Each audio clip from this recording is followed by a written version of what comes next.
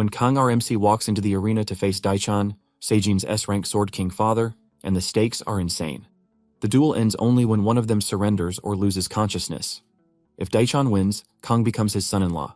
If Kang wins, Daichan backs off and stops messing with Seijin's WHCU schedule.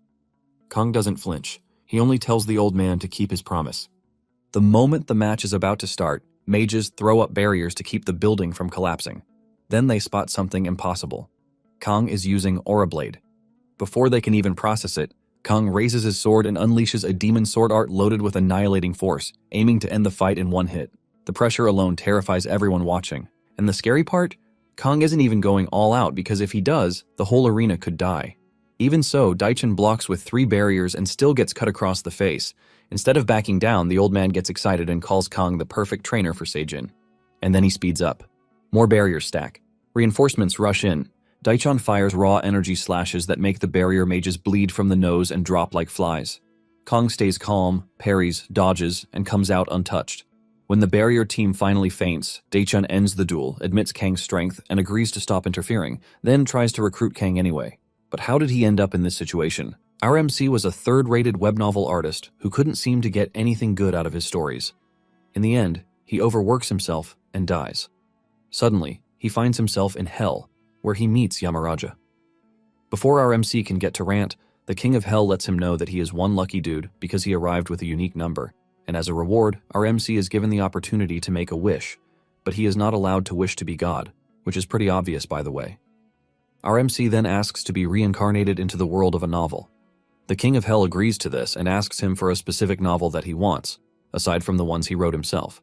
He racks his head to find one where he remembers the plot, and he picks a novel with a trashy name, I Became the Delinquent Underachiever of Hunter School. The king then gives him 2 more favors. His first favor is to be sent 2 years before the story actually begins, and the second is a wish to be handsome just like celebrities, so he can finally get the chance to clap the girls. Our MC then has his soul transported into the body of Kang Shin-hyuk, who is obviously the trash dude. He failed his aptitude test, causing him to attend a regular school until another law was passed for him to get tested, and after honing his skills, he awakened as a hunter.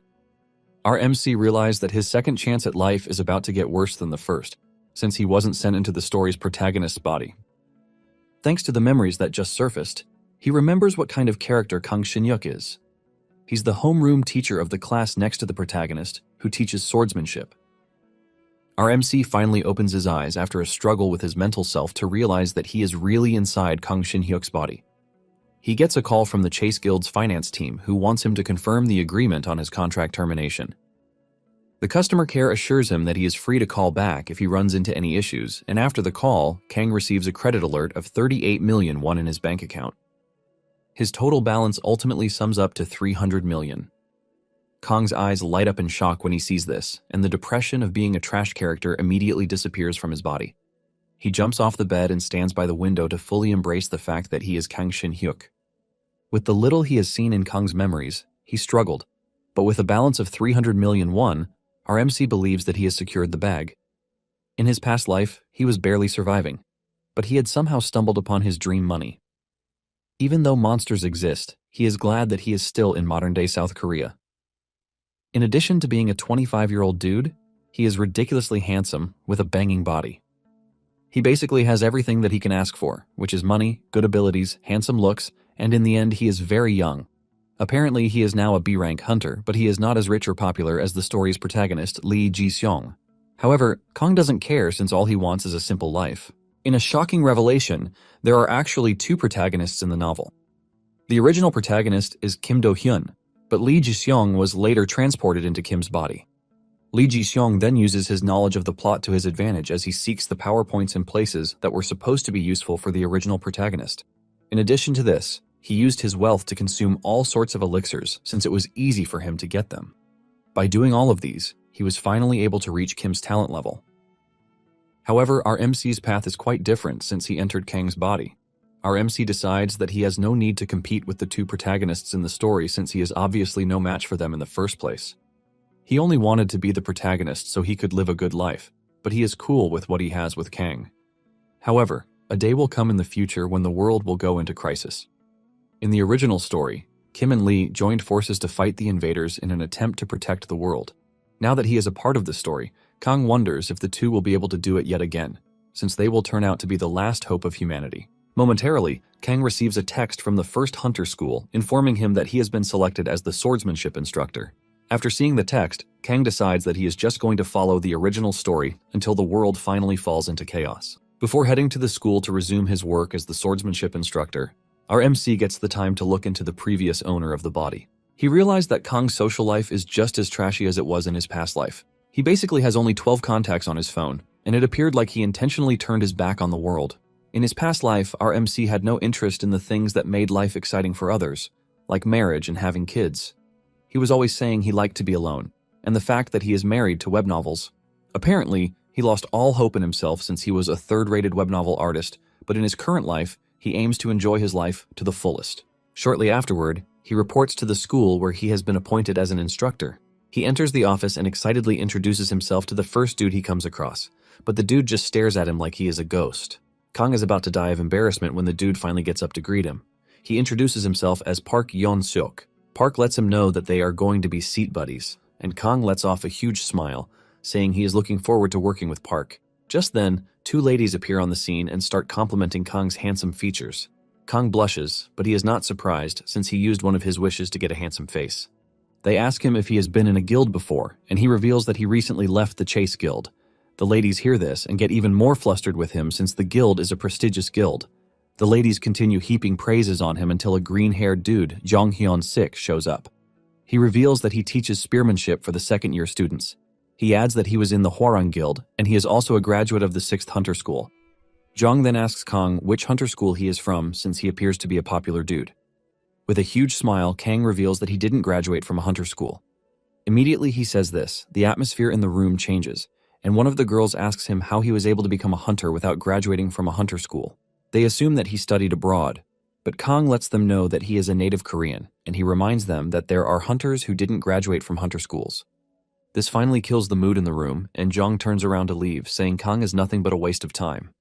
The girls follow him as they talk about how they were excited to meet him because he was from the Chase Guild, but they are absolutely disgusted that he is from a non-hunter school.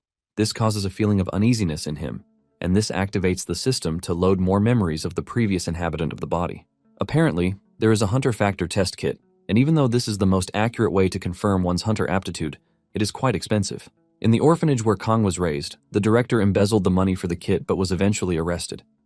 This was when Kang later got tested, and they found out that he has the aptitude to be a hunter, but he had already graduated from a regular school, robbing him of the education that hunter school graduates have. The difference between the two sides later caused segregation, but a protest ensued, calling for the Anti-Non-Hunter Discrimination Act. After much pressure, the bill was passed, and those who graduated from non-hunter schools started getting jobs. But this only made the hatred between the two factions intensify. This is why it is not advisable for those from a non-hunter school to reveal their identity around those who graduated from a hunter school. Kang cannot believe that he is just learning something so important when he had already made a mistake. Park urges him to calm down since he understands that it's his first day, and things are already tense for him. Kang assures Park that he has nothing to complain about since he understands their perspective. Kang even believes he got into the school via special appointment, but Park lets him know that he passed the appointment exam and was scouted. Park lets him know that the other teachers might have misunderstood the situation. Jong and the girls make their way to a private place to talk about how their school is making a mistake by using special treatment to hire a teacher. Jong believes that Kang lacks the skills to teach the first-year students swordsmanship. However, Jong believes that the school must have had a reason for assigning Kang to the first-year students. The trio figures out that Kang is from an orphanage since he didn't attend a hunter school. They admit that he is handsome, but he doesn't have the foundation to back it up. One of the ladies plans to tell the first-year students to look for a separate swordsmanship tutor, since Kang is nothing but a quack. Just then, Kang appears on the scene while they are busy making fun of him. Kang tries to soothe out the rough situation between them by revealing that he didn't get appointed to the school via special treatment. However, Jong is not ready to let the situation cool off, as he tells Kang that he is more concerned about the fact that he was not taught in a hunter school. Jong walks off, telling Kang to mind his business and stay in his lane, but lets him know that he is free to become friends with the general subject teachers. One of the ladies then mentions the fact that Kang is a B-rank hunter, but Jong believes that Kang pulled a trick to get himself the said rank. Jong then suggests that they engage in a duel of honor if Kang is not happy with the way he's been treated. Jong is confident about his abilities since he is about to become an A-rank hunter. It finally dawns on Kang why the former inhabitant of the body was an outcast and couldn't socialize with people. He was also a failure in his past life, and he starts to realize that they were both unfortunate characters. However, Kang is not ready to accept the terms of being a loser anymore, and he tells Jong that he is willing to fight him in the duel. Jong laughs when he hears this, and he believes that Kang is accepting the duel because his honor is bruised and the presence of the ladies too. Jong then decides that he will give Kang just one chance to back down, but Kang insists that he wants to take on Jong in a duel. Kang says he can't stand on the side and allow Jong to talk trash about him because he attended a regular school. Kang takes it a step further, telling Jong that he is free to accept the duel after he has been promoted to A rank. Jong smiles horribly like a character in a horror film as he reminds Kang that he is liable for whatever injury he sustains during the duel. Kang shuts him up by telling him that he is bold, and he suggests that they use the spear training ground for the duel a week from then. Kang then points to the two ladies, telling them that they are witnesses to the duel. Jong wonders why Kang is so confident in himself, but he urges him to start looking for another job because he will definitely lose his current job. Later that day, Kang heads to his classroom, leaving the students blown away at how handsome he is. Kang was initially worried about how he was going to teach the students, but the moment he held the sword, the memories of the previous owner started flooding in. With this, he is able to show the students how to move with a sword. Everything was going so well in the morning, but the mood changed in the afternoon because the news about the duel had spread in the school. Kang's students see him as a dead man walking since he will be going up against the spear instructor. Kang knows that the ladies were the ones who spread the news because they are confident that Jeong will come out on top in the duel. Kang's students ask him if he will be fine, but he urges them not to be intimidated by status because all they need is an unbreakable spirit. Kang acts all confident in front of his students while telling them to focus on class since they will all get to know the result of the duel in just a week. Kang acted this way to create a sense of confidence in his students. After school, Kang takes a bus heading to a certain area in the city. He plans to change his fate, and to do this, he is heading to the location where the story's protagonist found something to help boost his ability. Kang heads into the cave while thinking about how he needs to find the secret that helped the protagonist not to become a hero and save the world, but to be strong enough to win the duel. Momentarily, he finds a portal where the internal cultivation method is said to be hidden. Without hesitation, he steps into the portal, and he finds himself in a frozen wilderness. Kang is blown away by this since he never knew a place like that existed. Kang is enjoying the scenery too much until he calls himself back to the real reason why he is there. Suddenly, he senses an overwhelming presence behind him, followed by what appears to be a sword strike. At the last second, Kang crashes into the snowy ground, dodging the strike to avoid getting cut in half. Kang is still trying to figure out what is happening when he hears a voice behind him, which turns out to be the voice of an old man in a white robe. The man commends Kang for dodging the surprise strike and says he is no ordinary man. Before Kang knows it, a sword is already at his neck, and the old man demands to know which sect he came from and why he is in the snowy plains. Kang is shocked when he realizes that the man is speaking to him in Chinese, but for some reason he understands it. He figures out that the previous inhabitant of the body understood Chinese. Kang slowly raises his hand, telling the old man that he is a teacher at the South Korean Hunter Academy and that he managed to enter the hidden location via a portal. The old man is genuinely confused after hearing these words from Kang, and he believes that he is not okay upstairs.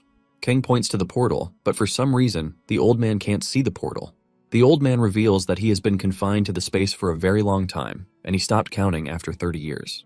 Kang also thinks the old man is spewing trash until he asks the man if he is Cho Yu Ryang.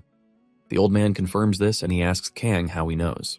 It turns out that Kang knows this because Cho was the one who left the cultivation method that the protagonist got his hands on.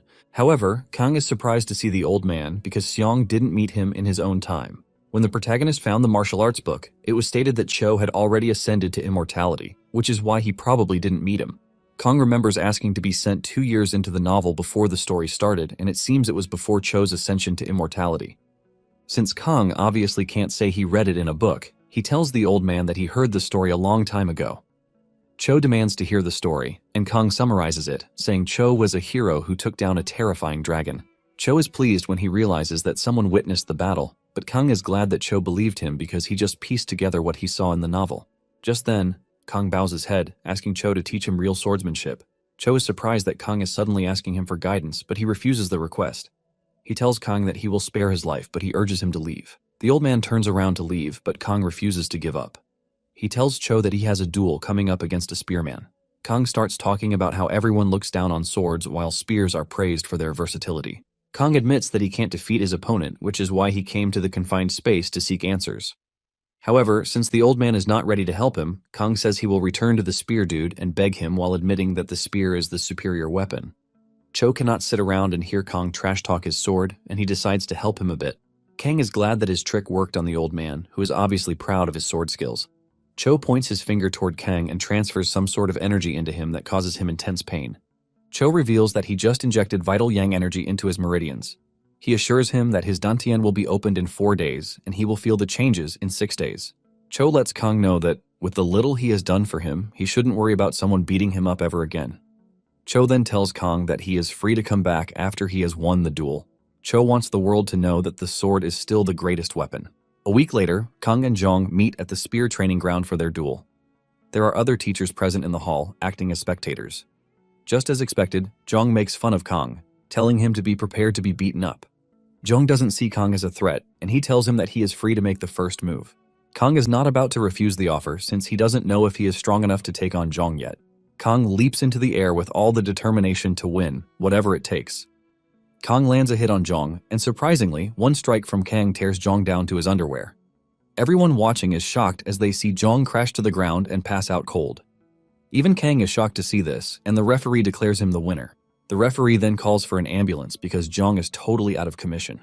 Kang stands there in horror, wondering what old man Cho has done to him. Kang is still in thought when Park comes running over to check on him. Park talks about how impressed he is with the way Kang handled Zhong with just a single strike. Kang reveals his plan to treat Park and the other staff to a meal to celebrate his win. The ladies walked out of the training ground, looking totally bitter and angry that Zhong lost to Kang. That night, Kang and the staff go out to have fun. They drink a lot, but when Kang gets home, his body goes through a self-purification process, thanks to what the old man did to his body. Kang wakes up in shock as he realizes that whatever the old man did to him is well over the top. Because of this, he has no choice but to return to the hidden world. Kang also plans to give thanks to Cho for helping him out. Kang walks through the harsh, cold lands, wondering if Cho really can't leave the portal like he said. He finds the old man where he is busy meditating, and he asks Kang if he was able to defeat the spear user. Kang reveals that he was able to do so with just one strike, and Cho concludes that the spear user is pretty weak. However, Kang argues against this and says he needs clarification on things, which is why he came to see him. Kang asks Cho what he did to him, and the old man replies that all he did was open his dantian so he doesn't get beaten up. The old man asks Kang when he has been practicing martial arts. The old man becomes more interested in Kang, and he calls him forward to hear his story. It finally dawns on Kang that he got stronger all thanks to martial arts. He then tells the old man that he knows nothing about martial arts. Cho is shocked to hear this, and he mentions that there was some level of internal energy in his body, which accumulated on its own because Kang usually wields a sword. Kang knows that when it comes to martial arts novels, internal energy is accumulated through martial arts, but hunters are quite different. Kang then asks Cho if he knew the name of his country before he found himself in the portal. Cho replies that his country is Ming, and the moment he says this, Kang figures out why Cho knows nothing. This is because he came from an entirely different world. Kang then tells Cho that the world he knew before is gone because martial arts no longer exist on the outside.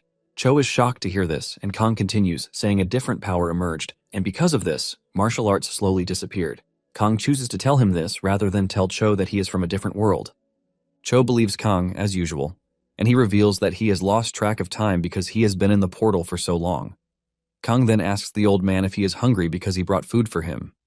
He hands Cho a sweet wrap, and Cho makes the perfect mew after taking the sweet. Cho talks about how people were eating ginseng back then to prevent smallpox. Kang then reaches into his box to bring out a chocolate bar for the old man.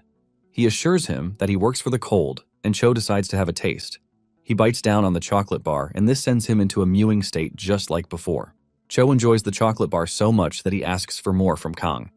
In no time, Cho has consumed all the junk food brought for him by Kang, and he admits that the food on the outside tastes very good. Kang then asks the old man how he has been managing his hunger since there is no sign of fruit or even animals in the area. Cho then reveals something shocking. He says that since he arrived in the hidden realm, he has not had the urge to eat because all he needs is just, and he is already fine. Kang realizes that he is in the presence of an insane martial artist and starts thinking of just running home. After Cho confirms that martial arts are gone and martial artists have been replaced by hunters, he reveals that he has been looking for a way to ascend to immortality. Since there are no martial arts in the outside world, Cho concludes that Kang is the only martial artist. Cho knows that Kang has felt what true power is, and he asks him how he plans to use the power. Kang rambles, talking about how he just wants to live normally and happily. Cho is shocked but impressed, and he finally asks for an introduction from him. Cho can sense the fact that Kang is not greedy, and he is also a teacher. Because of all of these good traits, Cho tells Kang that he is willing to take him as his disciple. In a shocking turn of events, Kang refuses the offer point blank. Cho is forced to ask again to know if he heard right or not. Kang maintains his answer, telling the old man that he has no intentions of getting stronger because he only wanted help to win in the duel, and he has gotten it. He wants to go back and start living a normal life. And when he says this, the old man realizes that he is not lying. Cho then tells him that he is free to leave because he wants to make preparations for his ascension. Kang then asks him how it is that he plans to ascend to the realm of immortals. Cho reveals that he has plans to reach there by reaching the peak of martial arts, and he has already done that. In addition, he can get there by building a virtue, but he has also done this by rendering help to Kang. He lets Kang know that all he needs is a bit more cultivation, and he is going to ascend. Since he is ascending, he doesn't see any reason to leave behind cultivation techniques or manuals. Kang is shocked to hear this, and Cho adds that he doesn't see a need to do that since there is going to be no one to read it. After all, there are no martial arts again in the outside world. Kang never expected this sudden turn of events, since Xiong won't get the techniques and martial arts secrets if Cho doesn't leave them behind. By doing this, Xiong won't be able to catch up to Kim, and Kim won't see any reason to push himself to get stronger. In the end, the world will end up in chaos and total destruction. Kang finally realizes that he has changed a major plot even though he was just trying to move on the sides. Kang immediately begs the old man to take him as his disciple, saying he didn't think well before making his decision. Cho is surprised to see Kang changing his mind, and Kang reveals that it would be a waste for Cho's martial arts to go to waste. Kang plans to learn the techniques so he can later relax and enjoy his life. To further convince the old man, Kang assures him that he is going to bring him loads of food. Cho then lets Kang know that his training will be much worse than before, and Kang assures the man that he is up for it.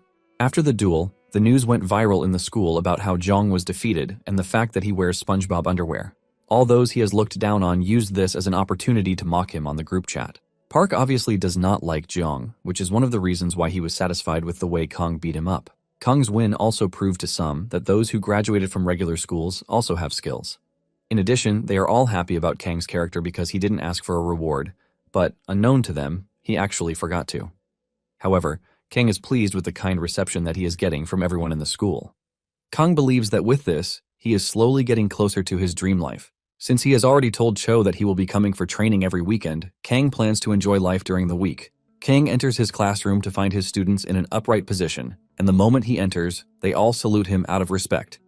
The students assure him that they are going to remain confident, just like he advised them to. They have all heard about how Kang absolutely crushed Zhang, and Kang asks the students how they knew, since the staff were the only ones allowed to watch the fight.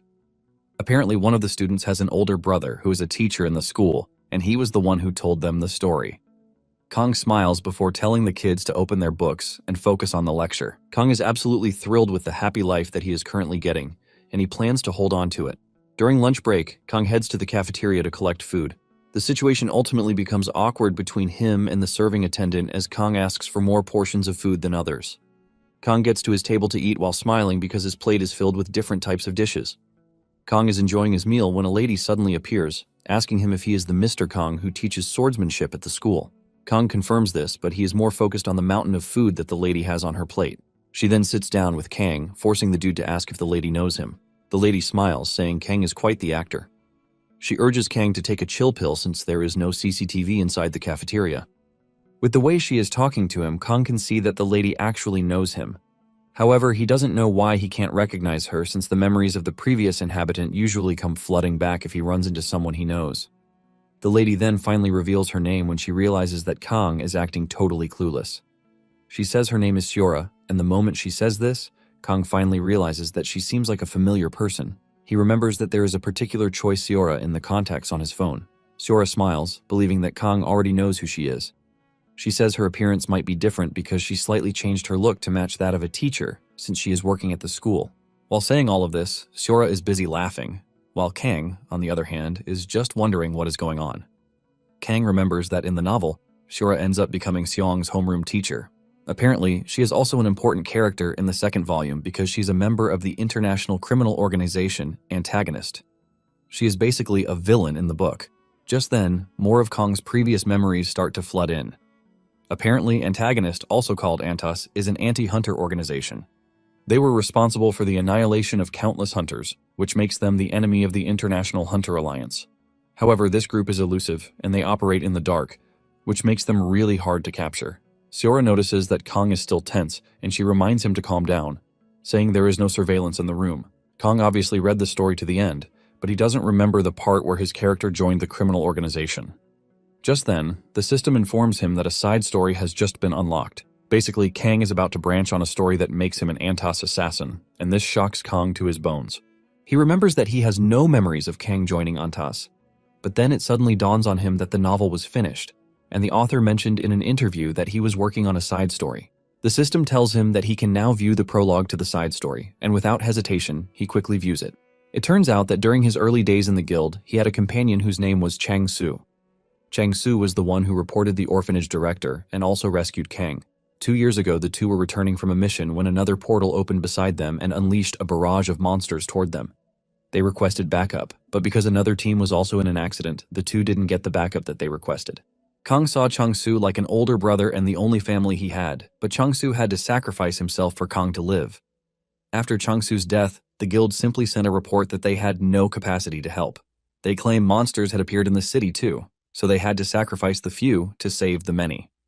However, Kang was no fool, and he knew that everything was about factions. He and Chang Su were both graduates of a regular school, and because of this, they were always pushed to the sides. Angered by this, Kang requested an overseas deployment, and he was sent to China. However, he returned to Korea after a year. When he started considering leaving the guild, he was approached by Seora, who suggested that he join Antas. This was basically what happened, and it turns out that Kang has his own backstory. After he was approached by Seora, he wasted no time joining, and he even started sending half of his income as a donation to Antas. Apparently, he once asked Seora out too, but he was turned down, and he tried to play it like a man by becoming friends with Seora. It turns out that he actually applied for the hunter school just so he could be near Seora. Our MC cannot believe that the previous Kang is so trash that he joined the organization not because of revenge, but because of Seora. Kang is still going through these memories when Seora asks him if he is okay. Still trembling from shock, he nervously answered that he was fine. Kang thought he was already having his life together, but he couldn't believe that he was suddenly a member of a crime syndicate. Seora then tells Kang that she is impressed that Kang was able to get himself hired by the school, since it is always a difficult thing to achieve. It turns out that Kang actually passed the exam on the first try, which shows how much he really liked the girl. Seora then asks Kang how he has been settling in school, and he replies that he has been coping. Seora mentions that she was hurt when she found out that Kang had gotten into the school without telling her. Kang simply replies that things were hectic, which is why he didn't. Seora then asks Kang why he didn't send any donation for the current month. Kang hears this, and realizes that he can't keep sending money to the organization unless he plans to suffer after his retirement. Seora is shocked when Kang tells her that he no longer has intentions of sending donations. However, Seora is not pissed since Kang has given a lot of money in the past. In addition, Kang is now a teacher who earns little, and they can't expect him to donate out of the little. Seora reveals that all donations are basically voluntary, and when our MC hears this, he can't believe just how trash Kang was.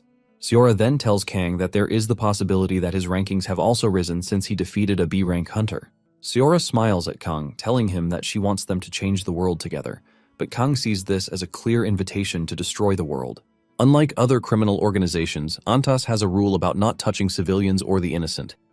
In addition, they are not even allowed to touch hunter school students unless it is a desperate situation. Kang figures out that Seora's role in the organization most likely revolves around the recruitment of students. However, this is the only stuff he knows because of what he read in the novel. He wonders if there are any other secrets that are hidden in the side story. Kang then asks Seora what his mission is, and the lady tells him to just focus on adjusting to school life. She urges him to make some friends along the way too. Kang then requests more details, claiming that he wants to know more so he can make plans. Seora stands up to leave and tells Kang that they will have to meet regularly if he wants more details. She suggests that they meet on the last Tuesday of every month. Kang wonders why she picked Tuesdays, and Seora reveals that there are usually no office dinners on Tuesdays, so they can grab dinner then. With this, Seora leaves. By the weekend, Kang resumes his training with Cho.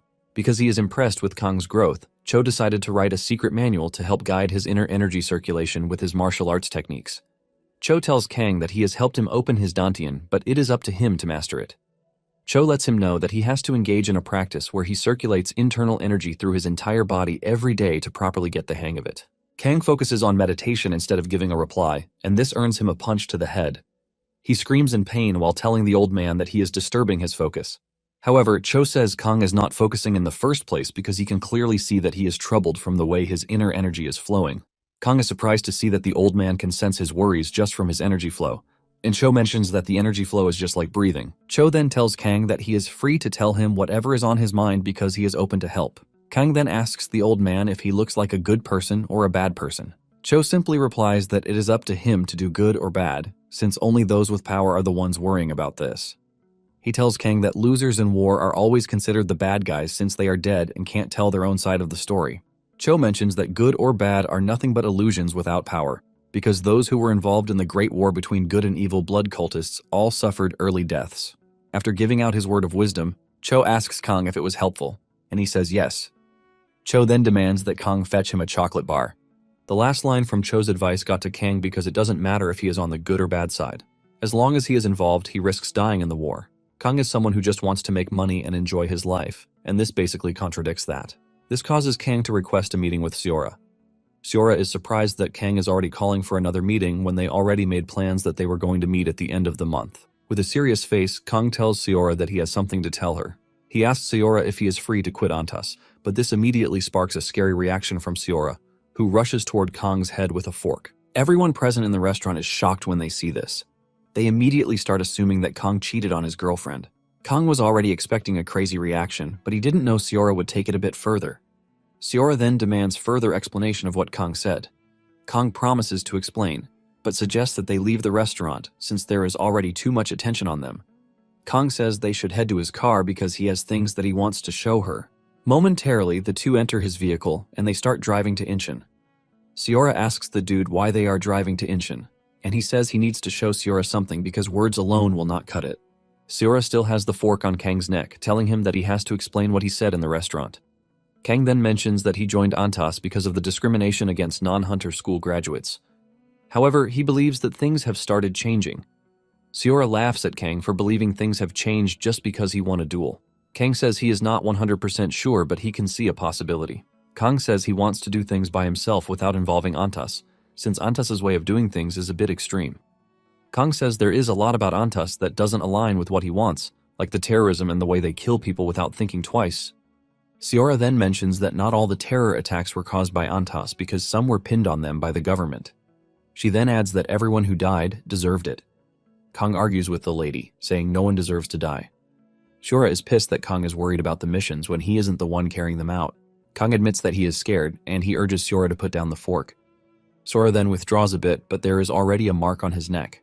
Kang already knows that it is not going to be easy to leave a criminal organization, but he has already come prepared. Kang then tells Seora to search the news about the Hunter Management Agency Deputy Director Min Young-seok's assassination. Apparently, Min Young-seok embezzled tens of billions.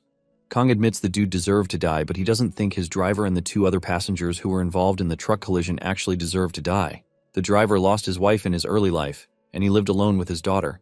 It turns out that he wasn't even a full-time employee, but a contracted driver with the management agency, and he ended up dying, leaving his daughter without parents. Kang then asks Seora if the driver was involved in Min Young-seok's corruption. Seora calmly replies that he wasn't. Apparently in the book, the driver's daughter is Lee Soa, and she is still going to play a huge role in the story when she gets entangled with the protagonist. Kang reminds Seora that after Min Young was killed, some praised Antas for exposing his corrupt practices, but the driver was buried on the side. Seora is surprised to hear this, and she claims that there must have been a mistake because the rules clearly state that they can't touch civilians. Kang laughs when he hears this, and he asks Seora if she thinks the driver is the only civilian who has died just because they were near an Antas target. Seora holds her head in pain and frustration when she hears this. She knows the answer to this deep down, but she has been ignoring it. Kang is glad that he is able to get through to her, and he believes that things might be easy going forward. Suddenly, Seora changes the conversation, asking Kang if he has any idea why she turned down his proposal. Kang replies that it is a bit late for that, but Seora returns the fork to his neck, telling him to listen to what she has to say. Seora mentions that both her parents died in the Great Portal accident that happened 15 years ago. This was when she was still very young. Kang is shocked to hear this since it wasn't in the novel, and he concludes that it is going to be a part of the side story. Kang admits that Seora must have gone through a hard time, but he still doesn't see how that connects with her rejecting his proposal. Seora pushes the fork further into his neck, causing him to start pleading, and he assures her that he's going to stay quiet. Seora reveals that the portals that appeared in her neighborhood had the highest rating. There were 4 D-rank portals and 2 C-rank portals. This was obviously the area that needed the most help, and it was also close to the association. but no hunter came to the rescue. However, dozens of hunters were sent to the rich neighborhoods where only F-rank portals had opened. Kang is surprised to hear this since it is supposed to be a major incident, but he doesn't remember reading it in the novel. Sora then mentions that the incident was reported by the media. Those rich people who got protection were the ones who covered it up with money. Sora admits that she never would have known if she had never dug to find out the truth. Kang finally realizes that Sora might have gone to a hunter school, but this was the turning point, and this is why she ended up in Antas. In tears, Sora says she wanted to explain why she rejected him, but all she has said so far is about her parents. Sora then admits that she actually liked Kang, but she can't push aside her feelings for revenge until she has done what is right by her parents. Sora wants Kang to propose to her again after she has gotten her revenge. Kang simply holds out his head in the car, wondering if there is any parent who would want their child to join a terrorist organization because of revenge. Kang knows that the former inhabitant of the body would have helped Sora get his revenge, but he is a totally different person who has no emotional attachment to Sora. Kang knows that his life will be much better if he just walks away, since he already knows the future thanks to reading the novel. Kang is already thinking of cutting Sora off so he can enjoy his life when he suddenly senses the old Kang touching him on the shoulder, asking our MC for help. Kang is totally lost in this that he almost runs into another car until Sora calls back his attention to the road. Sora believes that Kang is under pressure because there is a fork to his neck, and she promises to put it down. However, Kang is still rattled by what he saw, and he asks Sora if she knows who she is supposed to get revenge on. Sora is shocked by the question, and she asks Kang if he has changed his mind, but Kang urges her to just answer the damn question. Sora then reveals that the director of the Hunter Management Agency back then was Kim In-hak. However, she is confident that he didn't give the orders alone. Kang then tells Sora that Kim would have gotten even more powerful at the moment than he was back then, since he was already a director 15 years ago. Sora then asks Kang if he is taking back his decision to quit, but Kang says no. He still has intentions of quitting, but he wants to personally help Sora. Sora is confused, and she asks Kang how he plans to help her since it's a difficult task for Antas themselves. Kim is not just someone that they can easily get to, and Kang assures Sora that it might currently be difficult, but it will become easy later. Apparently, Kim is now a congressman, and he kept rising in the ranks until the protagonist finally stepped in. On the other hand, Sora was exposed as an agent for Antas, and she was arrested. Even though she wasn't sentenced to death, she got life imprisonment without parole. Basically, everything happened 3 years from now in the current timeline. Since Kang already knows everything, he tells Sora that Antas will not help her get revenge. Sora wants to know how Kang knows this, but Kang has no way of telling her unless he shows her. Kang then gives Sora one condition too. He says he will help her, but she has to leave Antas with him. Sora is shocked to hear this, and she tells Kang that there is no way she's going to get revenge without Antas. Kang argues with Sora, telling her that she will understand everything once they arrive at the location he is taking them to. Apparently they are on their way to Antas's source of funding, where they sell drugs. Momentarily they arrive at what seems to be a clothing store. This is Kang's first time coming there, but he knows that the clothing brand is just a cover-up for what they are actually doing behind the scenes. Basically, the store is Antas China's drug distribution in Korea. Kang walks up to the attendant and he converses with him in Chinese, asking him if they sell Genesis at the store. The attendant plays dumb, but Kang lets him know that he is aware of everything and urges him to just sell the Genesis for him. The attendant slowly reaches under his table while still playing a fool. The attendant whips out a knife and tells Kang to get lost, insisting that they sell wholesale. Kang smiles when he hears this, and he lets the attendant know that he got the information from Mei-lin. Kang asks for the attendant's name, threatening to tell Mei-lin. The attendant is shocked when he hears this, as he doesn't expect Kang to know Mei-lin. Kang reveals that he was pretty close to Mei-lin when he was in China, and she was the one who told him where the Korean distribution point was. Obviously, this was nothing but a lie because Mei-lin is the daughter of Antas China's boss, and she is also the one who is in charge of distributing the drug in Korea. Since Kang is a piece of trash, there is no way he knows Mei-lin. Kang only used this as a last resort. Kang tells the attendant that he is willing to call Mei-lin in case he doesn't believe him. However, he tells him to be prepared for whatever consequence follows. The attendant quickly apologizes for the mix-up, saying he didn't know Kang was such an important person. The attendant then rushes to the back to get the drugs, and Kang tells him to get as much as he can. After he is gone, Sora asks Kang what he was discussing with the dude in Chinese. Kang then tells Sora that they came to buy drugs, but he knows she will not believe him unless she sees for herself. Kang lets Sora know that they are in a store that distributes drugs for Antas. Sora is shocked to hear this since this is the first time she will learn that Antas make drugs. Basically, Antas became known to the public after the emergence of the protagonist. Antas Korea and Antas China soon got into a conflict over profit sharing. The protagonist then shows up to wipe them both. Kang tells Seora that he will urge the attendant to speak Korean when he comes back, just in case she doesn't believe him. Momentarily, the attendant returns with a bulk load of drugs, telling Kang that they just opened, which is why the drug supply isn't huge yet. The drugs that he brought out are worth a month of sales, but he wants Kang to put in a good word for him with Milene. Kang assures him that he would, but suggests that they switch to Korean. The attendant is worried about Seora, but Kang assures him that it is all fine since she is also crazy about Genesis. The situation soon becomes awkward, and Seora tries to save face by giving a thumbs up, but this just makes her look like a crackhead. This is enough to convince the attendant that Seora even needs help, not more drugs. Kang then asks the attendant about the next batch of supplies coming in, and the attendant reveals that it is going to take a while before it gets to Korea. However, the attendant says it might come faster since Kang is closer to Milene. Seora then whispers to Kang, asking him if Milene is real or a fake identity. Kang lets her know that there is no way he is going to risk his life coming to the store without being sure. Kang understands that Milene is a top officer and there is no way she is going to know her. The attendant then asks Kang how he wants to pay for the supply that he just gave him. Kang asks if he can use a card, but the attendant laughs, saying the use of a card is prohibited. He tells him to stop joking around and just pay in cash. Kang then proposes another offer, saying he will pay installments, but the attendant is not ready to take installments. Suddenly, Kang hits the attendant in the head with a powerful punch. He focused his internal energy into his fist, just like the old man taught him. Apparently, this type of strike induces brain amnesia. The attendant passes out cold on the ground, and Kang knows that he is definitely waking up brain dead, but he doesn't care since he is a lowly substance dealer. Kang then turns to Seora, asking if she now believes what he was saying, but lets her know that she is free to still have her doubts. Seora is blown away, and she asks Kang how he knows everything that he does. Kang reveals that he only joined the association because Seora suggested, but he started conducting investigations to know what sort of group he is associating himself with. Kang says he found out that Antas was into substances when he was in China. Kang then suggests that they leave the store, but they are going to pin everything that just happened on the unconscious dude. Kang has no intention of reporting the store to the police because Antas can simply replace the dealer and even open another store somewhere else without affecting them. Seora finally tells Kang that she believes everything that he has been telling her. Because of this, she plans to explain his resignation to the higher-ups. She lets Kang know that she will tell the higher-ups that Kang was on her neck about their relationship, which is why she kicked him out. With this, she is confident that there will be no investigation. Even though Kang doesn't like the idea, he sees it as the best way out. Suddenly, it dawns on Kang that Seora has no intention of quitting, even after learning about all the bad things that they do. Seora then reminds him that she has been in association for a long time, and she is basically an officer. She already knows a lot, and they won't just allow her to quit. Kang finally understands what Seora is saying. He is not more than a newbie in the association, while Seora is deeply rooted with them.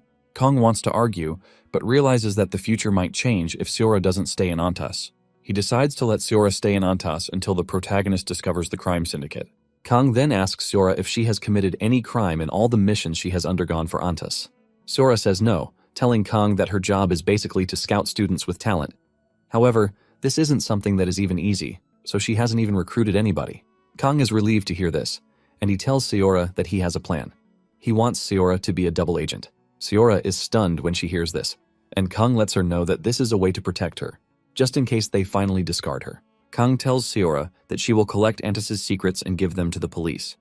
When it comes to going on missions for Antas, she will basically do trash missions for them. By being a double agent, she is not going to have any charges against her. Seora then says she has nothing that she can tell the police, but Kang lets her know that even minor info would be helpful. He then assures Seora that he is going to testify for her just in case she gets in trouble. Kang then adds that Seora should be careful in trusting him because he will definitely cut her off if things go south. Seora smiles and concludes that Kang obviously likes her. Kang, on the other hand, looks at her disgustingly, telling Seora that she is free to think whatever she wants. Kang then tells her to head back to Seoul by herself because he has something he needs to attend to. Even after hearing this, Seora believes that Kang is just playing hard to get. After leaving Seora, Kang heads to the hidden realm to see the old man. Cho notices that Kang came late, and he asks him if he was able to sort out the issue troubling him. Kang says yes while thanking Cho for his advice. Cho lets him know that he is going to be punished for coming late, but Kang already has something planned for the old man.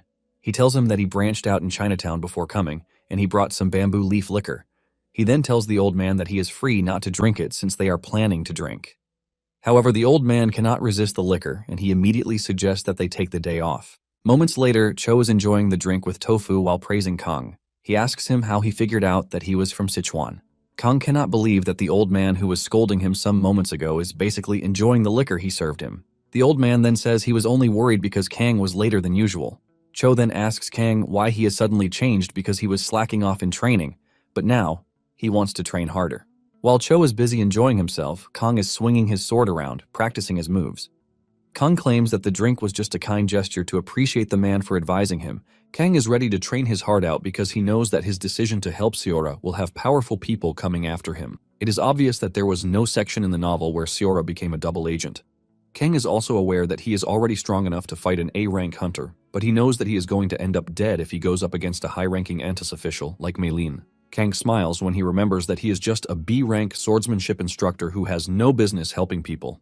Apparently, the protagonist, Seong, only stumbled upon a manual and was able to get stronger after several training sessions and elixir consumption. Kang, on the other hand, is lucky to have had his dantian opened by a swords grandmaster. While Kang is still practicing, Cho is busy eating, commending the delicious tofu. Since Cho is a really powerful swordsman, Kang figures out that he is going to be able to protect himself if he receives constant training from the old man. Just then, Cho calls on Kang, telling him that they have run out of ramen, and he likes it. He also tells him to buy another delicious food ingredient, but this is just getting on Kang's nerves. However, he maintains his cool because Cho is the strongest dude in the world. Kang then tells Cho that he will buy more of the things that he likes when coming back, but the old man just keeps adding more to the list. Kang agrees to get him everything that he wants and continues his training, but the old man's eating won't stop affecting him. Every aroma keeps passing by his nose, and when he finally can't take it anymore, he is forced to speak out, telling the old man to stop eating too much. The old man doesn't care and even asks Kang if he is willing to join him. Kang then reveals that he missed eating, which is why he is taking his time to enjoy the food. Cho soon gets mad about Kang's nagging him, and he punches him in the head. Cho says he is finally getting his sense of taste back after years. Cho admits that he likes the fact that Kang is showing motivation, but lets him know that rushing things will turn out badly for him. Kang then screams at the man, saying he appears to be uninterested in his training. Cho lets Kang know that he is doing pretty well on his own. The old man adds that he is destined for greatness, but tells him that he can't get there by rushing. However, Kang doesn't see himself improving because he has been training for a month. Cho argues, saying Kang can't see the difference because he is genuinely good at it. Cho is more surprised by the fact that Kang is not eager to get stronger. Kang scolds the old man, saying he is more interested in his ramen than in his training stance. Kang then demands that the old man give him some shortcuts if he is not ready to teach him properly. This only earns him another punch to the head. Cho scolds him for asking for shortcuts already when he basically just started training. Kang rolls on the snow in pain while Cho asks him if he is planning to conquer the world, which is why he wants to get stronger. Kang stares at the old man disgustingly, and the man threatens to punch him again. Cho mentions that martial arts is not something to learn by rushing. Just then, Kang decides to resort to something drastic. He tells the old man that he won't be able to buy any more ramen because the prices have gone up. Cho is stunned to see that the dude is actually threatening him. Kang replies that he is not threatening him but laying out the real situation of things. He then adds that he might not be able to buy the ones that the old man likes again. Basically, Kang says that everything he is buying for the old man has gone up, and he won't be able to buy them. This is able to get to Cho, who is not ready to lose all the ramen and delicious food that he has been getting from Kang. Cho falls for Kang's threats as he tells him that he will start teaching him diligently and also appreciate everything he is buying for him. After hearing this, Kang says he will also make an effort to get Cho the things that he likes. Cho then suggests that they continue training, but tells him that he is not to be blamed for the intensity of the training. Kang doesn't care as long as he receives the best training. The next day, Kang gets a text from Seora, telling him that everything has been sorted. Kang is pleased to hear this, but at the same time he is worried that his previous self might have left behind more problems for him. Nonetheless, he plans to help Seora out and just enjoy the rest of his life in peace. Just then, two sisters, who are twins, show up to his office. Kang is shocked and he asks the girls if they are not going for lunch. The two reveal that they are going, but they want Kang to join them for lunch before heading to the auditorium. Kang is surprised by this as he wonders why he needs to go to the auditorium. The sisters then remind Kang of what the vice principal said during the morning assembly. Apparently, Kang has an interview for the school's new YouTube channel. It finally dawns on Kang that the girls are telling the truth, but he was so busy that he totally forgot. Since Kang is the best-looking teacher, he is picked for the first interview. Kang is not entirely pleased with the interview, and the girls tell him that he might actually get a bonus if everything goes well. Kang admits that the girls are actually right. They hand him a note containing the questions that he will be asked during the interview. They urge him to go through the questions beforehand. Apparently, the school principal will also be reviewing everything before it is uploaded, showing just how official everything is. After telling him everything he needs to know, the girls prepare to leave. But before they do, they tell Kang that there is one more thing he needs to know. Apparently, the student council president will also be present for the interview. The girl says they are going to stick to the questions for the most part of the interview, but the president has a weird personality and might just come up with strange, unplanned questions. Kang is not worried about any strange questions as long as they don't ask him about his love life. The twins let him know that he doesn't have anything to worry about when it comes to that, but they urge him to give a signal if he is uncomfortable so that they can cut the video. Kang is glad to hear this, and he urges the girls to do right by him. Since he knows what sort of people council presidents always turn out to be, he is looking forward to what the current council president will be like.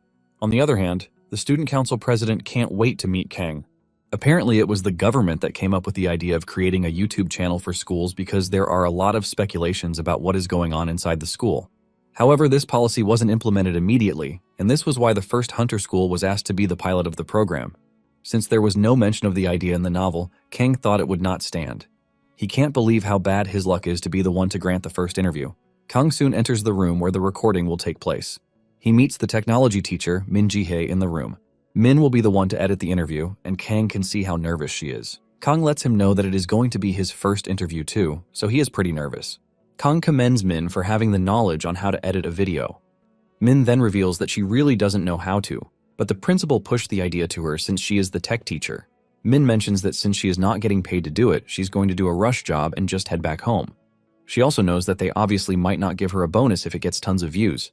The twins then tell Kang that the camera is ready, and just then, the student council president also shows up. Kang takes his time to stare at the president, whose name is Kim Sejin. At the same time, Kim Sejin is busy observing just how handsome and tall Kang is. Kang is also impressed by Kim's appearance, as she appears to be someone with confidence. He wonders why someone as amazing as the student council president wasn't mentioned in the novel. Kim then walks up to Kang to compliment him on how handsome he is. Kim says the video will obviously get a positive review, which is why she can't wait to work with Kang. Kang is blown away by Kim's social skills, unlike what the twins told him. Momentarily, they shot the interview, and it was a success. The girls wish that they could get more minutes with Kang, but they know that they have no choice but to release him.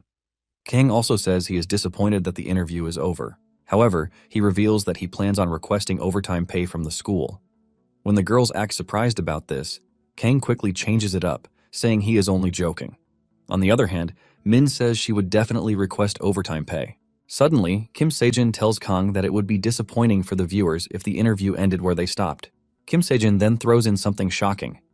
She asks Kang for a sparring match.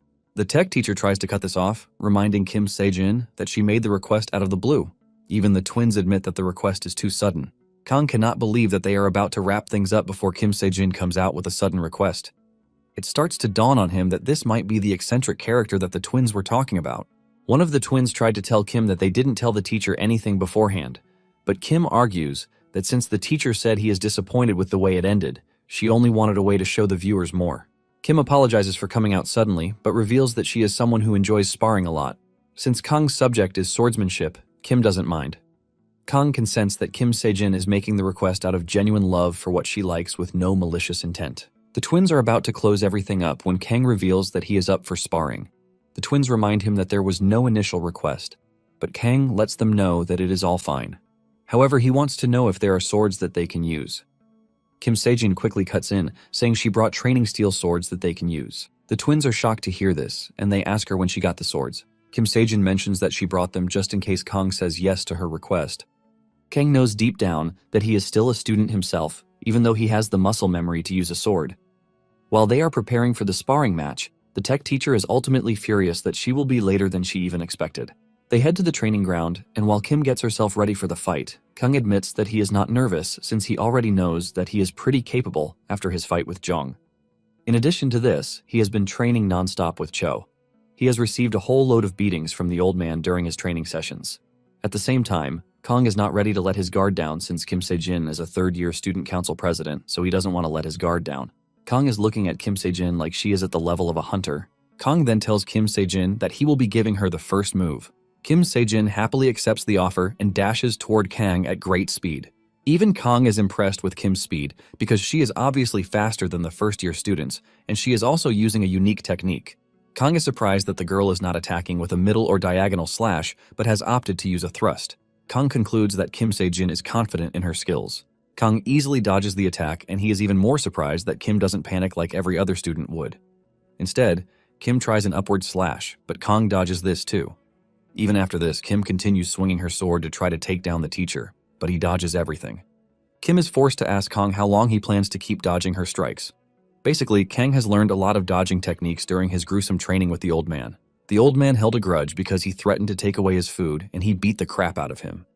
Kang is able to dodge everything Kim is throwing at him thanks to this.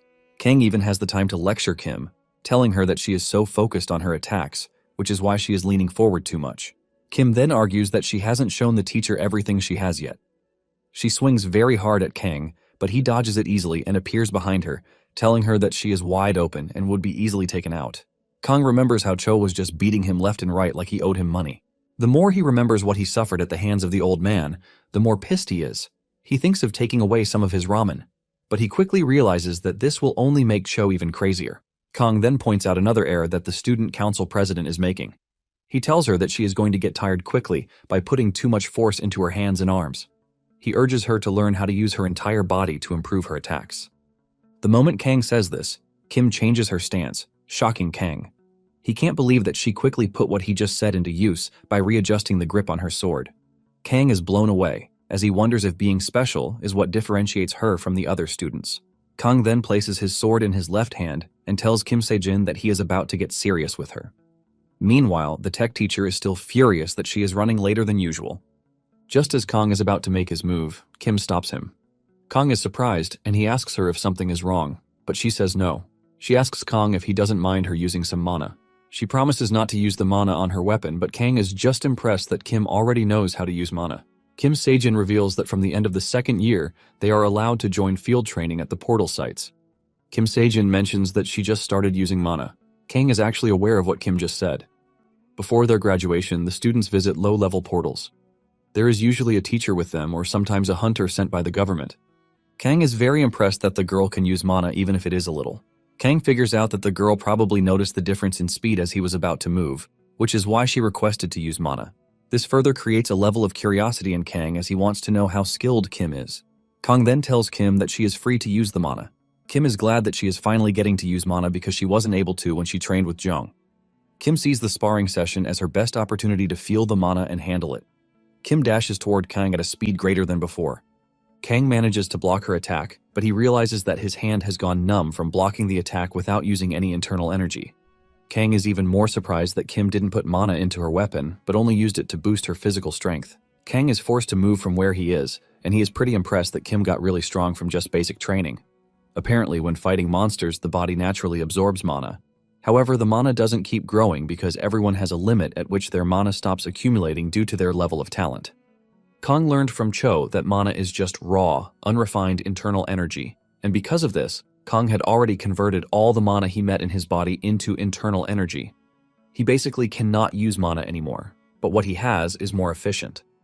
Since he is a teacher and he has a pride to uphold, Kang decides that he is not going to use mana against Kim.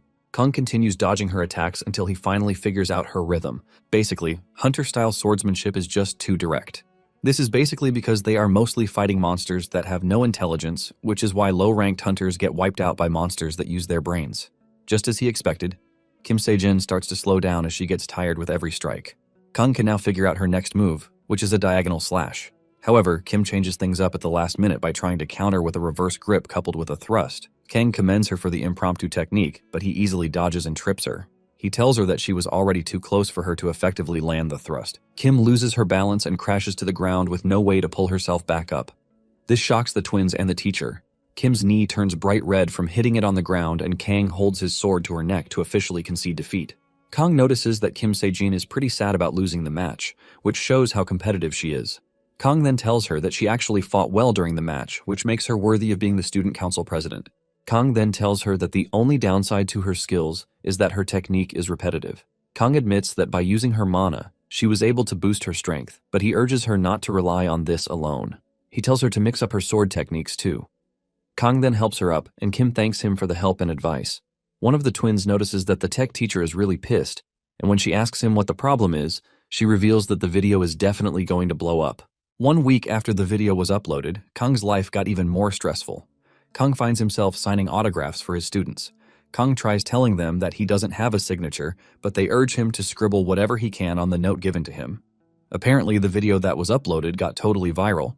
Kang is forced to sign a bunch of autographs before finally getting his students to start learning for the day. Kang is pissed that the video might have gone viral, but he is not getting anything in return for it. The video had made the school channel rack up over 250,000 subscribers, and the video also has over 1 million views. It finally dawns on Kang that the internet is a wild place. All those who are watching the video or who have watched it enjoy every bit of it. The fight between Kang and Kim made some feel like it was a fight between two world-class hunters. They are blown away by the fact that Kang didn't use mana during the fight, and he was able to stand toe-to-toe with Kim. Apparently, Kim Se-jin is a big deal since she is a 2-time martial arts champion. People were already speculating that she would be given an A rank once she graduates. On the other hand, Kang is like a ghost whom no one has heard of before. This immediately created tension and curiosity among the viewers. Different questions surfaced about who he is or where he came from. Kang is shocked when he sees how crazy the internet is going because of him. Since Kim Se-jin is a big deal, Kang wonders why he never saw her name in the novel. Even after the protagonist left the hunter school, there was no mention of Kim Se-jin anywhere.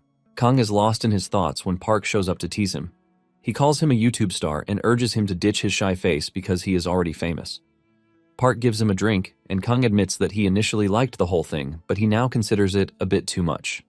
Park, on the other hand, believes that Kang is too much of a low-key person, and he urges him to use his fame to his advantage. Kang, on the other hand, is not interested in this because he just wants to live a quiet life. Just then, Park informs Kang that the vice principal is asking after Kang. Kang is shocked to hear this and demands to know why the vice principal wants to see him. But Park says he has no idea. He assumes that the vice principal might be thinking of giving him a bonus. Kang gets excited to see the man the moment he hears that there is a possibility of him receiving a bonus. He stands up from his seat, and Park lets him know that he would be treating them to a meal if it turns out that he is given a bonus. On his way to the office, Kang wonders why he is being called to the vice principal's office in private. He considers it something straight out of the unusual since meetings like this happen in public. The main reason why he is worried about being summoned by the vice principal is the fact that he is one of the strongest in the first hunter school. Basically, he is one of the 10 S-rank hunters in the country, and his name is Kim Man-dong. Kang enters the office with Kim Man-dong sitting like a mafia boss as he welcomes him into the room. Kang is totally blown away by the man's overwhelming presence, and he bows his head to greet him. Kim asks Kang if he would like tea, but he says no, telling the vice principal that he needs to head to class very soon.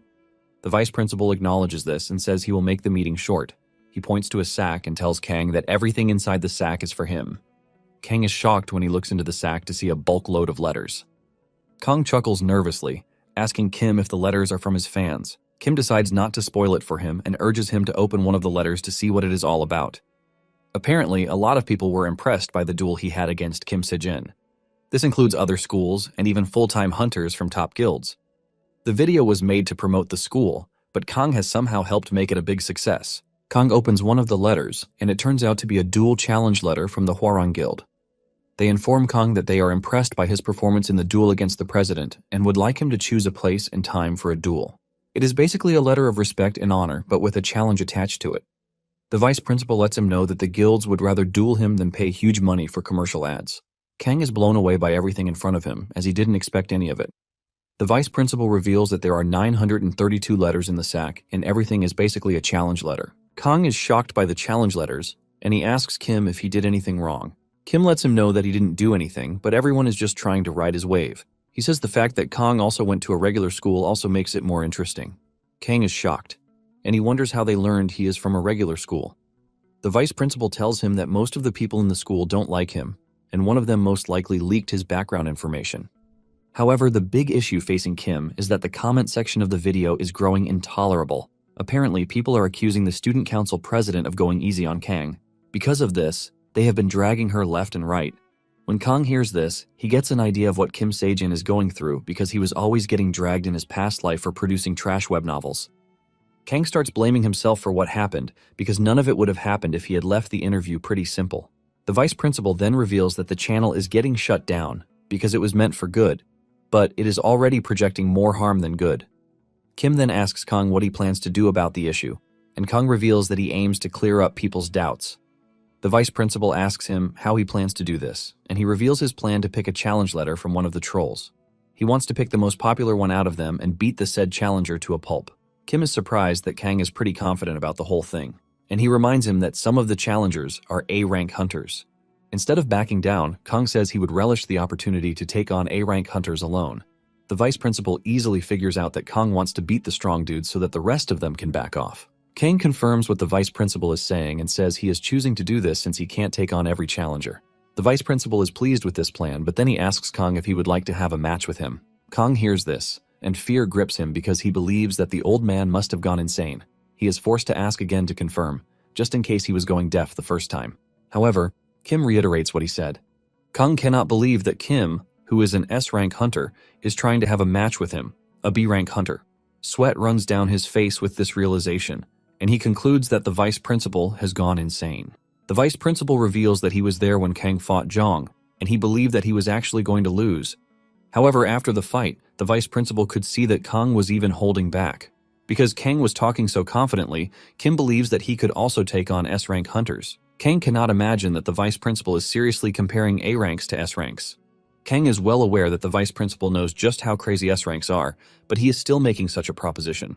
There is no doubt that A ranks are pretty strong, but Kang doesn't even count Jiang as an A rank since he hasn't taken the rank up examination. Kang admits that he has grown stronger after his fight with Jiang, and this is all thanks to the training he is receiving from his master. Because of these trainings, Kang can boldly say he will handle A ranks. S ranks, on the other hand, are a different story. There are only 10 of them in Korea, and just about 100 in the entire world. S-rank mages are said to be strategic weapons, and the physical ones are considered to be one-man armies. Kim Man-dong is one of the top S-ranks, and he is no joke. Apparently, there was a scene in the novel when the protagonist Seong tried challenging Kim Man-dong because he thought he had grown powerful, only for the vice principal to utterly trash him. Kang's case is different, since he is trained directly under Cho instead of just popping mana pills like they are biscuits. He is relieved to have heard his master tell him that he is much better than a person who is just swallowing mana pills every day. However, even with all of this, Kang knows that there is no way he has a chance against an S-rank hunter. Kang is totally lost in his thoughts until Kim calls him out of it. Kim tries to persuade Kang, telling him that a sparring session with him will definitely clear the air rather than stressing himself out to fight A ranks. Kim adds that he is going to make it official, and this would probably stop all the challenge requests that are flooding in. However, he lets him know that if he fumbles the match, he won't be able to back him up. In addition, Kim is not expecting Kang to win. He is planning to set the rules to just one hit. Basically, Kang gets to win if he manages to land a hit on Kim Man-dong. Even with this, Kang is not confident that he has what it takes to land a hit on Kim Man-dong because his body basically tanks Aura Blade like it is nothing. Kim then decides to tease Kang, telling him that he is pretty timid. Kim takes it a step further by telling Kang that he would exempt him from the new teacher training that is going to be held during the break if he manages to land a hit on him. Basically, the teacher training is a period where the teachers bond with each other, but for someone like Kang, who came from a regular school, it is going to be hell for him. Kim then adds that he will still be getting paid during the break, and Kang is absolutely blown away when he hears this. He can't believe that he is basically getting 3 weeks of paid vacation if he manages to land a hit. Kang then asks Kim if he can actually pull him out of the training since it is being run by the Hunter Management Agency. Kim then reveals that there is a special exemption program for each semester where 2 outstanding teachers are selected. These outstanding teachers are then allowed to leave the training. Kim asks Kang if he is interested, but Kang is already dreaming of it. However, he tells him to avoid any political dates. Since the following week is the presidential election, Kim Man-dong wants them to plan the match for a month from now, which is the day before the school break. Kim urges Kang not to run away before the day of the fight. Once they have agreed on the date, Kang finally leaves. Kang steps out of the office with the realization that he has a month to figure out a way to land a hit on the vice principal. He knows that the offer is appealing, but at the same time, it is not less than a death wish. He compares the vice principal to someone who is at a transcendent level, given that it was a Muram novel. Kim is no less than a walking fortress, while Kang has recently just clawed his way to the peak level. Due to the differences in their ability, Kang considers landing a hit on Kim an impossible feat. Kang's whole dream is to live in peace, but he knows that he can't stay and let his student be dragged.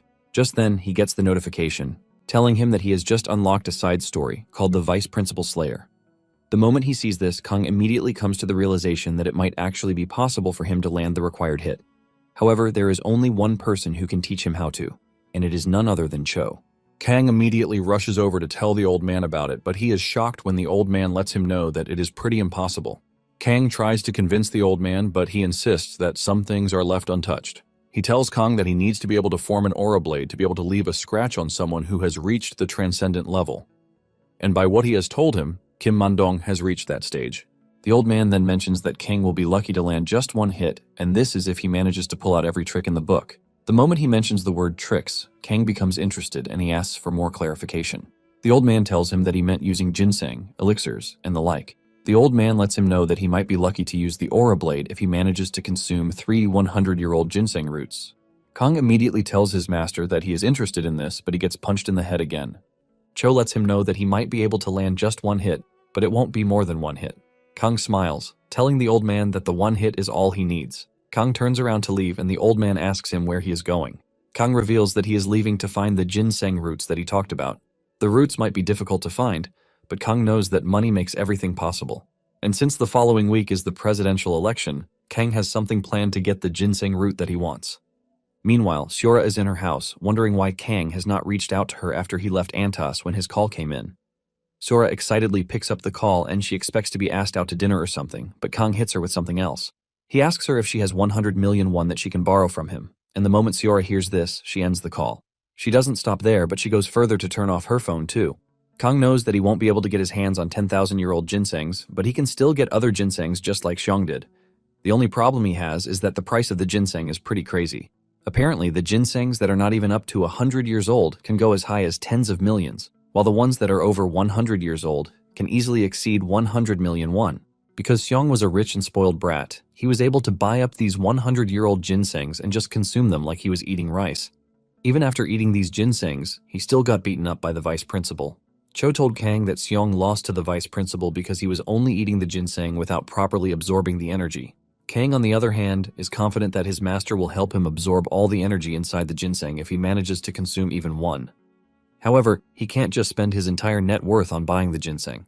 While he was trying to figure out a way out of the problem, he remembered what the vice principal told him about the presidential election. It is apparent that the stocks will be affected by the elections. Kang has been so busy with everything else that he totally forgot about stocks. Since he has been using his knowledge of the novel to his advantage, he has totally forgotten about stocks. Kang decides to ride on this, and he heads to the bank to take a loan. In his past life, he wasn't able to get loans from a bank because he was nothing but a third-rate writer. However, things are pretty different now that he is a teacher at a hunter school. He can easily use his influence to get loans from banks. Since he already knows who is going to win between the two contenders for the presidential seat, he stakes all the loans he borrowed on the potential winner. A few days later, a pizza delivery guy arrived at the door of his classroom carrying 42 boxes of pizza. The pizza dude tells Kang that they are grateful for his patronage, and because of this, all the drinks attached to pizzas are free. His students are shocked when they see a bulk load of pizza at the entrance. They are all confused until Kang tells them to all take a box of pizza for themselves. Apparently, Kang's stake came in big time, and his net worth is now over 1 billion won. The students celebrate the free pizza while Kang smiles at the front of the class. Kang's stake had yielded 500%. Kang is thankful that his knowledge of the story finally paid off. Kang is happy to see his students smiling while consuming the pizzas, and he urges them not to choke on them. He is even willing to buy them digestive medicines just in case. The students ask him what the occasion is all about, and he reveals that he had some luck with stocks. He then adds that there is one more news he wants to share with them. Kang then tells his students that he will be having a sparring match with the vice principal on the day before the closing ceremony. The moment the students hear this, they almost choke on the pizza. The students are ultimately worried that Kang is going to get himself killed because the vice principal is considered to be a god. Kang admits that he is no match for the vice principal, which is why he is getting a handicap. Kang tells the students that the vice principal has promised to give him the win if he manages to land a hit. Even after saying this, the students still don't think Kang has a chance since the vice principal is built like a freaking tank. They just assume that their teacher is going to die. Kang urges his students to enjoy the pizza because it might be the last he will buy for them. Kang knows that the vice principal might start announcing the news of the sparring match since the elections are over. Kang is basically spreading the news to the kids to get a head start and make sure that the vice principal doesn't change his mind about the one-hit-to-win rule. Since he has managed to get everything right so far, Kang figures out that the next thing on his plate is training. Momentarily, Kang makes his way to the snowy plains. He tells his master that he has prepared everything that he requested to help him. And this is basically 3 boxes of perilla seed ramen, 5 boxes of onias, 2 boxes of chocolate bars, and 4 boxes of cola. In addition to this, he even bought all the instant foods from the stores. Cho is happy to see that Kang has done everything to motivate him. He then asks him if he has also prepared the roots, and he says yes. Kang has managed to get his hands on 3 100-year-old ginseng roots, and he carefully placed them in a box. After purchasing the roots, Kang still has over 1 billion won left in his bank account. Cho is impressed that Kang is able to get his hands on the ginseng. Cho reveals that he once ate a 300-year-old ginseng when he was younger, and seeing the 3 ginsengs that Kang brought, he can clearly say that what he ate is far better. However, Cho confirms the authenticity of the roots, and Kang heaves a sigh of relief. Cho then tells Kang to consume the ginseng so he can circulate his energy. He assures Kang that he will support him from behind. Kang does as told, and he eats the roots before sitting down to meditate. Cho then sits behind him, placing his palms on his back to help circulate his energy too. Kang can feel the hotness moving through his body, and he finally realizes why 1 root costs 100 million won. Cho tells Kang to calmly accept all the energy that he is injecting into his body. Cho lets him know that it won't be difficult since they have both learned the same technique. Kang doesn't believe his ears when the old man says this because he can clearly see himself submerged in a giant river of energy. Cho then asks Kang something peculiar. Cho knows that the ginseng that Kang brought is quite genuine, which makes it pretty expensive. Since Kang was able to get his hands on these expensive materials, Cho believes that he must be a bit wealthy. Kang admits that he was able to get his hands on a good amount of fortune. Since this is the case, Cho asks Kang why he doesn't just quit his job as a teacher and also forget the sparring match, so he can just live a peaceful life. Cho wants to know why Kang is stressing himself when it is easy for him to look the other way. Kang then reveals that he is trying to help out a friend who has found herself entangled with bad people. In addition, he needs to get stronger to restore the student council president's reputation, which is currently being dragged through the mud, which happened because of him. Kang admits that he would definitely have an easy life if he just let everything be the way it is, but he doesn't want a situation where he won't be able to live by himself. Cho is impressed when he hears this, and at the same time, he is proud that his guess about Kang is correct. Kang is confused when he hears his master say this, and he asks him what he meant by it. Cho just replies that he doesn't need to know it. Moments later, they reach the end of the energy absorption session, and Cho says he would have ended it there, but he decides to give Kang a gift. He lets Kang know that what he is about to do to him might be a little painful, and he urges him to endure it. Kang becomes worried when his master says he has to endure what he is about to do. He is still asking what it is when he gets hit with a powerful energy surge coming from his master's palms. Kang screams in horror as it feels like he has been struck by lightning. The pain is so much that he starts wondering if he somehow offended the old man. He is forced to ask the old man what it is that he is doing to him. The old man tells him to shut his mouth and just focus on what he is doing. He urges him to endure the pain just like he had earlier told him to. Kang is being struck with so much pain that he can't even open his mouth to tell the old man to stop whatever it is that he is doing to him. He can feel Cho's energy entering his body, but it is moving through a different meridian pathway, not the original one. Kang can sense a wall inside him, and Cho is trying to break it down. Kang wonders why Cho is trying to create another pathway, which is totally different from the ones in his body. Cho continues doing this until Kang can hear something crack inside him. Cho scolds Kang, telling him that his body is filled with so much bad energy. On the other hand, he is glad that Kang managed to endure the pain for him to finally break through. Kang, on the other hand, is just glad that it is over, since he doesn't ever want to experience the level of pain he just did again. Kang asks Cho if it is finally over, but Cho suddenly says he has opened a path in a place he doesn't want to. Before Kang knows it, Cho places his palms on his back again and pumps him with internal energy. Kang screams out loudly before finally passing out. When he wakes up, he also screams out in pain, telling the old man that he is going to sue him. While Kang was knocked out, Cho was busy eating ramen. Kang screams at the old man, asking him what he did to his body. He demands an explanation since he never got one aside from the fact that the old man told him to endure the pain. The old man screams back at Kang, calling him an ungrateful fool for not appreciating what he did for him. The old man reveals that he also went through hell to help him out, but he woke up to start saying trash. Cho tries to hit Kang, but he surprisingly dodges the hit. It finally dawns on Kang that he shouldn't have been able to dodge it, but he did. Cho is proud that his efforts were not in vain. Kang is curious about what he can do, and he asks his master to hit him one more time. Cho cannot believe that Kang is seriously trying to climb up a stage that he hasn't reached just because he consumed some wild roots. Cho decides to show him that he is still a baby by kicking him around, giving him no chance whatsoever to dodge the hits. When Cho finally calms down to eat his ramen again, Kang asks him what he did to help him. The old man reveals that there was a bit of medicinal effect left, and he didn't want it to go to waste, which is why he added a bit of his internal energy to open up his dew meridians. Kang is shocked to hear this since he has heard of Ren and dew meridians before. Apparently he could only circulate his energy through one path before his master helped him out, but after the master's help, he could circulate it through his entire body. Kang is happy to have opened the meridians, but in the novels he has read in the past, those who open them become extremely powerful. This pushes Kang to ask Cho if he has reached the level of a transcendent being. Cho laughs his heart out when he hears this. He tells Kang that he is barely just at the first-rate level of martial arts, but he is trying to jump over the peak level and move straight into the transcendental level. Kang argues that he went through something painful, but this earns him a punch to the head again. The old man tells him that he was the one who suffered, not him.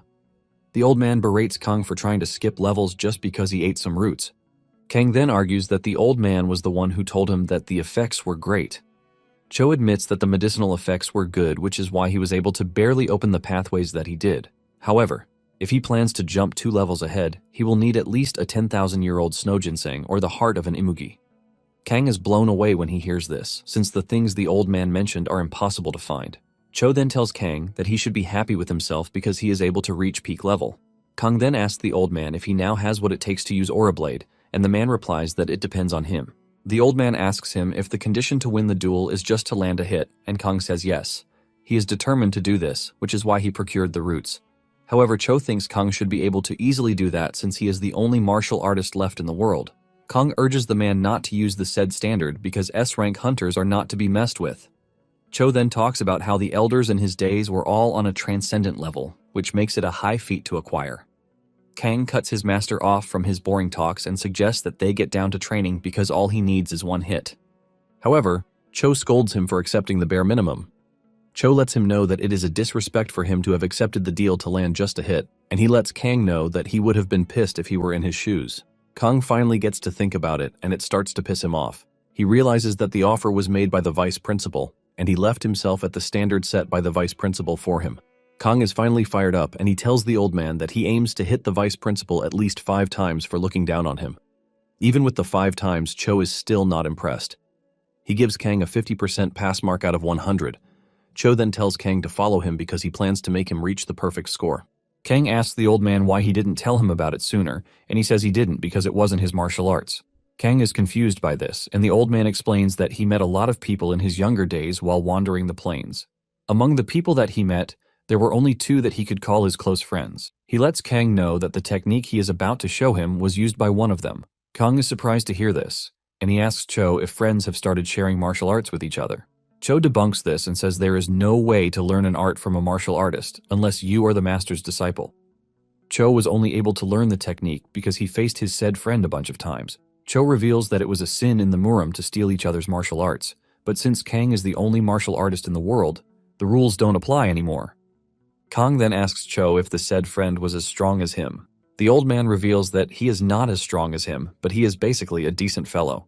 Cho mentions that his friend was able to cause him some worries with his techniques when he was still at the peak level, even though he was a level above him.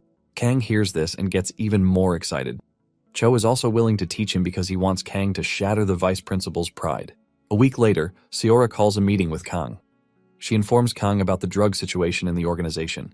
Apparently, some of the drug warehouses have been raided in China and Japan. After telling Kang about the drug situation, she asks him if it is true that he wants to have a sparring match with the vice principal. Kang is surprised that the rumor has spread among the teachers too. He assumes that it is because of the pizza effect, but Seora lets him know that he is wrong. It turns out that the vice principal himself posted the information on the school group chat. Apparently, he lets the teachers know that the condition to be selected as the outstanding teacher for the semester will be a sparring match against him. He urges whoever is interested to file an application, but he lets them know Kang is already an applicant. Kang is shocked when he sees the information, and he assumes that the old man did this because he was worried that he might later turn down the sparring match. Seora asks him why he would do such a thing when the atmosphere in the school is already bad as it is. Kang is confused by what Seora is saying, and Seora mentions that one of the kids in her class came to her with a banged-up face. However, the kid refused to rat out who hit him. Kang then asks Seora if he was able to later find out who beat the kid up, and she says yes. She reveals that it is the worst bully in the middle school division, Lee Ji-seong. The moment she says the name, Kang chokes on his drink and spills it all on Seora. Kang cannot believe that he just heard the protagonist's name out of nowhere. Seora is fully bathed in coffee, and she is forced to ask Kang if he has had an encounter with Seong, which is why he reacted the way he just did. Kang lies, telling Seora that he merely choked on his drink. Kang then asks Seora what happened to Seong. Sora reveals that Xiong's father is the CEO of Hwaseon Electronics and his grandfather is the chairman of Hwaseon Group. Sora believes that his family pulled some strings to make everything disappear because the dude who was beaten up ended up looking like a fool. Sora is tired of the way Xiong behaves in class, and she reveals that she definitely would do something about Xiong if she could. Kang understands her pain because Xiong, who ended up becoming the hero, is currently in his delinquent era. Kang tries to defuse the situation and he urges Sora to calm down, telling her that Xiong would probably come back to his senses later in the future. However, Sora doesn't believe that people change. Kang maintains the stance that people change, and he urges Sora to be nice to Xiong because she never knows what the future holds for him. Sora laughs when she hears this and she tells Kang that he will soon understand the pain that she's going through when the dude graduates and joins the high school division to finally end up in Kang's class. Kang doesn't think he will be taking in any more students since he is just a side character in the story, but he is relieved to have heard Xiong's name again because it makes the story feel alive. Sora mentions that she can't wait for the semester to be over so she can finally stop seeing Xiong's face. Sora then asks Kang if he has any plans for the upcoming break. Kang reveals that there is an upcoming teacher's training, but he is skeptical about going. Sora is also worried about him, but Kang reveals that he might be lucky not to go if he manages to become an outstanding teacher. The moment Sora hears this, she believes that Kang has lost his mind because Kang is banking on the duel to become the outstanding teacher. Sora reminds Kang that Kim is one of the top 10 hunters in Korea, and there is no chance that he is going to land a hit on him. Kang is hurt by Siora's words, and Sora lets him know that she is just pointing out the real situation of things for him. Kang takes a sip out of his drink while telling Sora to stop jinxing the match that has not even happened. Just then, Sora moves even closer to Kang to look into his eyes, and concludes that Kang is a changed person, because the old Kang would never have put himself in a dangerous position. It is not even up to 5 minutes, and Sora is already changing up her words, saying people really do change. Unknown to her, the Kang she now knows is different from the old Kang. Soon afterward, D-Day arrives. The arena is packed with spectators who are waiting to see Kang fail badly. They assume that Kang has grown arrogant because he managed to defeat Zhong. They are all jealous of the fact that Kang didn't graduate from a hunter school, and he is striving to take the position of an outstanding teacher. Some of them believe that Kang has a trump card up his sleeve, but others believe that this won't matter against the vice principal. While his haters are busy whispering and saying trash behind him, Kang can hear all of them. Apparently his senses have become sharper after his training with the old man. One of his students, Jinsu, who is always on his neck and disturbing him in class, helps Kang to massage his back. After a few minutes of massage, Kang tells him that it is enough, but Jinsu says that he can still help more. Kang easily figures out that Jinsu is only helping so he can sit close to the arena and get a better view of the fight. Kang knows that teachers are only supposed to be present since the information was posted on the teacher's platform, but apparently some of his haters leaked the time and place so that they can watch Kang fumble in front of the students and get mocked. Kang then asks Jinsu if the rumors about him are bad, and Jinsu says yes. He reveals that most of the teachers are with the mindset that Kang is trying so badly to win the Outstanding Teacher Award. However, his students know that this is all false because they know the type of person Kang is. Among the crowd, Kang still has some who love him and want him to win, and this includes Park and the tech teacher. His entire class is also there to support him, and Kang is pleased to have some support, even if it is just a little. Momentarily, the vice principal arrives in the arena. His aura alone announces his presence, and Kang cannot stand the man's annoying attitude. Kim then reveals that he wasn't expecting many people to show up, as if he wasn't the one who advertised for the whole town to be aware. Kim asks Kang if he is ready, and Kang tells the man that he has tried his best. Kang has a sword with him, and it is wrapped in a sheet. Kim advises Kang to go all out from the beginning to avoid humiliation. Kim is making it juicy by giving Kang the first move. Kang is glad that the man offered the first move because he was already expecting it. It is normal for higher ranks to give the first move to the lower ranks, but it is not a legal practice, which means Kim is not obligated to do it. However, he is glad that he did because he now has a chance to land the first blow. The referee enters the stage, telling the two that he is there to go over the rules again. The referee reminds Kim that all Kang needs to do to win the match is to land a hit. He then asks the two to confirm if they are both cool with the rules, and they both agree. Kang then urges the referee to step out of the ring because it might get a bit dangerous, but the referee takes this as an insult because he is an A-rank hunter. The vice principal then urges the referee to do as Kang suggested. The referee has no choice but to accept, and the moment he announces the start of the duel, he steps out of the ring. Apparently, the sword was given to Kang by Cho. It was a sword that Cho got from one of his said friends. He lets Kang know that it is a pretty decent sword. Kang figures out that the only chance he might have against Kim is the first move he gave him. Kang whips out the sword and starts imbuing it with mana. The twins are shocked to see Kang using an aura blade because aura swords are usually used by A ranks and above. Kang can sense that the students are impressed by what he just did, but the teachers are a different story. Even Kim is not impressed, and he asks Kang if the aura blade is all he has, but Kang says no. Kang expels more aura from his body that covers the entire area where he is standing. This shocks the teachers as Kang is basically tapping into a technique that is exclusive to S ranks. Even Kim is blown away, but he figures out that Kang has not fully mastered the aura blade because it is taking him some time to put it together. Kim tells Kang that he is free to attack, and Kang apologizes for keeping him waiting. Kang then raises his sword to gather more energy. It turns out that the technique he is using is the same one that Cho learned from his said friend. The technique is the Heaven Demon Sword Art. Kang's entire body is swirling with aura, leaving the spectators shocked. Before he unleashes his attack, he lets the vice principal know. The man braces up for Kang's attack, and when he unleashes, Kim starts getting pushed backward. Apparently, the technique was created by a legendary grand demon, the Heaven Demon, and this powerful dude is Cho's friend.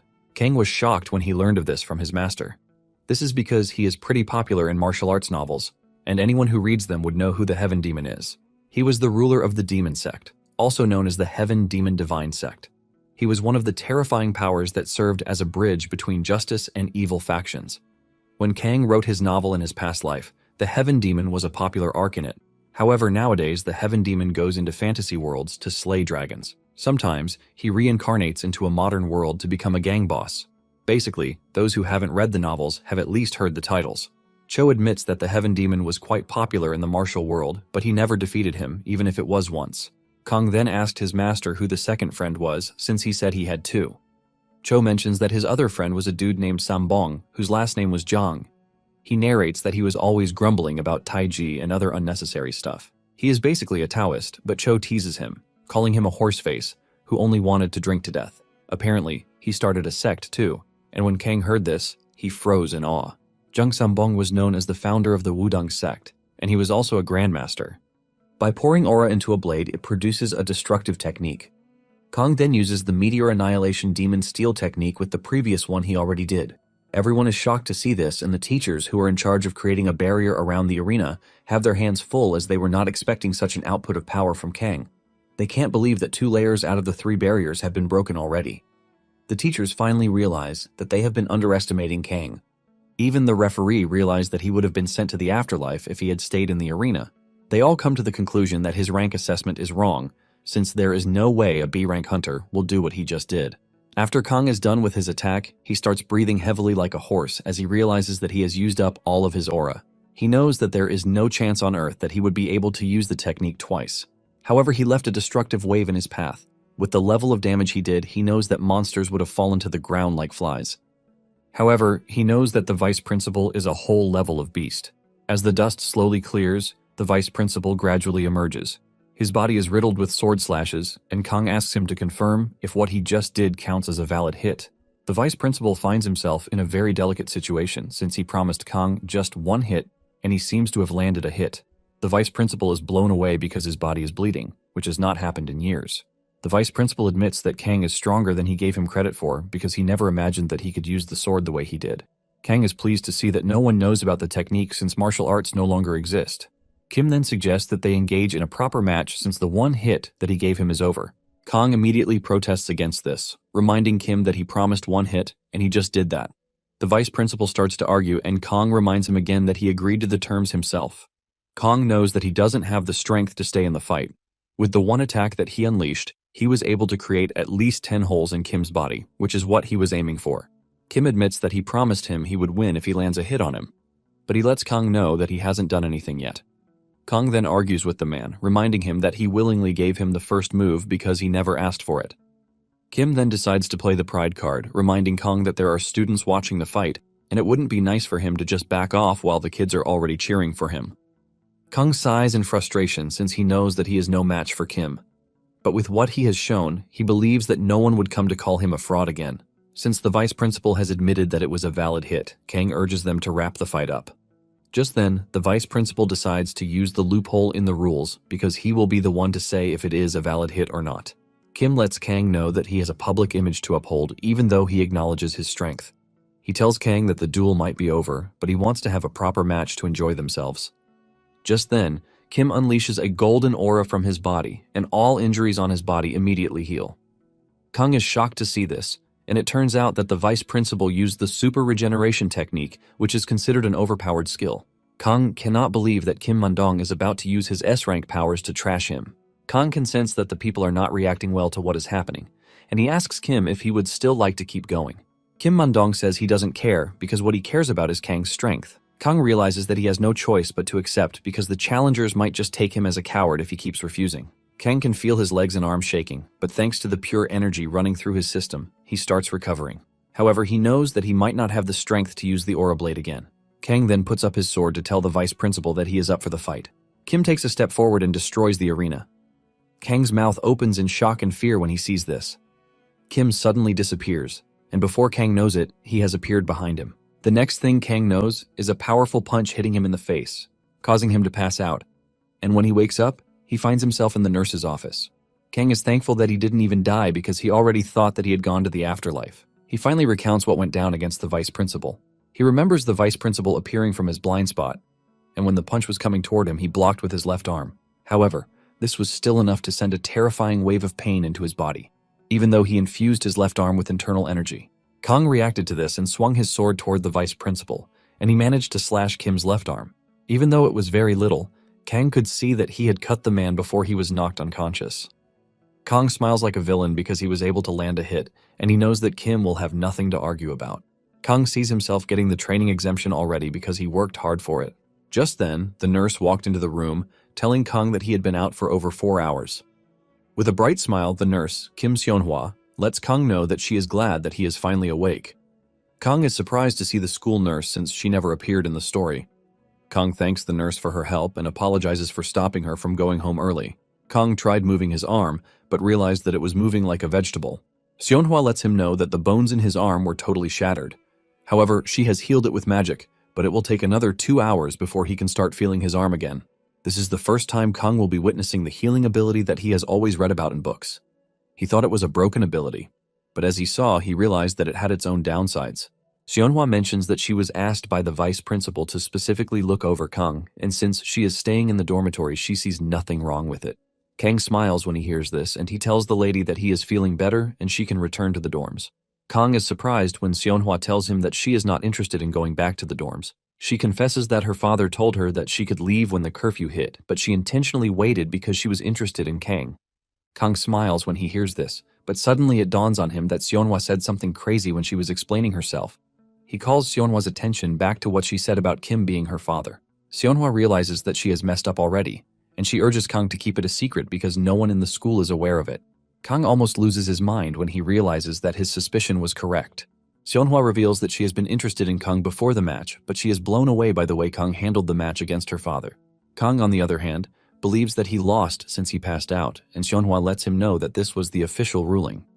However, Seonhwa thinks Kang is incredible because his first attack was something else, and she is pretty sure that most people think the same too.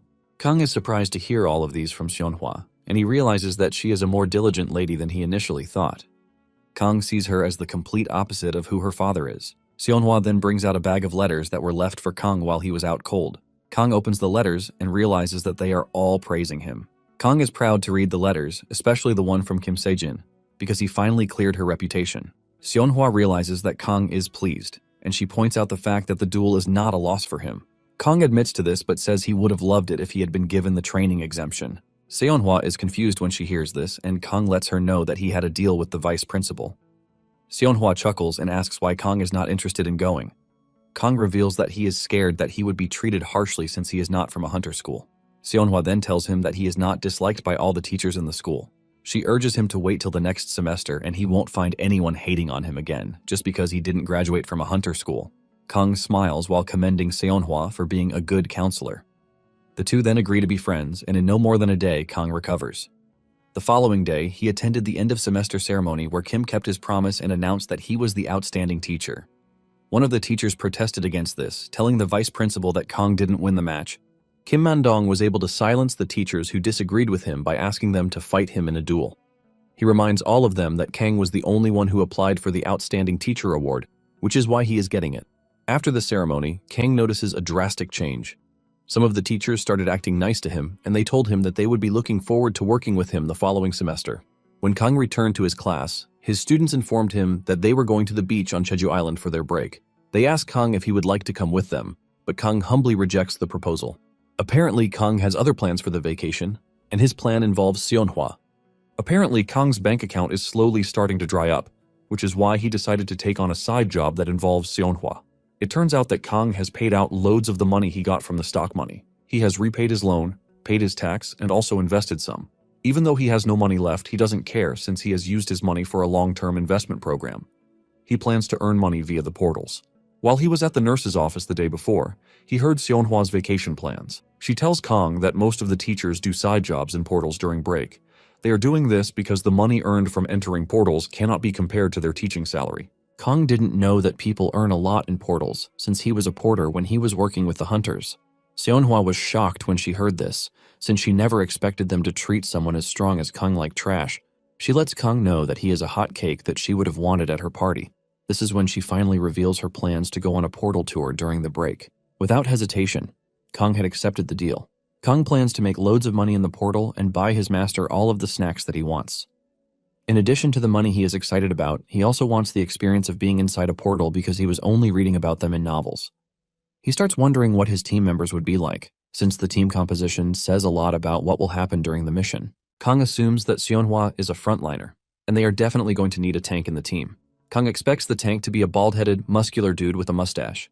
When Kang finally gets introduced to the team, he is shocked when he realizes that the tank is a lady named Hong Iseol.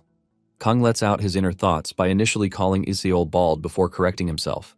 Seonhwa reveals that Hong Iseol is her friend, and she is also Kim Man-dong's #1 disciple. She assures Kang that Iseol is someone she has worked with for a long time, and she is pretty reliable. Iseol is surprised that Seonhwa is introducing her as her father's disciple when it's supposed to be a secret. Seonhwa then tells her friend that Kang is no stranger because he recently engaged in a sparring match against her father. This is when Iseol finally figures out that Kang is the dude who managed to land a hit on Kim Man-dong. Iseol suggests that they talk about the details of the mission on their way, but she is surprised that Kang only has his sword with him and no extra luggage. Kang assures Iseol that he doesn't need any luggage because the sword is all that he needs. Iseol looks at Kang like he is some sort of insane dude who has totally lost his mind because he has no armor or extra attachments, just a basic sword. Iseol walks up to Seonhwa to complain, but Seonhwa lets her friend know that Kang is fine the way he is. Even though they are whispering, Kang can clearly hear them. Kang is disappointed that he didn't meet a macho man, but someone who is even more dangerous. Kang knows that Iseol is currently an A-hunter, but she later becomes the high school division's hand-to-hand combat teacher. Because she is a powerhouse, she was able to easily handle Seong and deal him punishment the entire semester. However, Seong was later able to defeat her, and she fell for the dude. On their way to the destination, Iseol explains the schedule to them. She reveals that they are heading to a C-rank 4-person portal and a D-rank 4-person portal. Apparently, they can enter into a B-rank 4-person portal since Iseol is A-rank and the other two are B-rank, but Iseol claims that she is trying to prioritize safety. Basically, portals are divided into 5 tiers, with S-rank the highest while D-rank is the lowest. Kang read that the profit margin between the single ranks is quite enormous. Kang finally speaks up, telling Iseol that he thought they were going to a B-rank portal. Iseol disagrees with him, telling him that the portals are called 4-person portals for a reason. Iseol insists that they are going to a C-rank or D-rank portal, but they can go to a B-rank portal if a 3-person portal opens up. Kang reveals his disappointment, saying it would be hard for him to make the profit he was looking for. Deep down, Iseol is already pissed that Kang is arrogant. She believes that Kim Man-dong went easy on him during the match. She doesn't like the fact that Kang is already talking about profits in a B-rank portal when he doesn't even have the proper gear. She decides that she has to teach Kang a lesson so he can know not to joke with his safety. Iseol then tells Kang that she will allow them to go to a B-rank portal if he can clear out a D-rank 4-person portal by himself. In addition, she will also leave all the profit to him. The moment Kang hears this, he jumps at the offer. This further disgusts Iseol, who wasn't expecting him to take the deal. Iseol wants to teach Kang a lesson that even though the portals are called D-ranks, they are still quite dangerous. They soon arrive at the D-rank portal, and Iseol shows her ID to the soldiers. The soldiers confirm her identity and tell her that she is free to enter whenever she wants to. Iseol then tells the soldiers that Kang will be the first to enter, while they join him later. Kang steps out of the vehicle to stare at the said D-rank portal. Iseol lets him know that he has 1 hour to clear the portal, and if he can't by then, she and Seonhwa will have to come in. Kang is excited to enter the portal since he considers it a good opportunity for him to test out his combat ability against the monsters. To him, he thinks Iseol wants the best for him, but he doesn't know that she secretly disgusts him. Seonhwa is worried about Kang, and she asks him if he will be fine going inside alone, and he assures her that he will be good. Kang remembers that the first portal that Seong entered was a D-rank portal, and he easily cleared it. Kang is also confident because he has reached the peak level in the martial arts that he is learning. Kang realizes that he is slowly drifting away from the quiet life that he wanted for himself. However, he is not worried since it means he is basically adjusting to the way life is. Kang finally steps into the portal armed with only his sword. He is surprised that he is staring into a nice forest, unlike the rumor that some portals are like lava. He notices that there is a blue border at the entrance of the portal, and this is referred to as the safe zone. He steps out of the safe zone area, which puts him at risk of getting attacked by monsters. Since he is in forest terrain, he believes that there won't be any monsters that use tricky magic. With what he read, the animal-type monsters and mineral-type monsters are the ones that usually appear in the type of terrain that he has found himself in. Kang sits down to unleash his aura so he can find the closest monsters to him. Following his master's instructions, he is able to use his aura to locate 3 monsters that are located below the cliff of his current location. Kang excitedly gets back to his feet, ready to chase down the monsters.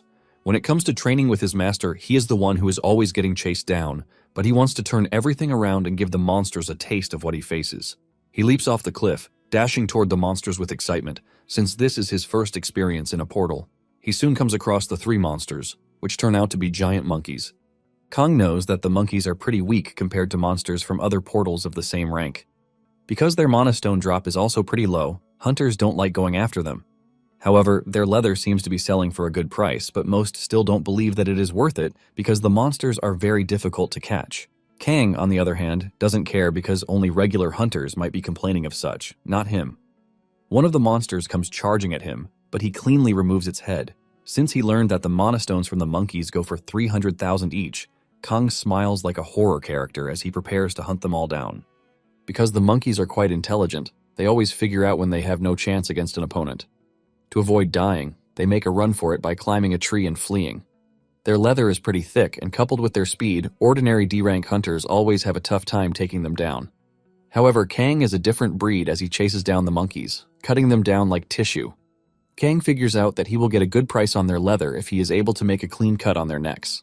Since he doesn't know the exact price, he plans to cut down as many as he can without hesitation. This is Kang's first time cutting down the monsters, and he finds it pretty disgusting. He is only able to cope with it because he has watched audiovisuals of how it usually goes down. Suddenly, blood spills in his mouth, causing him to immediately throw up. The monkeys think this will slow him down, but they look back to see a maniac chasing after them. They are the monsters, but they are the ones getting chased down by a human. As he continues chasing them, he can't stop throwing up. Kang finds it hard to cope with the smell of blood, and he figures out that it is going to take him a while to get used to it. He even tries to stop the vomit by covering his mouth with his hand, but he just can't stop himself. Kang figures out that he needs to get used to the blood before he moves over to the next portal. Kang continues giving the monkeys the worst time of their lives, since he only has 1 hour to clear the dungeon. Meanwhile, on the outside, the soldiers suddenly notice something strange about the portal. Apparently, the portal was blue before, but it has suddenly changed to navy blue. The soldiers are shocked to see this since the navy blue color means the portal has been upgraded to an A-rank portal. The soldiers start to panic and they immediately report the situation to the company commander. One of the soldiers mentions that Kang is inside the portal, but his comrade lets him know that there is no way they can help him because they would most likely die a gruesome death if they tried to. Since they are not hunters, the best they can do is to call for hunters. Basically, it will take at least 4 A-rank hunters to clear the portal. Seonhwa and Iseol soon learn of the sudden change in the portal. Seonhwa panics, but Iseol urges her to calm down, telling her that they need to report the entire situation to the Hunter Management Bureau before making a move. Seonhwa argues with her, reminding her how dangerous A-rank portals can be and that Kang will definitely not be able to handle it all by himself. Iseol then calls Seonhwa's attention to the real reason why portals mutate. Basically, there are 2 ways for a portal to mutate. The first is when the monsters within a portal evolve by repeatedly eating each other. The second situation happens when the monsters inside the portal manage to consume hunters who entered the portal. By consuming the hunters, they absorb their powers and traits. This then leads to the creation of scary and terrifying monsters, making the difficulty of the portal shoot through the roof. Deep down, Iseol fears that Kang is dead. Seonhwa senses what Iseol is thinking, and she argues with her, telling her that the portal most likely evolved because the monsters were preying on each other. Iziol then reminds her friend that it has already been 1 hour since Kang entered the portal.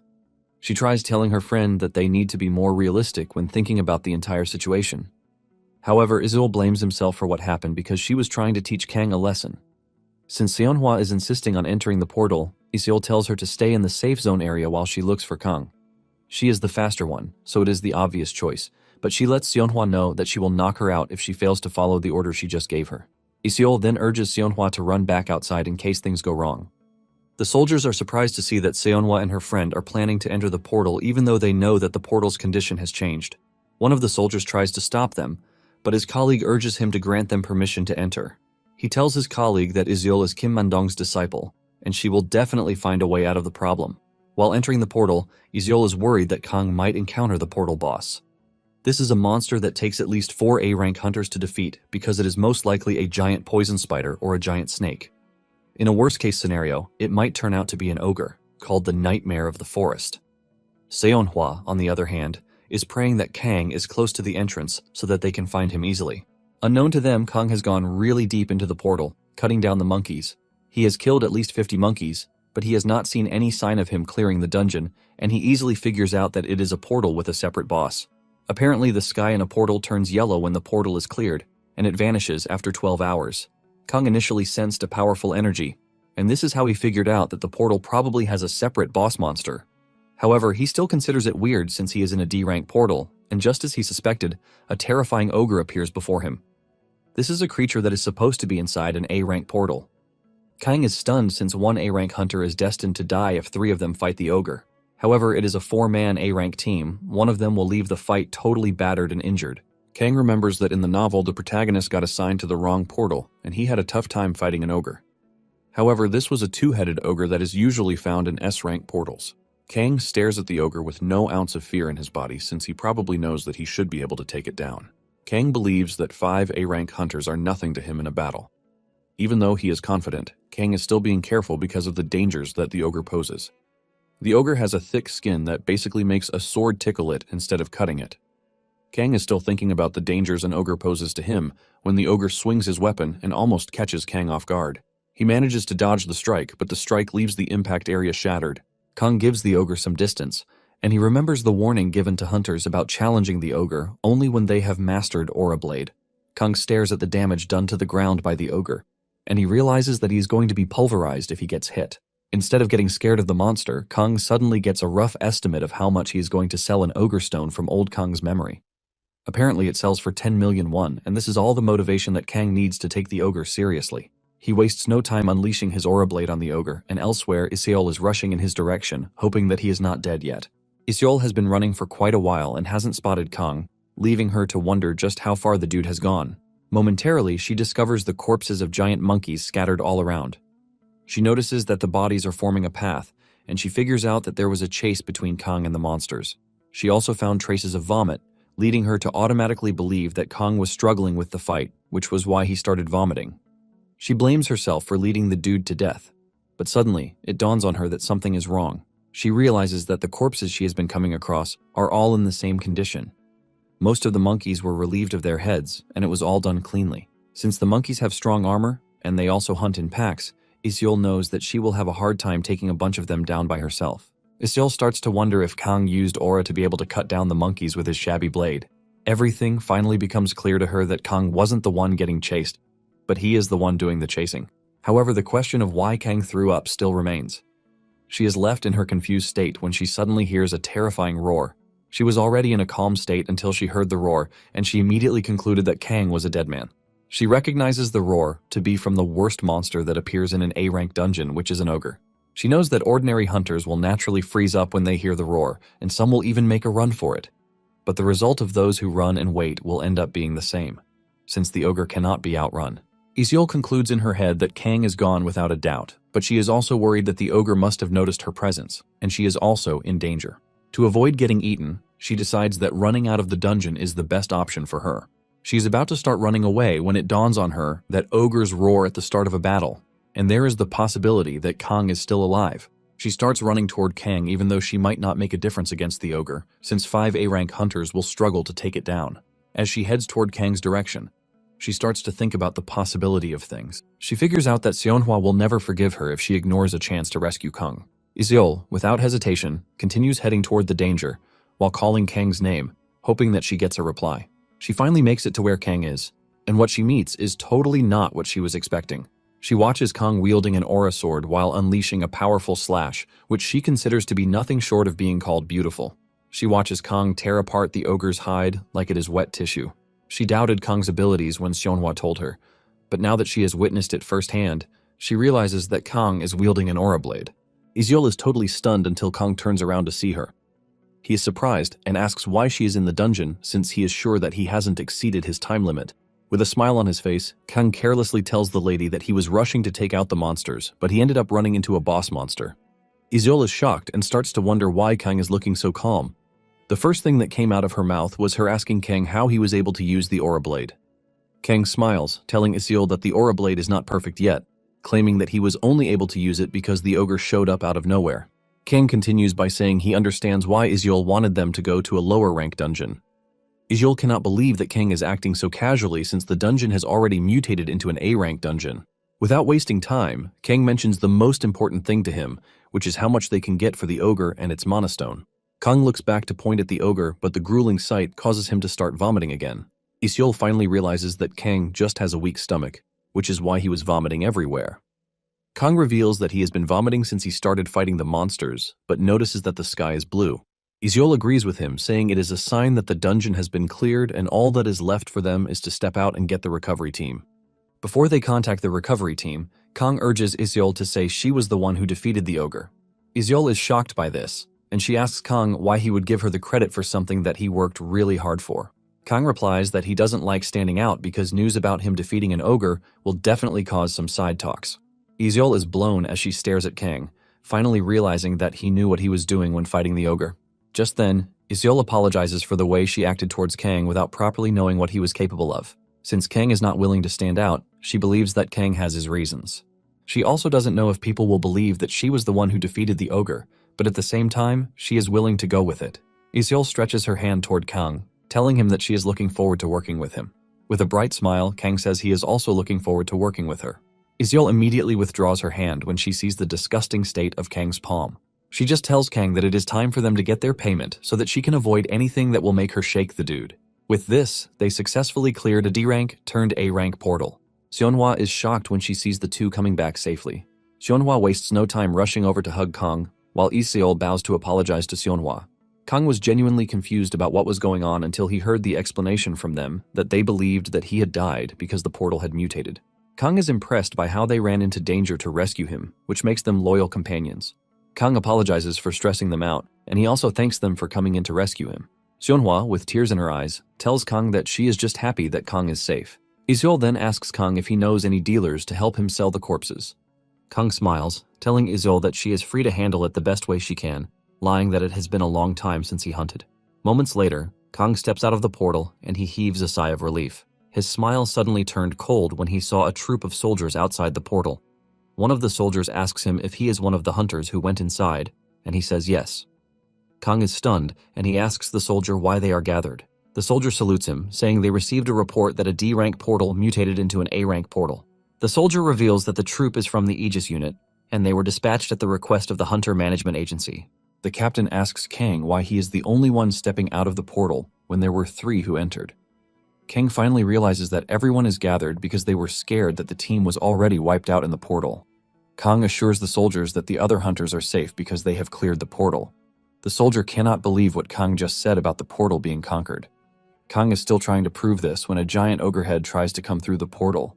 The soldiers scream when they see this and they are prepared to fire their weapons, but Iseol's voice echoes from behind, telling them not to fire their weapons. She assures them that everyone on the team is safe. Iseol tries pushing out the giant ogre's head but couldn't, and she tells Kang that they might have to cut down the ogre's head into pieces. Kang then tells her to return the head into the dungeon so that he can cut it down. The captain is stunned when they see this, and he starts to wonder how an ogre is killed by just 3 hunters. The soldiers had always seen an ogre only during their training sessions, but never with their own eyes. The talk about how 5 A-rank hunters are needed to take down the ogre continues. The soldiers immediately believe that Iseol defeated the ogre by herself, since she is Kim Man-dong's disciple. The soldiers even disses Kang, saying he is just a weakling with a pretty face. However, some of the soldiers conclude that Kang also helped to take down the ogre. Kang, on the other hand, is glad that everyone believes that Isiol was the one who defeated the ogre. Kang is also glad that the heavenly demon sword style worked because he would have had to struggle against the ogre if the technique didn't work. Momentarily, a familiar dealer, whom Isiol usually uses, shows up. The dealer is shocked to see the ogre's corpse, leaving him to ask Isiol how she did it. However, he concludes that Isiol was able to do it because she is Kim Mandong's disciple. Isiol chuckles nervously, saying she was lucky to have defeated the ogre, and she asks the dealer how much he can give them for the corpses. The dealer assesses the monkeys, and after a quick evaluation, he tells Isiol and Kang that he will be giving them 16 million. Kang almost loses his mind when he hears the huge amount of money being offered. Isiol is pleased with the offer, and she asks the dealer about the ogre too.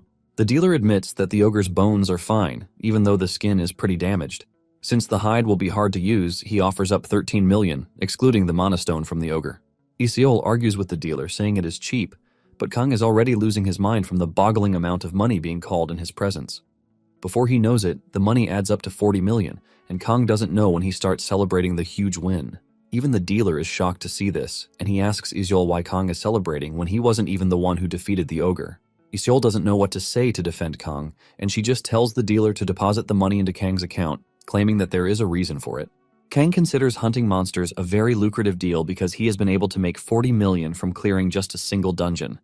Kang knows fully well that he would have quit his job as a teacher and started working as a hunter full-time if not for Seong.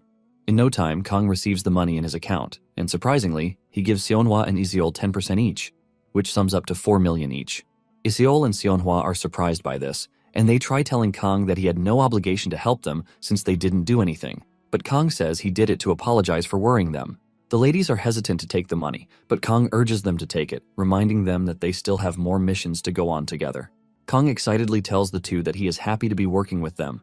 Isiol stands there in awe, and before she knows it, her face has turned red. During dinner that night, Seonhwa notices that Isiol has been out of her zone since Kang left. She asks her if there is a problem, but Isiol assures her that she is fine since all she did the entire day was carry monster corpses and drive the car. However, she is thankful because she was able to earn 4 million without even doing anything. She then reveals that she feels bad about taking the money and is even considering returning it. Seonhwa believes that her friend is definitely not spacing out because of 4 million, considering that she is an A-rank hunter. Unknown to her, Isiol is still flustered by what she witnessed Kang do to the ogre when they were in the dungeon. She realizes that the skill Kang used is a very dangerous one that she hasn't witnessed from any other hunter. Isiol then tells her friend that Kang might be the key to unlocking the next step of power for her, because she has been stagnant since she got promoted to A-rank. Just then, Kim Mandong appears in the room with a big pot of soup and a pink teddy apron. He reveals that he has heard the report about their expedition into the dungeon, but he knows that Isiol doesn't have the strength to take on an ogre alone. He suspects that Kang was the one who landed the final blow, and Isiol confirms this, saying no one would believe her since Kang is a B-rank hunter. She tells her master that Kang also doesn't want people to know his strength. Isiol then asks Kim Mandong about the open position of spearmanship at the school. Apparently, Isiol is interested in the position, claiming that she should be able to get the hang of it since she will be teaching kids. Isiol excitedly reveals that her guild contract is about to end, and she will resume teaching at the school as the spearmanship instructor. Meanwhile, Kang has gone to see his master to tell him how he was able to cut the vice principal's body, thanks to the techniques that he taught him. However, the old man just sits down to enjoy his ramen, while the dude talks about how he defeated the vice principal. Kang notices that his master is actually smiling even though he is trying hard not to show it. Cho then tells Kang that the vice principal is a pretty shameless person to have used a superior technique on someone who is lower than him.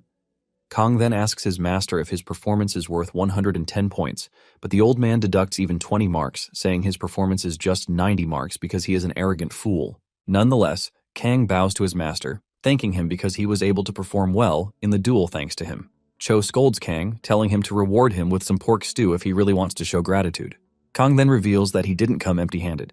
He mentions that he brought something that he planned to give to him before his fight with the vice principal. But circumstances changed.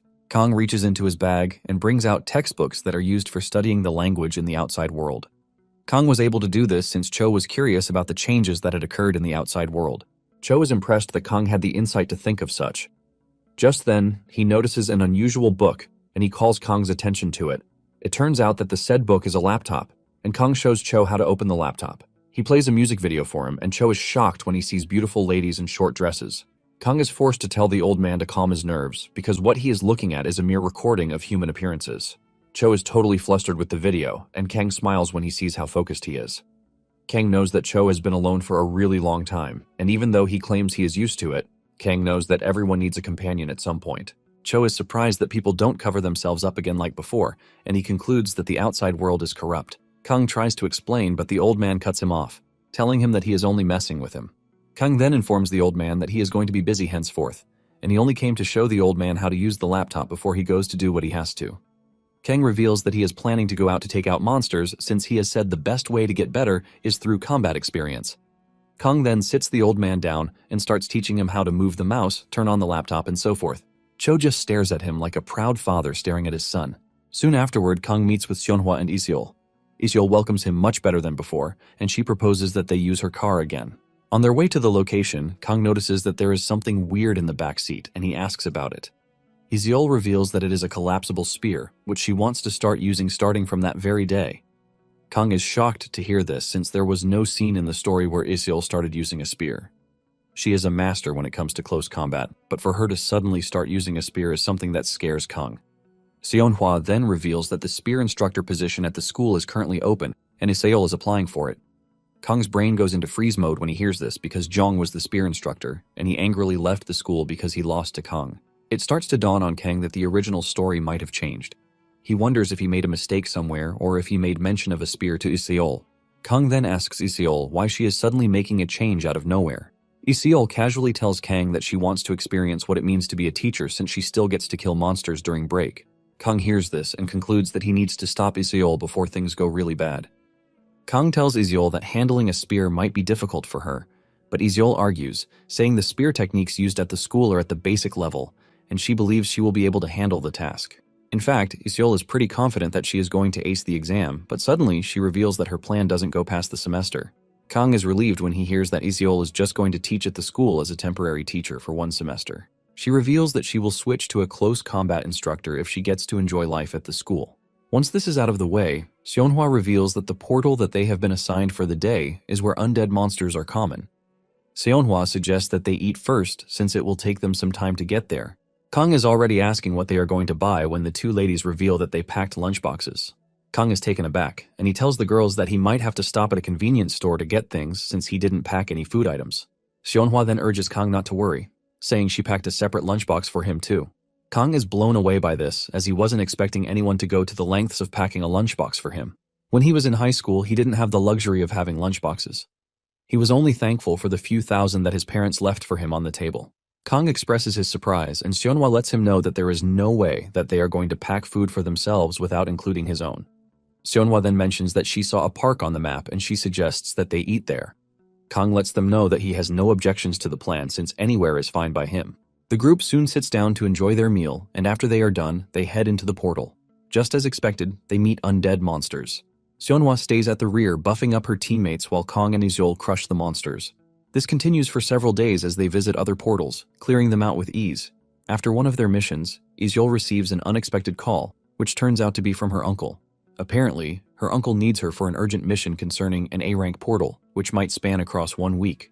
Iseol turns to her teammates asking them if they are available, and Kang, being the bright dude he is, wastes no time accepting to go with her. Kang realizes that he is just about to receive a major turning point in his second life. Once Iseol has gotten the consent of her teammates, she tells her uncle that she will call back after she has adjusted her schedule. After dropping the call, Kang asks her what the problem is, and he lets her know that she is free to share because he is ready to help if it is within his power to do so.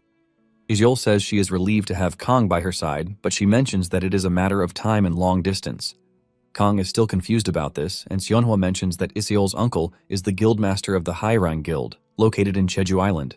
Iseol reveals that there were some casualties at an A-rank portal, which has left them short-staffed. Because of this, he wants them to come over to help for a week. Iseol assures Kang that all the logistics materials will be provided. Excitedly, Kang lets Iseol know that he would help even if the logistics are not provided.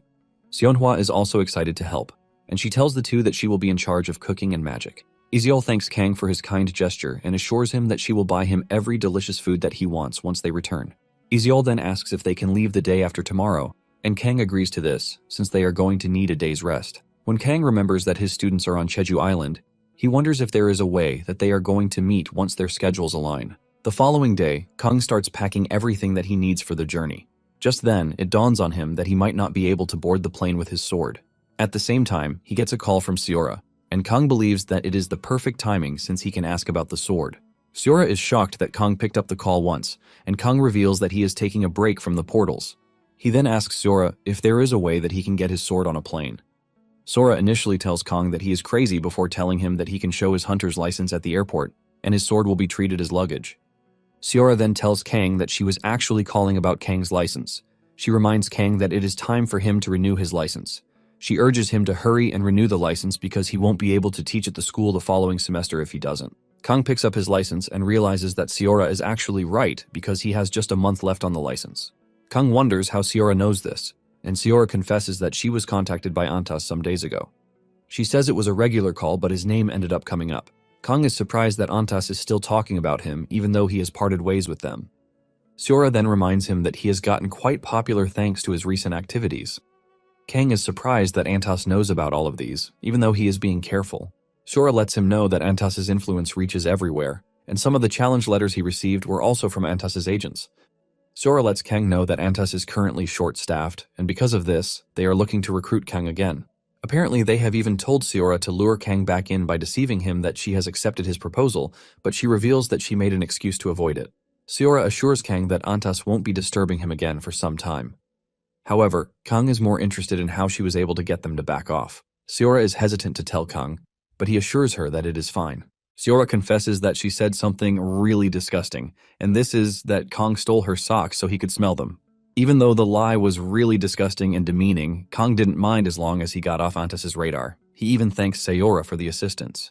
The next day, Kang meets with Seonhwa and Isiol at the airport. Kang is shocked to see the crowd at the airport, and Seonhwa says the airport is probably packed because it is vacation season. Isiol tells Kang that the injured hunters will soon return to work, and if they are able to work hard for a few days, they will also have some time on their hands to play. Once they landed, Isiol's cousin Hong Yesul met up with them. Hong Yesul happily welcomes them, and she appears to be an enthusiastic girl, a completely different person from Isiol. She even gets along well with Seonhwa rather than her own cousin. After she is tired of shenanigans, Isiol tells Yesul to greet Kang. Yesul walks over to Kang, and she reveals her shock that Kang is just a teacher, since he is built more like a celebrity. After they are done with the whole greeting, Yesul tells them that she is going to explain the details of the mission to them as they head to the guild. Yesul explains that in the past week, loads of forces from the guild were deployed to an A-rank 10-person dungeon. However, 3 ogres appeared during the dungeon raid. In the end, the hunters managed to clear the dungeon, but one of them died in the process. However, the vice master of the guild and all team members with him were all injured. Some of them are suffering from the trauma of losing their comrade and have even revealed their plans to retire. Kang understands what the hunters are going through because there is no amount of magic that can heal emotional trauma. They soon arrive at the guild, and Yesul lets them know that they are free to leave their luggage in the lobby while she takes them to where they will be staying. Kang stands in front of the guild's building and expresses his shock that the guild has such a big building to itself. Yesul corrects his assumption, telling him that the guild only uses the 7th floor up to the 10th floor. Just then, the guildmaster and Isiol's uncle, Hong Jong-sik, show up to welcome them. Isiol asks her uncle if he is doing fine, and the man teases her, replying that he wouldn't have asked for help if he was doing fine. Jung-sik walks up to Seonhwa to ask after her father. She reveals that her father sends his greetings and lets him know that he would have come by himself if he could have. Jung-sik then turns to Kang to welcome him with a bright smile. Kang sees this and realizes that the entire family is cursed with brightness.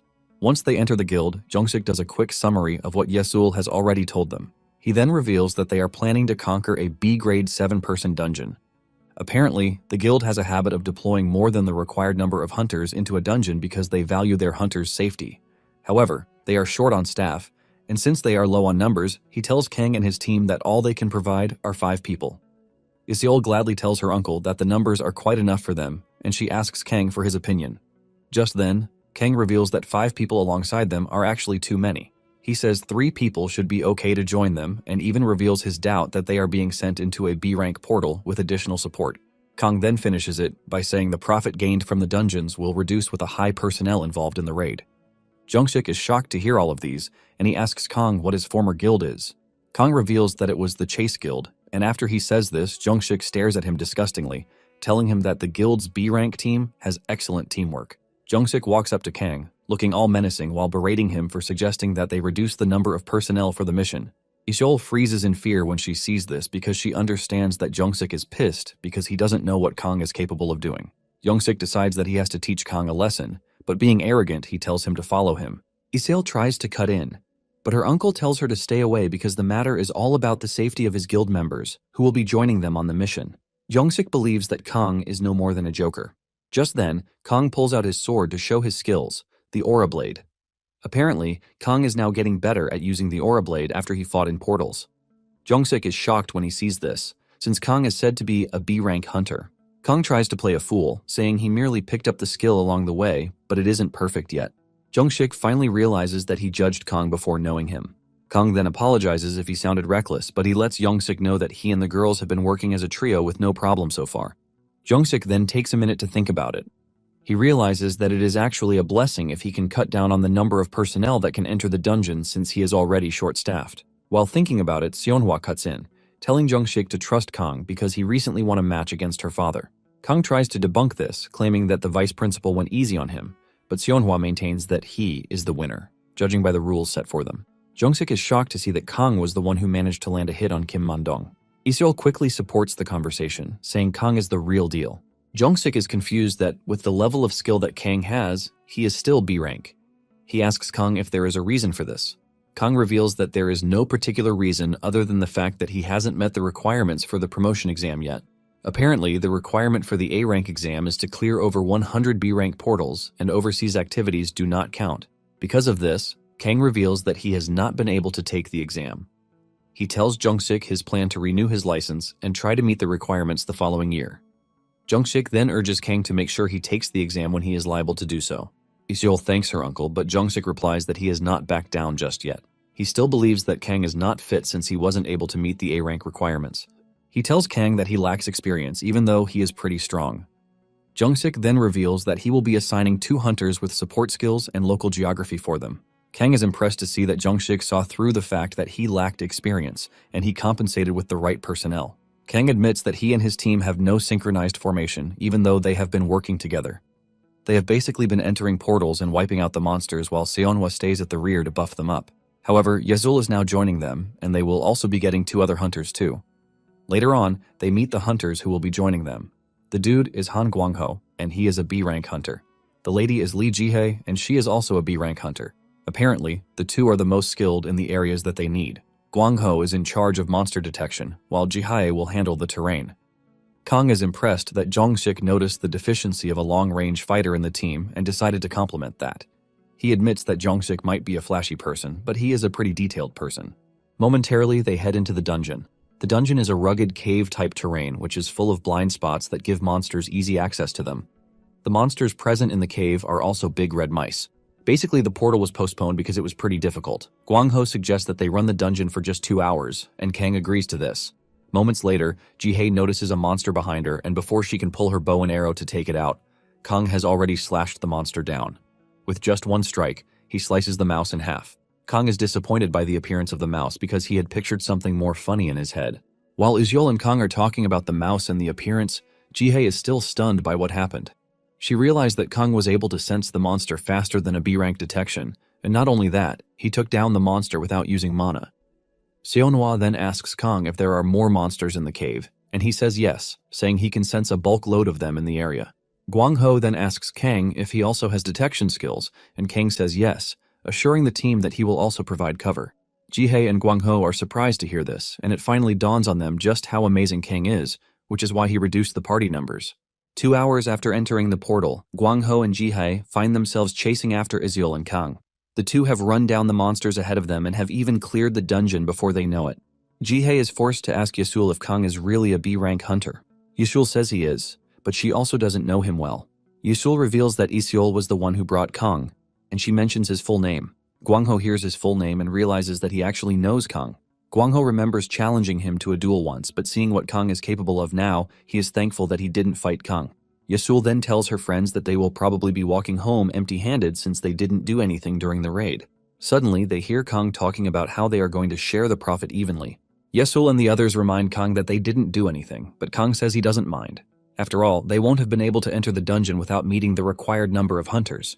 He lets them know that he appreciates the fact that they trusted a stranger. Guangho realizes that Kang is genuine with his gift, and he rushes over to hug him like a brother. With this, the team continued carrying out several expeditions on the island. At the same time, Kang's students on the island have gotten the idea that he is on the island, and they have started texting him, telling him to come and meet up with them. On the third day of the expedition, Guangho and the extras in the team talk about how lucky they are to have Sonhwa, Iseol, and Kang on the team, because they have been the ones doing all the work. After coming out of one of the portals, Seonhwa reminds Kang that he has an appointment. Kang reveals that he wants to meet up with his students, who came to Jeju for a vacation trip. Since he is covered in blood and monsters' dirt, Seonhwa advises him to wash up before going. Kang is glad that the team is already getting used to each other, and things are probably going to become easier the following week, since the injured hunters will be returning. Guangho then asks Kang if he needs a car to go see his students. Kang says there is no need for this since he plans to take a taxi, but Guangho insists that he take his car, since this is the least he can do to help. Kang takes the car, and while he is on his way to meet the students, he puts a call through to them. The students are excited that their teacher is finally coming to meet them. He asks them if they need anything while also asking if they are all together. Jinsu reveals that one of the twins, Onseo, came down with a fever, and she stayed back at the inn. Jinsu reveals that they will be back at the inn in an hour, and Kang lets them know that he is fine with the timing. When he asks them again what they want, they start screaming a whole bunch of stuff on the phone, and Kang is forced to drop the call. However, he heard that they wanted beef, and he decided to stop by the supermarket to grab some drinks and snacks for the kids. Just then, he notices that there is bad traffic on the highway, leaving him to wonder what might be wrong. He comes across a checkpoint, but instead of police officers, he realizes that there are soldiers there. He then asks one of the soldiers what happened and why there is bad traffic. The soldier reveals that a monster escaped during a raid near a dungeon close to the area. Apparently, the hunters sent to contain the monster failed to contain it, which is why they are locking down the entire area. Kang doesn't think too much of it before he suddenly realizes that Unseo is at the inn. Kang asks the soldier about the range of the lockdown, and he reveals that the entire district is on lockdown. Kang is asked if he is a resident inside the lockdown region. He says no, but he has someone in the inn located in the area. The soldier then suggests that he call Onseo. After a few seconds, Onseo picks up the call. With fear in his voice, he asks Onseo where she is. Onseo reveals that she is at the inn, and Kang urges her to carefully listen to what he is about to tell her. He lets Onseo know that a monster escaped from a nearby portal and that almost everyone has evacuated the district. Kang urges Onseo not to leave the inn since the entire area will be quiet. The soldiers mention that the monster that escaped is the Shadow Reaper, and Kang knows just how dangerous the Shadow Reaper is. Basically, the Shadow Reaper is a B-rank dungeon boss monster. It possesses stealth abilities and a considerable amount of power, which makes it a tricky beast to face. Kang repeats his instruction, telling Unseo not to leave the inn no matter what, so the Shadow Reaper doesn't see her. Just then, Unseo asks her teacher if the Shadow Reaper carries a large scythe and also wears a black robe. Kang confirms this, believing that Unseo paid attention in class. However, Unseo tells him that he is wrong because for some reason, he is basically staring at the Shadow Reaper. Unseo then adds that it is going to be hard for her to avoid the monster. Kang gets more upset when he hears this, as he asks Unseo for more details. Unseo then tells the teacher that she is not the only one in the area. It turns out that there are some kids hiding behind a car who failed to evacuate when everyone was leaving. The Shadow Reaper is right behind the car where the kids are hiding. Out of fear, one of the kids makes a tiny sound, catching the attention of the Shadow Reaper. The Shadow Reaper raises its scythe, ready to slash the kids, but Unseo hits it with an energy blast to get its attention. Unseo immediately tells Kang that he needs to get to her and fast. She lets her teacher know that she won't be able to run for long, thanks to the fever messing with her. Before Kang knows it, he loses reception with Unseo, and he starts screaming on the phone trying to reach her. Kang turns to the soldiers, telling them that he might be a teacher, but he is also a hunter who is currently working with the Haerang Guild. He asks the soldiers if there is a way for him to get through the traffic. Since he is a hunter, the soldiers let him know that he is free to move past, but since the traffic is really bad, he might have to wait till the cars ahead of him move out of the way. Instead of waiting around for the cars ahead of him to move, Kang spots a route in the bush beside him, and he points to it to let the soldiers know that he is willing to pass there. Meanwhile, Guangho and the team are having fun after a successful expedition in the dungeons. Guangho is enjoying cups of beer, and he invites Jihei, who reluctantly accepts even though she doesn't drink beer. She claims that she was really thirsty for anything because of the 3-day marathon. Guangho is also glad that Kang is helping out because he will be able to pay off his car loan in no time. He even sees himself getting rich in no time. Apparently, he bought the car with a 36-month installment plan, and because Kang is helping them clear the dungeons faster, he knows he is going to earn a lot. Guangho believes that Kang will also be with his students. But unknown to him, Kang has turned his car into an off-road vehicle as he uses it to clear a path through the rough terrain. At the same time, Eun-seo is trying to get away from the Shadow Reaper that is now after her life. She remembers what Kang told them in class about avoiding the urge to be a hero because it might end up causing more problems. Back then, Eun-seo had asked what they could do in situations where they had no choice. Kang told them to assess their surroundings, and after this, they should try to make a run for it. Eun-seo questions why they need to assess the surroundings when they are going to run away in the end. Kang replied that this is to help them know exactly where to run to increase their chances of survival. Kang also has a thing for making the students run every single day without fail. Eun-seo and the others have always questioned his decision to make them run every day.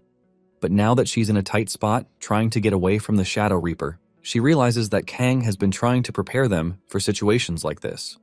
She narrowly missed death, which is thanks to Kang's teachings. Eun-seo moved just at the right time to avoid being impaled by the monster's scythe. Eun-seo knows how dangerous Shadow Reapers are, and she considers her little escape a miracle. While standing in the distance, she sees the kids that she just helped, and this makes her remember why she wanted to become a hunter in the first place. Initially, she joined the hunter school because her sister came too.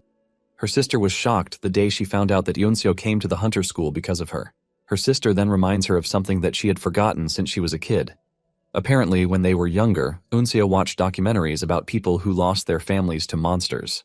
Moved by this, Eun-seo mentioned that she wanted to become a hunter to help prevent such an occurrence from happening. Eun-seo doesn't remember it, but her sister does.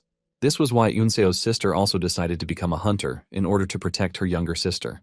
Eun-seo knows that she would have had the time to escape if she had ignored the kids, but she knows she won't be able to face her sister when she returns home. Eun-seo screams at the kids to get to the nearest shelter while she lures the monster away. Suddenly, Eun-seo notices that the monster has disappeared. Eun-seo immediately stops to assess the situation, and this is when she remembers that the Shadow Reaper is feared because of its elusive nature. Before she knows it, the Shadow Reaper appears behind her. Eun-seo is already caught in the monster's shadow, and there is no escape for her. She can only watch as the Shadow Reaper raises its scythe, ready to decapitate her. At that moment, Kang appears in the distance, driving recklessly toward them, and he hits the Shadow Reaper with the car. 3 minutes earlier, Kang was tracking down Eun-seo's position using his Kai. Using his ki, he is able to determine the figures that are humans, and the particular figure that is the monster. Kang believes that nothing serious will happen to Eun-seo since she appeared in the original story. However, he remembers that some things have not been adding up. Things like Seora leaving Antas or Iseol's decision to join the school. Kang believes that the actions he has taken so far might cause a butterfly effect, which can make Eun-seo's fate become unpredictable. Not ready to accept this reality, Kang stepped on the gas and focused his ki to track down the monster. The moment he locked onto the Shadow Reaper, he pushed the car to its limit as he cut through the trees, and he hit the Shadow Reaper with the car. Kang jumps out of the car and heads straight for the Shadow Reaper. He is pissed that there is a monster trying to hurt his student. He hits the Shadow Reaper with so much anger that it throws it to the ground. Kang looks like a scary villain before finishing off the Shadow Reaper with just his bare hands, which he infused with a devastating energy blast. Eun-seo witnessed this, leaving her totally stunned. Kang ends up in the water beside them alongside the Shadow Reaper's dead body. Kang finally emerges from the water, heaving a sigh of relief that he made it just in time to save his student, because she definitely would have been done for if he had arrived just a minute later. Kang climbs out of the river, casually asking Eun-seo if she is fine. Before he knows it, Eun-seo jumps into his arms with tears in her eyes. Kang realizes that the girl must have been really scared, even though she stood up for the kids. Kang urges her not to cry since she wasn't hurt anywhere. Eun-seo then reminds Kang of the car that has ended up at the bottom of the river. Kang pats her on the head, telling her that it is just a car. The only thing is that he is glad that she is safe. Meanwhile, the car owner is sleeping soundly in his room, not knowing that his car is totally wrecked. Momentarily, the news about the defeat of the Shadow Reaper spread quickly, thanks to the kids who ran to report it. In no time, several vehicles from the military, medical staff, and the like arrive on the scene. Kang and Eun-seo sit behind an ambulance, and Kang asks Eun-seo if she will call her parents, but Eun-seo says no because they might just make her come back home and end the trip. Kang understands where she's coming from, and he commends her for being a hero. However, he is worried that she could have been hurt, but Eun-seo reminds her teacher that he saved her. Kang then teases her, asking her what she would have done if he had arrived even a minute late. Eun-seo then decides to taunt her teacher with his handsome face. Eun-seo jumps out of the back of the ambulance, telling Kang that she will be seeing him at the inn later. She thanks him for the help, and before Kang can stop her, a police officer shows up. The police officer informed Kang that they have recovered the Reaper's corpse. The police then ask Kang which guild he is working with, and he reveals that he is just a teacher at the hunter school. The police officer is impressed to hear this, and he salutes Kang, telling him that things would definitely have gone south if he hadn't killed the Shadow Reaper. Kang doesn't think it is something that requires much appreciation, but the police officer lets him know that it does, and he urges Kang to follow him to the police headquarters so he can write a report on what happened. He assures Kang that it won't take long, and Kang agrees to it. Kang heads to the headquarters, thinking everything will be fast. But before he knows it, he finds himself talking to the governor, the police chief, and even the guildmaster who allowed the monster to escape. Kang cannot believe that they interviewed him separately when they could have done it all at once. Kang's mood changes for the better when he learns that he is going to be compensated for what he did. Apparently, the guild that mismanaged the monster promised to pay for the Shadow Reaper corpse and also give Kang a reward. In addition to this, they said they would buy a new car for Guang Ho because his car was wrecked. In all of these, the governor also reveals his plan to put together a Righteous Person award for Kang. Kang wants the money but doesn't want the award. The governor tries to convince him that he deserves the award since he did well. Kang is trying to avoid the award because he knows that this will put him on Antis's radar. Since the governor is insisting, he tells the governor to give the award to Unseo, since she risked her life to lure the monster away. The governor finally agrees to this, and after this, the police officer tells Kang that he is willing to take him wherever he is going. Kang then asks if the butcher shop will still be open because his students want to eat beef. Momentarily, Kang meets up with his students with the beef. They waste no time grilling the beef and they start consuming it. Kang sits in the distance, admiring how good his students are. The students soon offer Kang the chance to stay the night. He tries to dodge the chance, but they insist, telling him that he can also follow them to the beach the next day. Kang finally agrees, and he asks the kids to play board games with him. The next day, Kang joins the students on the beach. He sits on the beach chair while the students play in the water. Kang cannot believe that the students still have enough energy in them to play around even though they stayed up all night. He is already planning on increasing the number of laps that they are going to run once the semester resumes. Just then, Jinsu and the others cook up a plan. They leave the water and walk up to their teacher, asking him if he is bored. Kang replies that he is fine where he is, but the students have other plans. They all try to grab him at the same time, but they are no match for him as he easily moves away from the chair, leaving them to catch the air. The students are not ready to give up, even though Kang is pretty elusive, as they continue chasing after him. Kang casually tells them that they are still not at the level where they can catch him. Kang then tells Jinsu to follow him and get drinks while Unseo stays behind to watch over the others. Unseo's sister Yunsu is shocked when she hears this, asking Kang if he is showing favoritism to Unseo. Kang casually tells her to be well-behaved like her younger sister. Kang continues walking away, telling them to stay put while he is gone. Jinsu asks Kang if he plans to leave the girls to themselves, and he says yes. Jinsu is glad that he is close to the teacher because he could have ended up just like the girls. While Kang and Jinsu are gone, Unseo resorts to a terrible method to keep the girls at bay. She places sandcups on their arms, telling them not to move until the teacher returns. The girls are obviously frustrated, but they can't do anything since Unseo is in charge while the teacher is away. As if things are not bad enough for the girls already, some female praying dudes arrive at the beach and immediately focus their attention on the girls. The dudes ask the girls if they are willing to hang out with them, but the girls ignore them and look at them disgustingly, which is a clear sign telling them to back off. However, the dudes do not want to take no for an answer as they try to sweet-talk their way to get the girls' attention. The girls are forced to reveal that they are minors. But even with this, the dudes are not ready to back down. They are offered drinks, but the girls still refuse to take the drinks. One of the annoying dudes grabs the brown-haired girl and she angrily twists his arm, causing him intense pain before running through the rest of the dudes like they are nothing. Apparently, hunters are punished when they get into a fight with civilians, and this applies to hunter trainees because their strength is incomparable to that of civilians. In the end, the girl didn't beat up the dudes because everything that happened was just her imagination of running through the dudes. She even tells one of the guys that she has already imagined beating him to a pulp, but the dude just won't back off. The girl wishes that she could just move because she would have beaten the crap out of the delinquents. Just then, Kang returns to the beach, and he is surprised to see some dudes with his students. Kang is surprised that he has been gone for just 10 minutes and everything is already upside down. The leader of the delinquents sees Kang and immediately walks over like he is some mafia boss. He starts making fun of Kang's face, saying he looks like a student. Kang doesn't overreact as he tries to talk to the dude nicely, but he is so annoying that he is not making it easy for Kang to look away. Kang urges the dude to get a move on since the girls have already rejected him. Kang calls him a pathetic loser, and this pisses him off. He believes that Kang is trying to look cool in front of him, and he decides to teach him a lesson.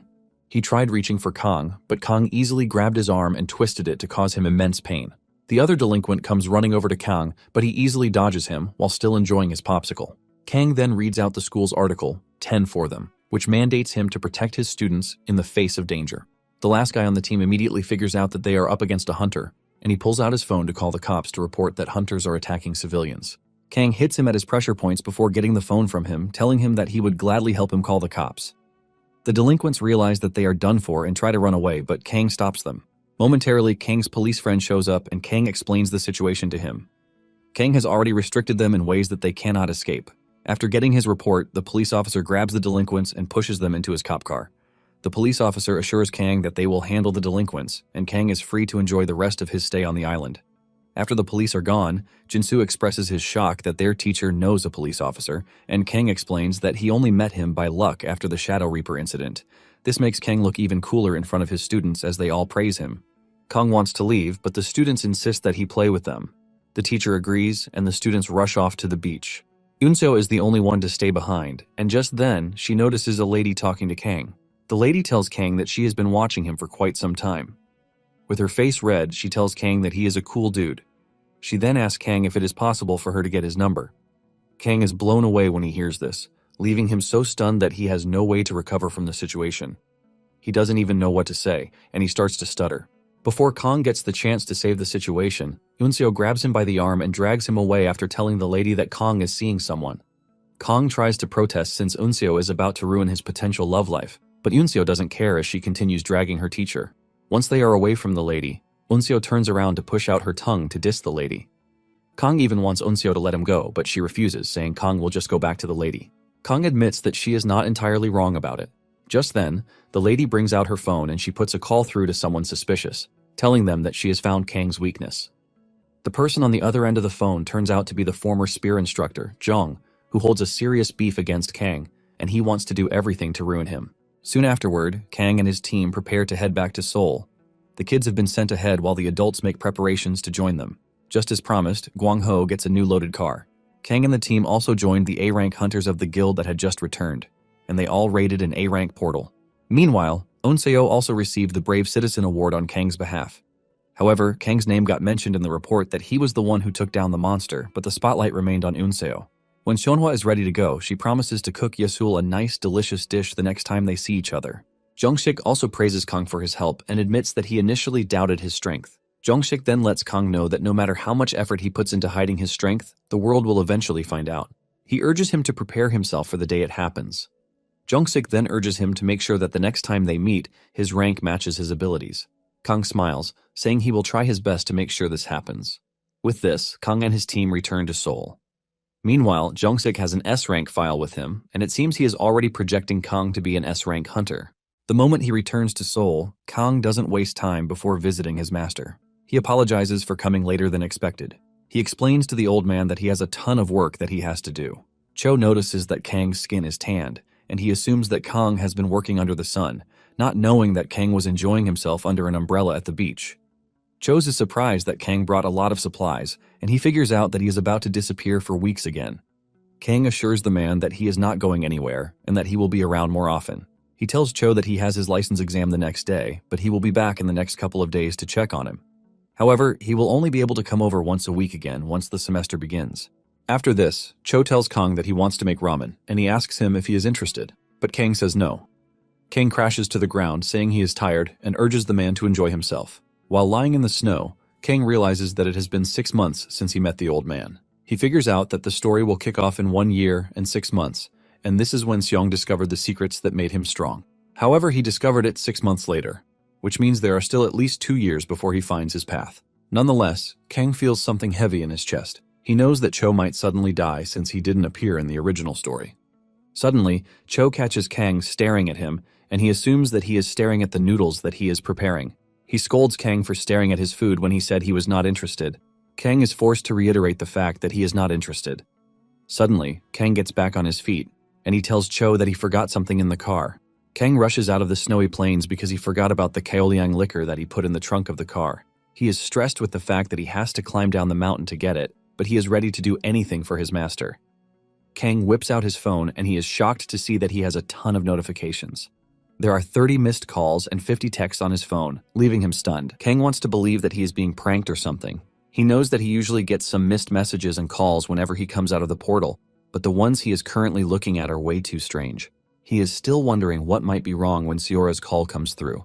Kang excitedly picks up the call, but the first thing he hears from Seora is her calling him a scumbag.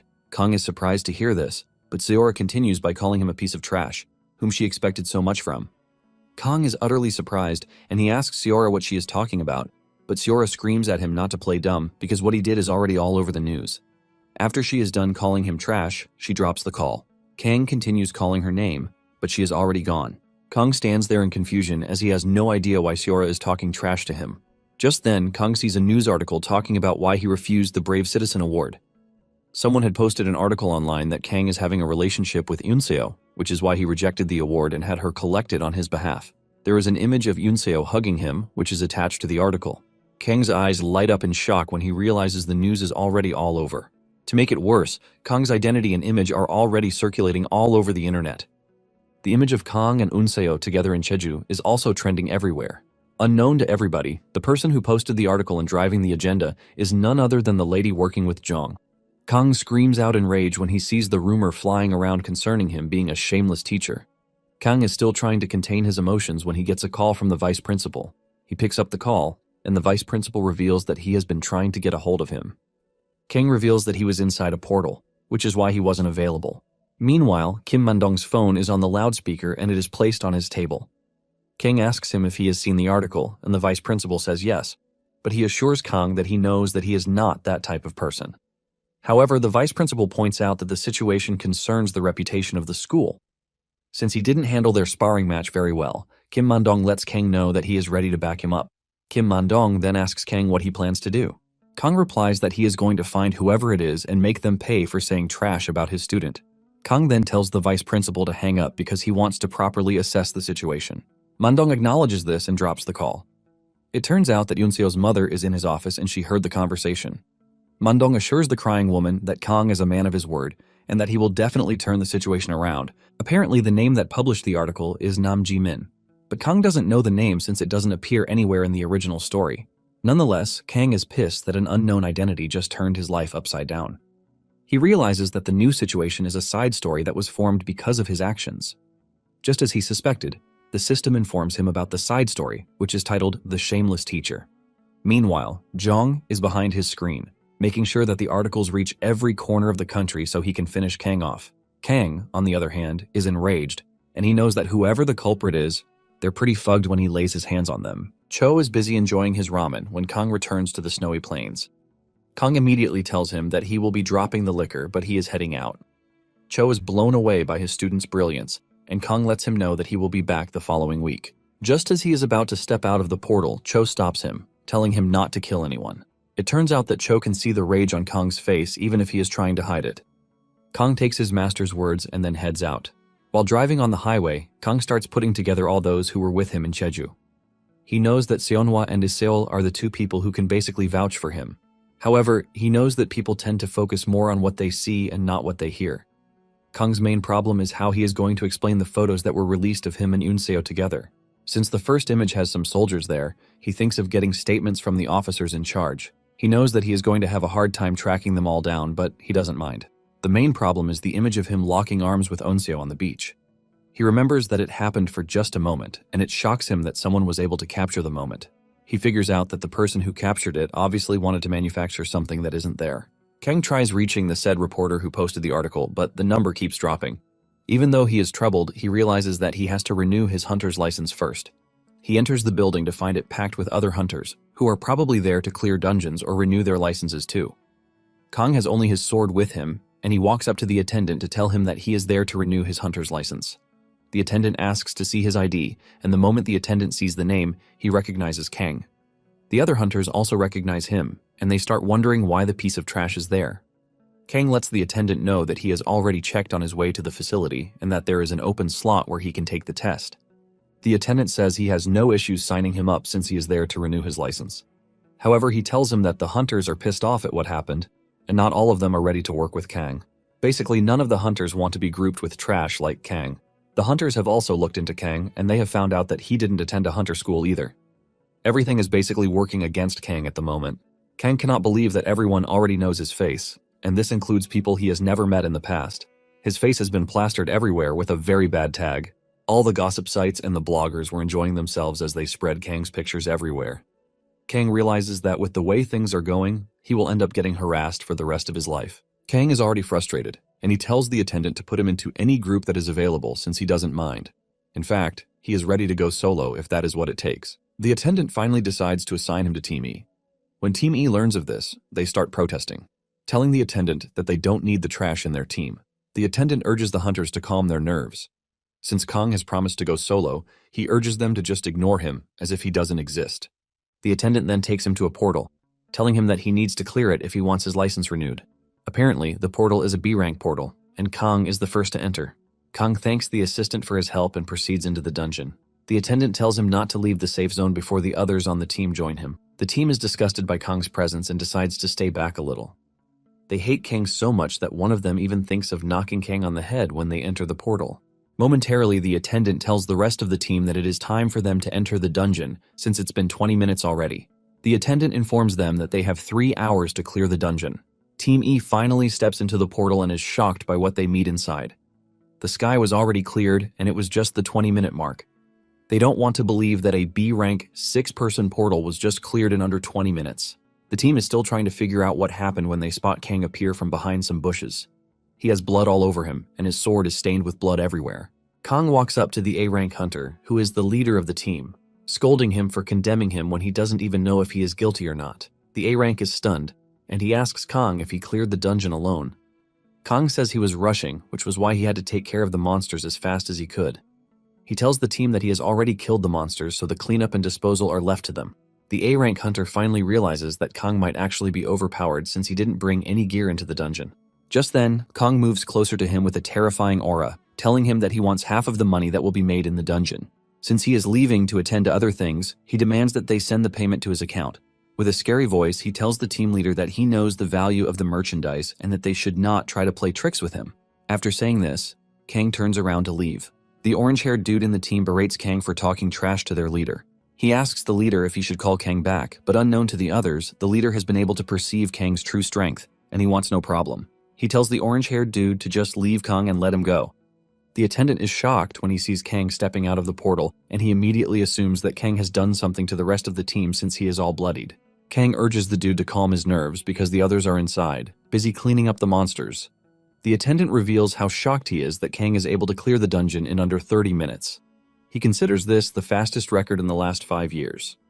Kang then asks him who held the previous record. Apparently, a large guild once entered the portal, and they cleared it in 25 minutes. However, for the solo record, Isiol was able to clear the dungeon in just 40 minutes. When Kang hears this, he is also shocked, and he realizes that he must have pushed himself to the limit because he wanted to finish as fast as possible.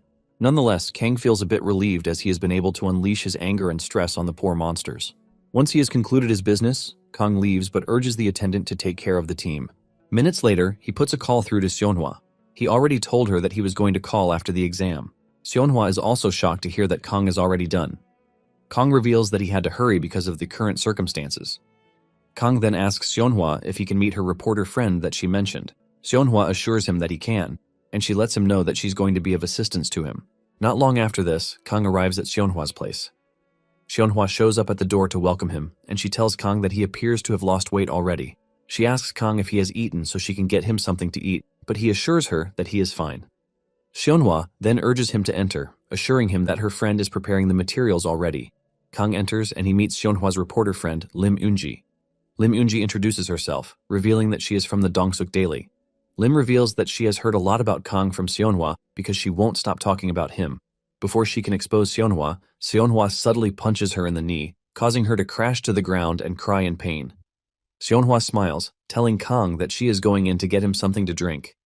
After preparing tea for everybody, Lim asks Kang if he is in a romantic relationship with Yunseo, but Kang swears that he is innocent. After this, Lim asks him if he has any evidence or witnesses to support his claim and debunks the articles flying around. Seonhwa is the first to talk, telling Lim that she knows the reason why Kang went to Jeju Island. In addition to this, she has a video recording with her. In the video recording, there are Jung-sik and Yesul vouching for Kang. Kang is shocked when he realizes that 2 people from the Haerang Guild have his back. In the video, they explained why Kang came to Jeju Island in the first place, and the fact that they close from work together every single day. Seonhwa assures Kang that they are ready to bear witness just in case the entire thing ends up in a courtroom. Lim is blown away by the video as she realizes that it is concrete proof that Kang didn't go to Jeju Island because of romance. Just then, they show Kang another piece of evidence that might help him out. It is a video recording of Kim Man-dong. He tells the public that he totally trusts Kang.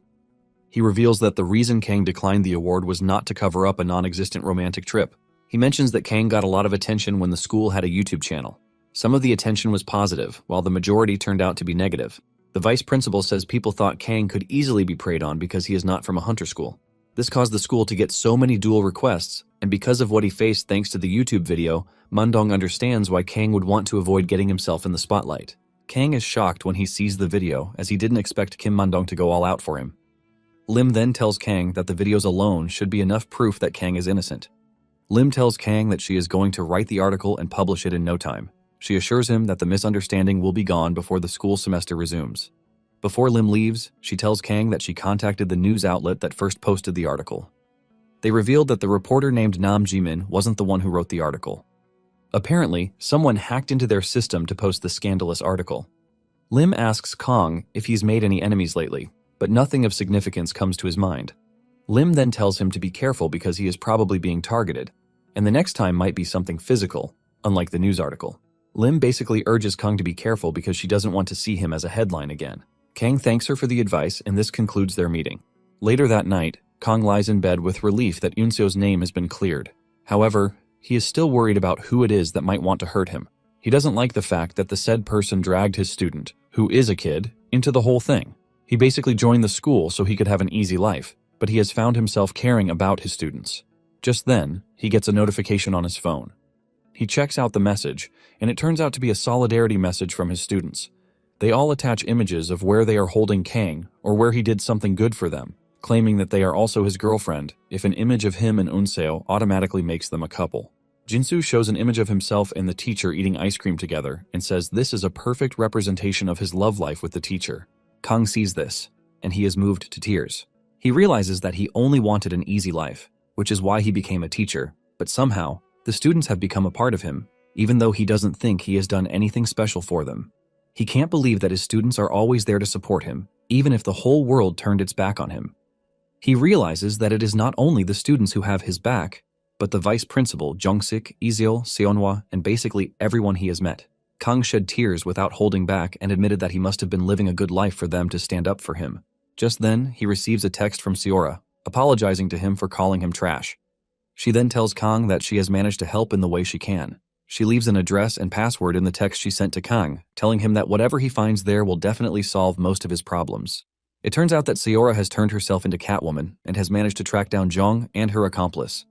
She has tied them up in a warehouse after shaving part of their hair and is just waiting for Kang to come and find them. Shortly afterward, Kang arrives at the warehouse to find Jong and his accomplice, the lady from the beach. They have been tied to a chair, and Seora also put duct tape on their mouths. Kang sees a laptop on the table and uses the password Seora gave him to check out the laptop. He is horrified when he realizes that Jong has cooked up a lot of bad images and articles to destroy him. It turns out that Jong was still bitter about his loss in the duel and had been acting recklessly toward Kang because of it. Kang wastes no time before calling the police to the scene. While Jong is being led to the car, Jong tells Kang that he will be back for him, and he threatens to start with the people around him. The moment Kang hears this, he goes into feral mode and he grabs Jong by his shirt, daring him to come after him again. Kang initially tells him that he is going to beat him to a pulp, but he changes it up and lets him know that if he tries to mess with the people around him, he is going to send him to God for judgment. Jong can sense the killing instinct coming from Kang, and this scares the crap out of him. The policemen are forced to drag Kang away so he doesn't tear Jong's head off right there. Later on, a news report comes out vindicating Kang of everything that he was accused of. Thanks to the testimonies of the big names, the public opinion on Kang totally changed for the better. Kang visits his master, and he tells him what happened. Cho is disappointed that people switched up on him without even waiting for concrete evidence. Cho then admits that a rumor is pretty dangerous. Cho also tells Kang that students are pretty commendable for going to such lengths for him. Kang then tells the old man that he considers himself lucky with people. The school even told him to take a leave of absence, but he refused because he didn't want his students to worry. Cho praises him for his ingenuity, telling him that he has to repay their kindness with his good teachings. Because of this, Kang tells the old man that he has a request. He asks him if he knows about the 3-talent sword method. This is a sword method composed of the basic skills of horizontal cut, vertical cut, and thrust. It is basically a lowly rated martial art, but Kang believes that it would be good to teach the kids. He wants to know if the old man has any idea about the skill. Cho replies that he doesn't know the three-talent sword method, and he questions Kang's curiosity about it when he has not even finished learning the one he is currently learning. Kang then explains better to Cho, and Cho finally realizes that he was talking about the usual sword cuts method. Cho was totally confused because of the use of talents in the name. Kang then asks the old man if he knows any other technique aside from the one he has learned. Cho says yes, but he wants to know why Kang wants them. Kang reveals that he wants to teach his students so he can know that he has finally done something special for them. Cho disputes this, saying it is not a must for him to teach them martial arts. Cho then reveals that there was something he learned from the three-bong dude when he went to the Wudong Mountain many years back. Kang is curious about what it is, and Cho reveals that the dude was good at medicinal herbs, which pushed him to produce amazing medicinal potions. Apparently, Cho was given the go-ahead to give it to his disciple if he ever took one under his wings. Kang is surprised that Cho didn't give it to him in the first place, and Cho lets him know that he has already helped him build his physique past the stage where he needs it. Kang believes that it is a tonic, but Cho corrects him, telling him that the herbs might not increase inner energy, but the effects are still amazing. Cho lets him know that it is easy to prepare, and he considers it the best gift that Kang can give his students. Cho then asks him if he is willing to learn it, and he says yes. When Kang resumes class, the herb is the first thing he gives to his students. After a sip, they start vomiting it up, as they complain that it tastes like poison. Kang cannot believe that the punks he calls his students are vomiting what should be helping their bodies. Jinsu also complains, but Kang doesn't waste time punishing him with an extra lap during their running activities. Kang lets them know that they have no choice because for the next 2 months, the first thing they will do is to drink the medicinal concoction. However, he lets them know that they are free not to drink it if that is what they really want. When Jinsu hears this, he realizes that it might actually be good for him if he drinks it. Since they are not in the class to take lectures for the day, Kang suggests that they say their goodbyes and disperse the class. The class president, Young Min-hee, stands up and the entire class follows. Just like a military salute, the students pay their respects to Kang, urging him to take care of them just like he did the past semester. The students start praising him, telling him that he is handsome and that he shouldn't quit. It finally dawned on Kang that the students were worried that he was going to quit the school. Once the students figure out that they still have their teacher with them, they finally disperse from the class. After the kids are gone, Seora shows up in the class. Kang is surprised and he asks her why she has come to see him. It turns out that Antas is now seriously interested in Kang and they have sent Seora yet again. Kang already knew that they were going to come because he had made lots of noise in the recent months. Realizing that the situation is now dire, Kang calls out some names for Seora to hear. Seora is initially confused until Kang reveals that the names are the key figures in Antas. He wants Seora to warn Antas to back off or else he will expose their top key figures.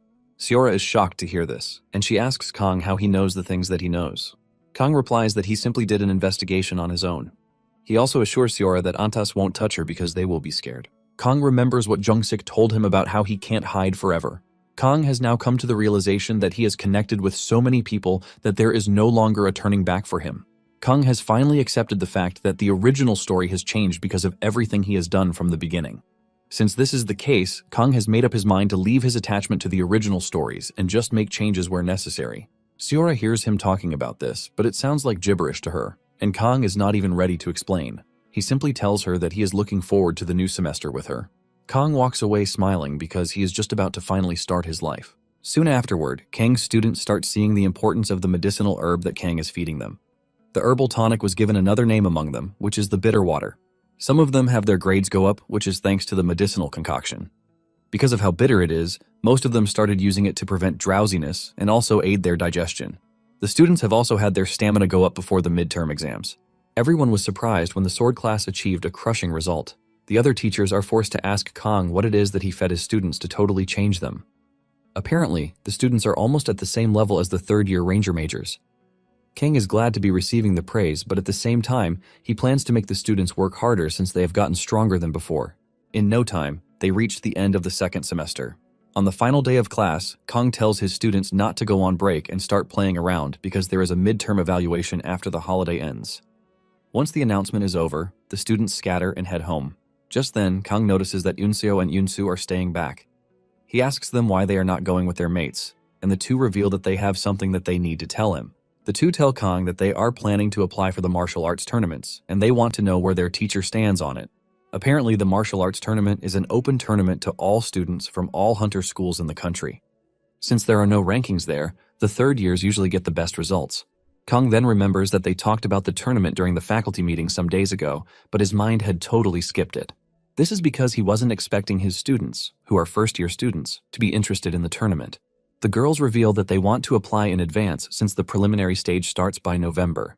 They are conflicted about it, which is why they need Kang's advice to see if it is a good idea or not. Kang tells the two that they might have difficulties against the second and third-year students, who already have experience in the competition. The girls agree with him, saying that they are going to end up tarnishing his image if they attend the competition.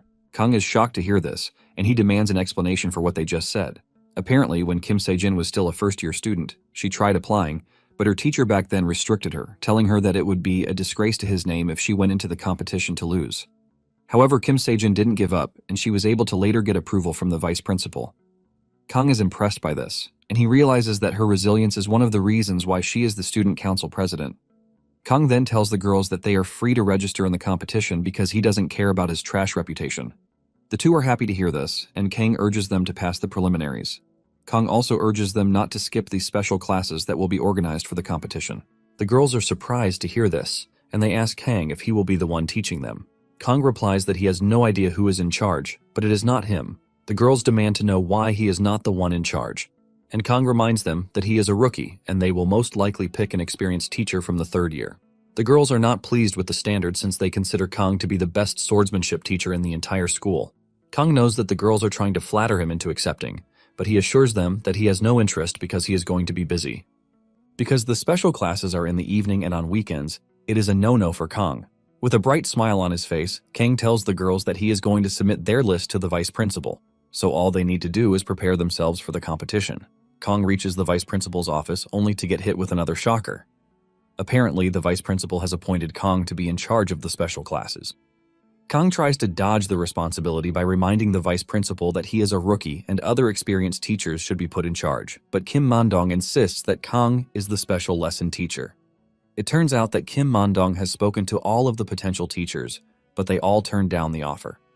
Kim Man-dong realizes that Kang is being difficult, and he suggests that they make a deal just like the last time. Kang replies that Kim Man-dong wasn't ready to honor the deal that they made, and because of this, he is doubtful of making another deal with Kim Man-dong. Man-dong then mentions something peculiar. He learned that Kang has not met the conditions for the A-rank promotion test yet. Kang agrees with this, but says he is already aiming for the following year.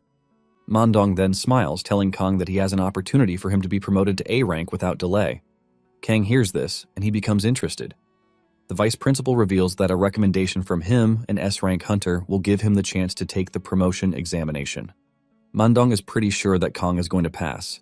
The deal is a very sweet one for Kang to just overlook. He knows that becoming an A-rank hunter means more money for him. Kang then asks if he can adjust the schedule since he is not going to be available on some days. Once they are in agreement, Kang steps out of the office. Kang intentionally accepted the offer just because he knew that his Man-dong might come in clutch one day. Kang stares at the list in front of him, and he realizes that 2 of the current applicants are from the first year, while the last student, Kim Se-jin, is from the third year class. Since Kang has not seen Kim Se-jin since the duel, he hopes that she is doing well for herself. Meanwhile, Kim Se-jin is training herself to the death just so she can catch up to Kang's level. When Kang goes to the snowy plains, he tells the old man of his plans to train harder, leaving him shocked. He wonders why someone who is always trying to skip training is suddenly asking for more. He even suspects that he had killed someone and was running away from the authorities. Kang can only explain that he wants to get stronger than what he originally planned to be. Since he has decided that he will start making his own decisions, Kang wants to get stronger in case of any blowback. He also doesn't know what would happen when the world goes into chaos, but he wants to be ready to protect those close to him. Just then, he asks the old man if he can now read the writing from the outside world, and Cho says yes, claiming that it is not difficult. Just then, Kang shows the old man a swordsmanship book, telling him to take a look at it. Cho takes a look at the said swordsmanship textbook used in the outside world and concludes that it is nothing but trash. He says the techniques in the book are not even worth being considered third-rate martial arts. Kang smiles when he realizes that the old man thinks the same as him, and he tells the old man that his decision to stay in the snowy plains for the entire break is not for his own selfish interest. Apparently, he had come up with an idea when he started thinking about how to handle the special classes. Since Cho has fought against all kinds of weapons, Kang tells him that there are also textbooks on other weapons. He wants to know if he will be able to defeat the other weapons if he learned from Cho. When the old man hears this, he grins, and he concludes that Kang has an interesting idea. Cho realizes that Kang is basically asking him for a non-combat sparring match. This is the type of sparring match that takes place only with the use of words. It apparently doesn't improve skills like in a real fight, but it helps to find errors to perfect one's martial theories. Kang came up with the idea that if a grandmaster like Cho can help identify the weakness of modern martial arts, then he can teach them. With this, Kang can then teach the kids how to counter every single weapon. Kang is pretty sure that they will be unstoppable if they can master what he wants to teach them. In no time, Kang and Cho get down to training. In one of the sessions, Kang is able to sneak up behind Cho and try to land a hit on him. Even with the surprise attack, Cho is still able to block it, leaving a blasting effect. This continued for the entire holiday as they trained while taking notes about the entire session. Just as usual, Kang gets beaten up by his master sometimes for always acting like a punk. Kang and Cho had the time to bond well over everything, including ramen, and Kang considers this an enjoyable holiday for him. After the break, Kang gets to taste another flavor of food, which is not ramen, when he returns to the school's cafeteria. Kang is having an awkward moment with himself when Kim Se-jin shows up to greet him. Apparently, the third years are the first to eat, which is why they ended up running into each other. They head to the training room, and Kim suggests that they have a sparring match. Kang simply declines, telling the girl that his stomach will hurt since he just finished eating. Waiting for Kang in the training room are his troublesome students. It turns out that Min-hee and Jin-soo also joined the two sisters in applying for the competition. There are now a total of 4 first-year students and 1 third-year student. Kang is relieved that they are not more than 5, which is a number he should be able to manage. Jin-soo asks Kang if they are going to be having classes on weekends, and Kang says yes, telling him that the principal made the order, so if he wants to complain, he should know who to go to. While everyone else is complaining about the overstretched schedule, Kim Se-jin is ready to even have classes on Sundays. Jin-soo stares at the workaholic lady, asking her why she likes to be a pain in the arse. Min-hee then raises her hand, suggesting that they have more practical classes instead of theory classes.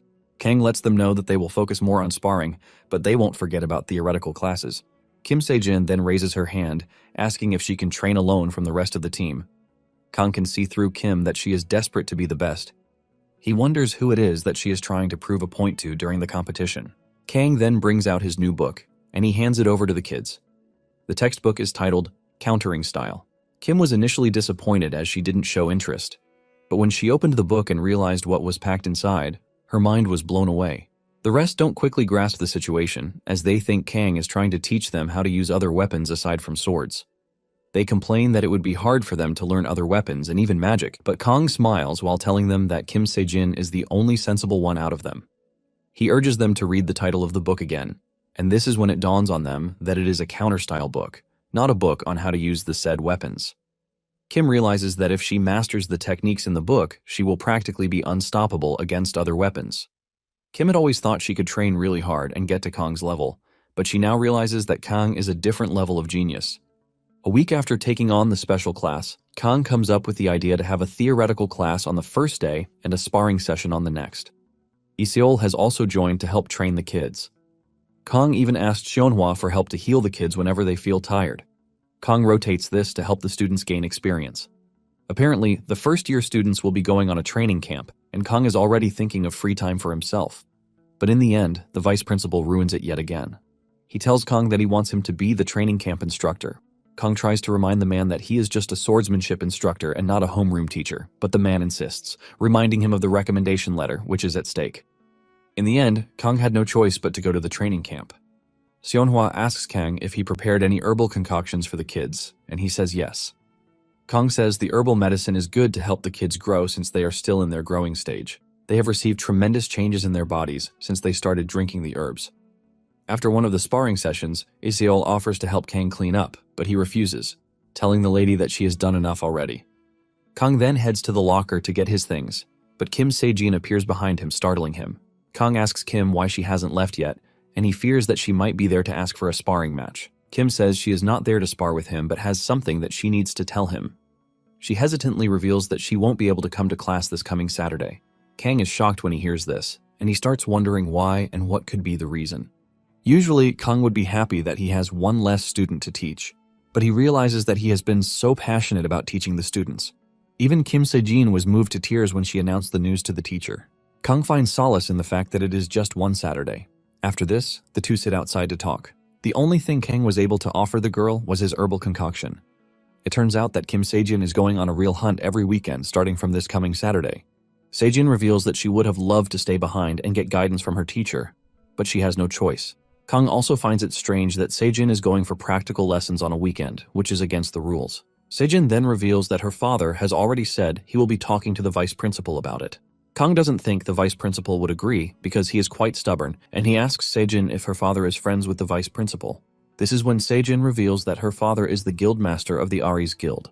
Kang cannot believe that Sejin is also from a rich home. Sejin then reveals that her real target is not the martial arts tournament that is held in the country. Sejin says she is only participating in the tournament so she can qualify for the WHCU 19 ticket. The WHCU 19, also known as the World Hunter Championship Under 19, is a World Hunter Championship for aspiring hunters under the age of 19. Kang then mentions that Sejin will be able to go there if she wins the martial arts tournament. Kang realizes that Sejin hasn't even reached anywhere in the tournament, but she is already dreaming of the championship. However, he believes that Sejin is worthy since she is a two-time back-to-back winner of the martial arts tournament. Because of this, people have already speculated that she will be the winner of the current year's tournament. Sejin then reveals that she went for the championship, and Kang expected to hear something good because of her insane skills, but Sejin reveals that she lost in the first match. Sejin was unlucky to have been matched up against the girl who won the last championship, and she easily defeated Kim Sejin. However, Sejin doesn't blame this on luck because she believes that she would have done better against her opponent if she had the right skills. When Kang hears this, he pats Sejin on the head. Kang tells Sejin that he is proud of her because most people tend to be lenient with themselves, but Sejin is always pushing herself. Sejin's face turns red when she hears her teacher's acknowledgement.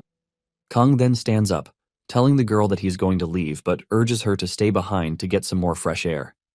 Before leaving, Kang tells Sejin to see her loss to the champion as the runner-up, not as a situation where she was eliminated.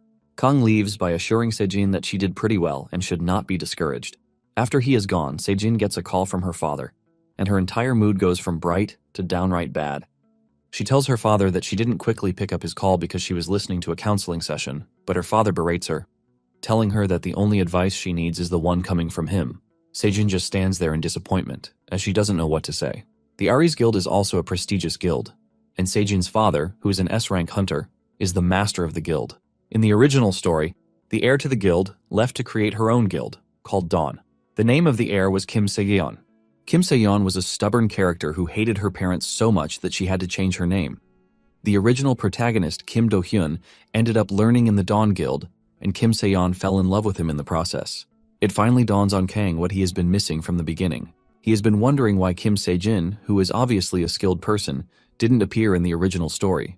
Kang was thinking Sejin was just an impressive side character, but he finally figured out that Sejin was the one who changed her name to Se-yeon, and she was the one who created the guild, Dawn.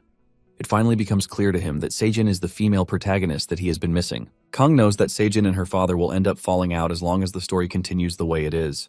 The starting point of their falling out is the WHCU tournament, which will be held in January of the following year. Because Sejin failed to do well in the tournament, she got criticized by her father. Even Kang was impressed by how the story turned out when he was reading it. Kang cannot believe that such a terrible old dude is the parent of one of his fellow students. Since Sejin was this year's winner of the martial arts tournament, Kang finally understands why she was looking so uneasy. After all, he is the coldest, most merciless perfectionist among the top 10 in the living dead. His name is Daichin, and he is an S-rank hunter known as the Sword King, who also happens to be Sejin's father. Daichin is the ultimate helicopter dad who pressures his daughter, who is just trying to become independent, with all of his connections. Kang admits that he would have run away a long time ago if Daichin were his father. Even though in the end they later made up, Kang still didn't really like the chapter. Kang believes that there is nothing that can fully repair what has been damaged. Kang also notices that there is a lot of pressure on her because she is forced to do practical training even on weekends. Kang puts two and two together to realize that Sejin has a lot of assignments as a third-year student, who is also the student council president. Kang cannot believe that Sejin has no time to rest, since she is always having classes and practical hunting training on both weekend days. Kang is worried about the girl, but he believes that everything is going to be resolved later, even if he doesn't involve himself. When Kang visits Cho, he tells him about Sejin's issues, and the old man asks him what he plans to do if he wants to intervene. Kang cannot believe that he is trying to get an answer from Cho, and all he can help him with is a sarcastic answer. Cho asks him if he plans to break someone else's blood bond with his own hands. Cho confesses that he has seen countless people with this kind of burden. Apparently, the direct descendant of the Namgung family, where he briefly stayed as a guest, was an example. Cho says all he did was fix a few postures and mind his business. Kang cannot believe just how heartless Cho is, and Cho lets him know that a single word didn't come out of the dude's mouth. Cho then asks Kang if Sejin asked him for help, but he says no. Cho believes that Sejin is scared of the upcoming fight, but Kang still believes that this is not the case. Cho then berates Kang, telling him to be grateful for his blessings because his disciple is already a martial artist. Kang realizes that Cho is actually right, since Sejin didn't ask for his help, and decides to help without being invited, which might just make things difficult for Sejin. Since the tournament is the following year, Kang figures out that their relationship is still very much okay. Kang then complains about a headache, and Cho tells him to pick up his sword because the best way for him to get rid of impatience is through a spar. Kang urges the old man to go easy on him because he has to go prepare for the training camp the next day. Cho cannot believe that Kang is already rushing off again when he just got there. Kang lets him know that the teachers in charge of the training camp have to go ahead. Since Kang has a busy schedule on his hands, Cho believes that he doesn't have the time to worry about Sejin. However, Kang believes that this has been a distraction, which is why he hasn't been able to train himself in recent times. Kang knows that he has been a busy man since he took on the supplementary classes, and the next Sunday is also the A-rank promotion test. Kang decides that he will buy dinner for Kim and Hong after the test. There seems to be a lot of tasks on his hands, and he believes that his second life is even more hectic than the first. Kang dashes toward Cho, and the sparring session kicks off. While he thinks of everything he has done since he started his second life, Kang has always had something going on since he found himself in this body, and he has not gotten a time of proper rest at all. He had already vowed that he was going to enjoy his second life, but everything going on around him wasn't even giving him the chance to do so. However, this doesn't mean he dislikes his current life because being busy is his choice, and his life hasn't been meaningless either. However, he doesn't know if Sejin thinks the same thing. Even though he didn't want trouble, he was able to tell Seora the truth after meeting Cho. In addition, the duel with the vice principal has helped him become stronger, even though he lost the duel. Kang is glad that he got stronger because he was able to save his student. In addition, he has met a lot of good people on the way. Just then, Kang realizes that he is already having a calm mind, which was what Cho probably meant when he told him to get rid of impatience. Suddenly, Kang realizes that something is wrong with him, and before he knows it, he senses his internal energy going out of control. Kang starts to wonder why this is happening, and before he knows it, he crashes to his knees in pain. He groans in so much pain that it is even greater than when Cho opened his vessel. Apparently, he is suffering from chi deviation, which is a side effect of one's internal energy going berserk, causing his dantian to burn out. Because of this, the internal energy that escapes the dantian slowly ascends along the spine, not the meridians. Even though he is in pain, Kang crosses his leg to sit in a position that will help him meditate. Kang knows he has to control the rampaging internal energy to help it through the right channel. Shortly afterward, Kang feels a sensation of relief, and the pain suddenly vanishes completely. Kang is left wondering what is happening when Cho walks up to him to congratulate him on his enlightenment, letting him know that he has crossed another wall. Kang is shocked to hear this because it basically means his martial skills have reached the next realm. Cho knows he is worried about his internal energy because he suddenly can't feel it, and he assures him that it didn't disappear, telling him that it is now in a new vessel. Cho expresses how impressed he is that Kang has climbed another wall in such a short time because he was expecting that it would take a little longer. Even though the old man is talking about the enlightenment like a big deal, Kang is not feeling much of a difference. The old man lets him know that reaching a higher realm doesn't change a person because there are still many realms he must cross in the future. He tells him that among them, the condition for entering the supreme pinnacle is to be free from worldly delusions. Cho tells him that even if he can't solve the problem in front of him right away, he is expected to accept the situation and acknowledge it as a part of himself. When Kang hears this, he confesses that he actually feels strangely refreshed, and in addition, he feels really hungry. Cho is not surprised by this because the dude basically circulated his internal energy for a full 8 hours, which is basically why he is hungry. Kang screams out in shock when he hears this because he can't believe that he sat down for 8 hours straight. Even though he is already running late, Cho offers to boil some noodles for him so he can eat before leaving. While eating the noodles, Kang figures out that he is currently at the beginning stage of the Supreme Pinnacle, but he still can't figure out just how much stronger he has gotten. Kang knows that it would be great if he could spar with Cho one more time, but there is no time for this, thanks to the training camp schedule. After he is done eating, Kang rushes off, and it is after his departure that Cho realizes that he didn't tell him to be careful of his power. However, Cho believes that there is nothing that will happen at least. Later on, the instructors from School 2 and School 1 are seen arguing over who is going to take the role of commander during the training camp. School 2 teachers believe that this role should fall to them, since there are no A-rank teachers among the School 1 teachers. Leading the charge is an annoying School 2 teacher with golden hair. The dude nominates Kim Jong-un from School 2, saying they are the most competent for the role. An argument soon ensues on why they should take this dude, since he is still a new teacher. While they are all arguing about this, Kang remains silent in the back, but he can't believe that they have been on this for an hour already. Kang can't believe that he rushed over to the campsite only to be met with this type of trash. Kang is disappointed that they are seriously arguing over who gets to be the commander of the camp instructors. Kang is even surprised that neither side is giving in. Even though he heard that schools are obsessed with their pride, he couldn't believe that it is this bad. After they have argued so much on this, the golden-haired dude suggests that they engage in a duel to settle it. Deep down, Kang is okay with this, since talking won't obviously lead to a conclusion, which means a duel is 100 times better. However, one bulked-up dude doesn't think it is right for them to decide the commander role with a duel. The golden-haired man then tells him to suggest any other alternative that he has. The dude then suggests that they have 5 people from each school come out as representatives and fight. When Kang hears this, he realizes just how smart the idea is. Apparently, School 2 has an A-rank hunter and C-rank hunters, but all of School 1's teachers are B-rank hunters. When the golden-haired hears this, he disagrees, reminding them that they only have about 30 minutes until the end of the training center tour. Since the officials are waiting, he suggests that they keep it simple with a one-on-one. Deep down, Kang knows that they are all scared of the A-rank teacher, which is why they are avoiding the 5 versus 5 fight. Suddenly, he hears the golden hair calling him out. The golden hair mentions that he heard how he sparred with the vice principal, but he is currently hiding in the back, just like the others. He mentions that he also heard how Kang used Aura Blade, but he believes that it was manipulated. Not ready to be dragged into their shenanigans, Kang tells the dude to think whatever he wants. Kang knows that Iseul would have excitedly taken the fight, assuming she was there. However, Kang doesn't see any reason why he should, because even if he wins, this would only boost the egos of the people who look down on him for coming from a non-hunter school. Kang is restraining himself until the golden hair mentions the student saga. Kang immediately agrees that they duel, but his colleagues urge him to calm down. He reminds them that it is a duel, and he is allowed to enter. To calm them, he tells them that he is going to yield the representative position even if he wins, and they agree to this.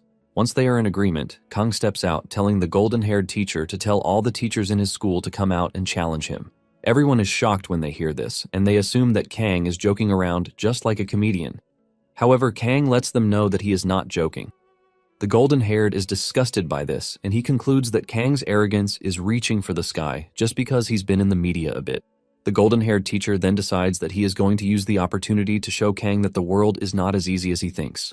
While drawing a circle meant to be the ring, Kang tells the gold-haired teacher that he should be the one telling him that the world is not easy, because they are probably going to fight all day over who the referee should be.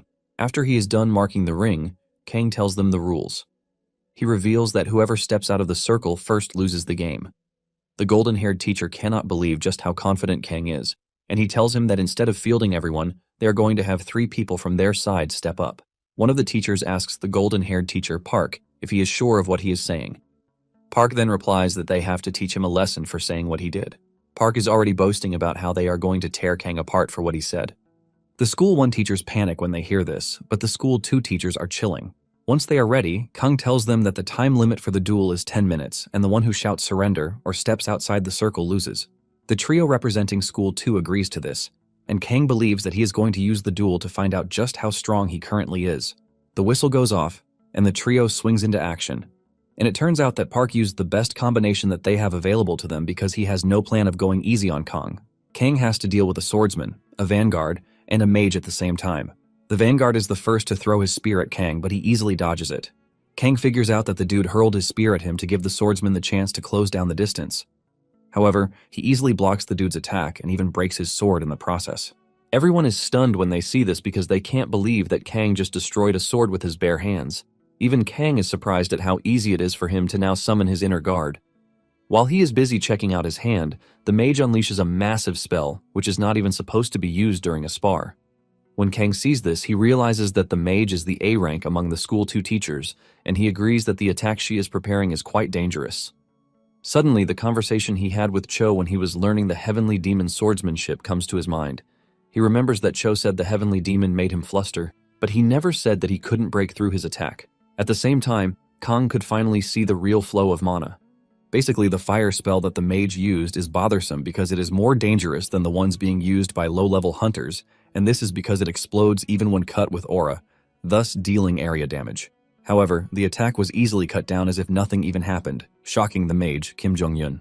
With just a swing of his sword, Kang is able to take down the attack, shocking everyone watching the duel. No one could understand how Kang was able to do this because Kang just broke a sword with his bare hands, and he canceled magic like it was nothing. This leaves them wondering just who Kang really is. Kang, on the other hand, is excited because everything seems to be working out really well. He realizes that he has gotten stronger to be able to see mana flow, which gives him the chance to cut down the mana to cause it to scatter as if the casting failed. It then dawns on Kang that the Dean must have been able to see his attack back then, but he allowed it to hit out of curiosity. Kang can't believe the balls on the old dudes. Just then, the swordsman and the vanguard decide to back off, knowing fully well that they are no match for Kang. However, Kim is not backing down, and Kang is impressed by this because it shows that Kim has the best mental strength of the three. Just then, Kim starts to cast what appears to be an even more powerful spell, and Kang decides to attack while she is still casting, hoping that this will stop her. Kang sends an aura slash at the lady, but to his surprise, she has a barrier protecting her while she casts. Park mocks Kang, telling him that he can't pierce Kim's barrier with his aura. Kang can see just how happy the dude is, and he decides to show them that if a pistol can't work, he will just use a cannon. Kang then prepares to use an even more powerful skill, the aura blade, shocking the instructors. They berate Kang for using such a big technique in a duel as if he were trying to kill Kim, but Kang reminds them that Kim was the one who first tried to burn the entire field to get to him. Kang ignores their complaints and decides to try out the skill. He hurls the sword at Kim, waiting to see whether his sword will be the one to break or the barrier. The sword hits the barrier, and it lets out a big flash before shattering at the point of impact. With the barrier gone, Kang believes that Kim would have no choice but to stop casting. However, to his surprise, Kim can cast while she is moving, which is a pretty difficult skill to master. As she moves around the ring, she continues chanting, and the instructors are all blown away by this. They believe that Kang has no way out, and all that is left for him is to be roasted because there is no way for him to get to his sword. Just then, Kang asks them if they really think he threw out his sword without having a plan. He lets them know that he deliberately missed because he didn't want to kill Kim. Suddenly, Kang's sword starts moving on its own, following Kang's hand movements. The instructors freak out when they see this because they have no idea how Kang is able to pull this off. It turns out that the trick to do this was taught to Kang by his master, but he couldn't try it because he lacked internal energy, which is now different. It is basically a martial art that involves handling a sword from a distance with energy and intent. Before Kim knows it, she gets cut from behind by the sword, and she screams out in pain before coughing up blood. She crashes to the ground, and Kang's expression changes because he is scared that he might have just killed Kim. However, the school nurse jumps in quickly to help the lady, and this is when Kang realizes that he can't control the power just yet because the consumption of the internal energy is quite severe. While Kim is getting herself treated, Kang is declared the winner of the duel, and he is told that he now holds the authority to select the training commander. Being the shameless dude that he is, Park walks up to Kang to apologize for how he treated him earlier. Even the rest of the school, 2 instructors offer their apology for their excessive words. Kang is surprised that the group is apologizing because they don't look like a bunch that would even apologize. Being the humble dude that he is, Kang returns the courtesy, telling them that he was also rude. Kang is impressed that the group admitted defeat without throwing tantrums. Kang is glad that everything worked out well because they are the ones he will be performing the mission with for the next 3 days and 2 nights. Kang then walks up to Kim, telling her that she is going to be the training commander. The teachers from School 1 are shocked to hear this as they ask Kang what he is trying to achieve with this. They remind him that he was the one who won the duel, which will give him the authority to guide the students. Kang then tells Kim that he is impressed by her spirit to keep going until the end, and he hopes that the training session becomes an opportunity for the students to learn the kind of spirit that she has. Even though he knows that some might believe that he did it to look cool, that was actually not the case. Kang believes that the variety of combat methods that he saw Kim use will be great in helping prepare for the martial arts tournament. In addition, Kang didn't want to raise the morale of his colleagues, who cowered at the mention of a duel. Kim is glad to have received the honor, and they all agree to have dinner together. Elsewhere, Mandong is seen traveling with the dean of the second school, Ma Bongpal. Bongpal boastfully tells Mandong that the commander of the training camp is from their school, but Mandong lets him know that the role was ceded by one of his school's instructors. Bongpal is shocked to hear this, since he knows that there is no A rank among the instructors who came from School 1. Mandong turns to the other side, telling Bongpal that Kang must have been lucky, but Bongpal is not blind, as he can see that the dude is grinning from ear to ear, which means he knows what must have happened. Soon afterward, the large training center field is filled with students from both schools, and after an hour, Mandong is still busy addressing everyone. The students are already exhausted from hearing his boring lecture, and whenever it appears that he is about to end the lecture, he finds something else to talk about. Even at this point, the twins are crashing out deep inside because they can't believe that the lecture is taking so long when it is not another form of training. When Mandong finally finishes his speech, the students silently celebrate, but their happiness goes sour again when they are informed that it is time for Bongpal to address them. Later on, the students started moving to their assigned dormitory, and this is when Kang runs into Xionhua. Kang is shocked to see her because he expects her to be in school or working, and she reveals that the second-year and third-year students are all in their practical training period, so there are no kids at school. Xionhua commends Kang, saying she is pretty sure that he is working really hard because she heard that the teachers serving as instructors arrived the day before. Kang lets her know that it is because of a certain father, and Xionhua says she is aware of this. She then asks Kang if he had any plans to initially come, and he says no, revealing that he had supplementary classes almost every day, which is why he was planning to use the period to rest. Xionhua tells Kang that he is being given many tasks to handle because her father trusts him. She reminds him that he gave him a recommendation letter so he could take the A-rank promotion assessment. Kang chuckles and agrees with Xionhua, saying Mandong must have seen him in golden light just like she said. Since the obstacle course session is that afternoon, Xionhua asks if he can come watch the session. Kang excitedly tells her that she is free to come because Mandong was even looking for her. Xionhua then reveals that she was just about to go and meet Mandong, and she suggests that they go together. Suddenly, they hear Mandong's voice in the distance, and he is accompanied by Bongpal. Kang is totally blown away by just how big the two men are, but he has no idea who Bongpal is. Bongpal rushes forward to greet her nephew, Xionhua, and when Kang hears Xionhua mention his name, he finally figures out who he is. Basically, Bongpal is one of the 10 S-rank hunters in the country, and despite his intimidating appearance, he is a skilled magician who mainly uses wind-type magic. Apparently, Bongpal didn't have a large presence since he wasn't from the main character's school. Kang then offers his greetings to the man, introducing himself and telling him that he is happy to meet him. Bongpal is also glad to meet Kang, whom Mandong is always talking about. Bongpal stretches his hand to shake him, and Kang is surprised because the old dude appears to be affectionate. Kang excitedly agrees to shake him, but Bongpal grips his hand so tightly that Kang suddenly sees himself getting crushed by an overwhelming presence. He sees himself in a vast space which turns out to be Bongpal's mana space. It is so huge that Kang feels like he is floating in space. Just then, Mandong taps Bongpal on the shoulder, telling him that he should pull back a bit because he is already playing with Kang too much. Bongpal apologizes for going overboard, claiming that he was only curious about how Kang defeated the teachers from his school by himself. Bongpal apologizes again, just in case it appears that he went overboard. Xionhua assures Bongpal that Kang will definitely know that he didn't have any ill intent. Kang assures the dude that he is fine, and he asks Mandong why he called for him. Mandong tells him that this is something that they have to discuss in private. Kang then suggests that they go to the nearby lounge. Bongpal then decides to ask something before the two leave. Bongpal asks Kang why he handed over the position of the head instructor to Kim when he was the one who won the match. Kang honestly answers, revealing that the teachers in his own school lacked spirit. He mentions that they were all intimidated when they heard that their opponent was an A-rank hunter, forcing him to step up. However, Kim chose to fight till the end, even though she knew that Kang was way above her level. Bongpal is pleased with Kang's answer, and it finally dawns on him that Mandong was relying on Kang, which was why he didn't send any A-rank to the camp. Even though this is true, Mandong tries to deny it. Kang cannot believe that the old man basically sent him to the training camp because he is scared of losing to another school. Before he gets exposed further, Bongpal suggests that they leave quickly, assuring Kang that he is going to buy him a cup of coffee. As they walk away, Bongpal is seen wearing a confused expression because of what he heard about Kang, which is that he is B rank.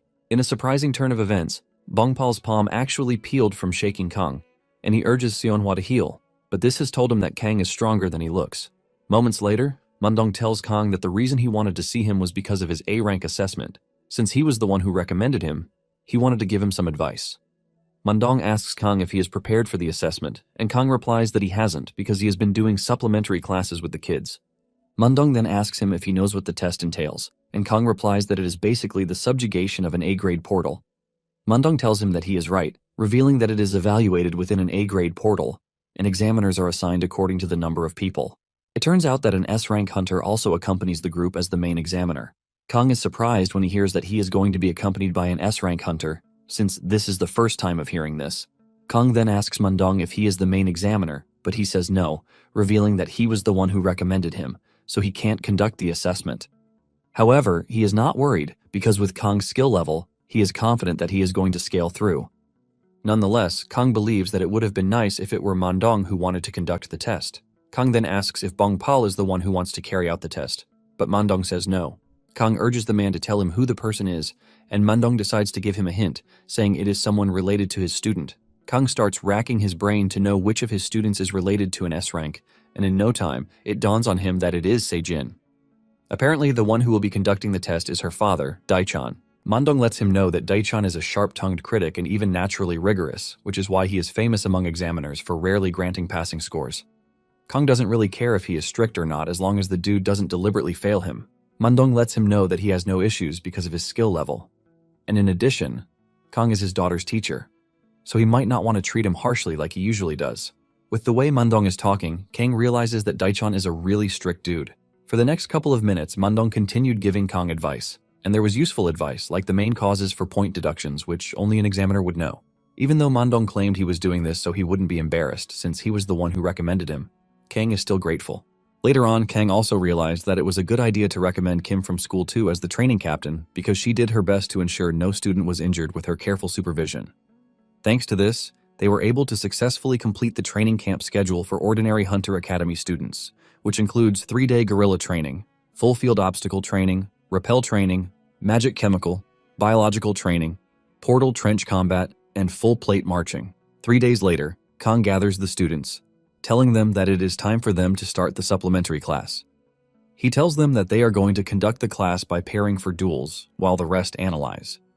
The twins are the first to speak up, since they are frustrated already. They both pick Minhee and Jinsu as their opponents. Kang urges them to calm down because he can clearly see that there is too much malice behind their pick. Apparently, something happened during the training camp, which is the fact that Minhee and Jinsu started dating. During the helicopter rappel training, Kang had noticed that Jinsu was scared, and he told him to shout the name of a person he was thinking of as he descended. Kang was expecting the dude to say his parents' name, but he ended up screaming out Minhee's name, revealing just how much he likes her. Even though the two actually ended up as a couple in the book, Kang didn't expect Jinsu to confess at the training camp. Back in the present, Kang tells the students that they have to duel as scheduled. Moments later, Kang notices that the kids are not doing great. He understands the reason why Minhee and Jinsu are distracted. The twins, on the other hand, are too eager, but the main person he is worried about is Sejin. While sparring with her, he notices that she is not moving the way she is supposed to. Sejin is forced to ask Kang if he raised the sparring level, but he says no, asking her if she is fine. As the spar session continues, he ends up slapping her sword out of her hand. Kang asks her what the problem is because she should have been able to react to his last attack since he provided a book for that. Kang lets her know that she didn't use the right parry, which means she practiced less.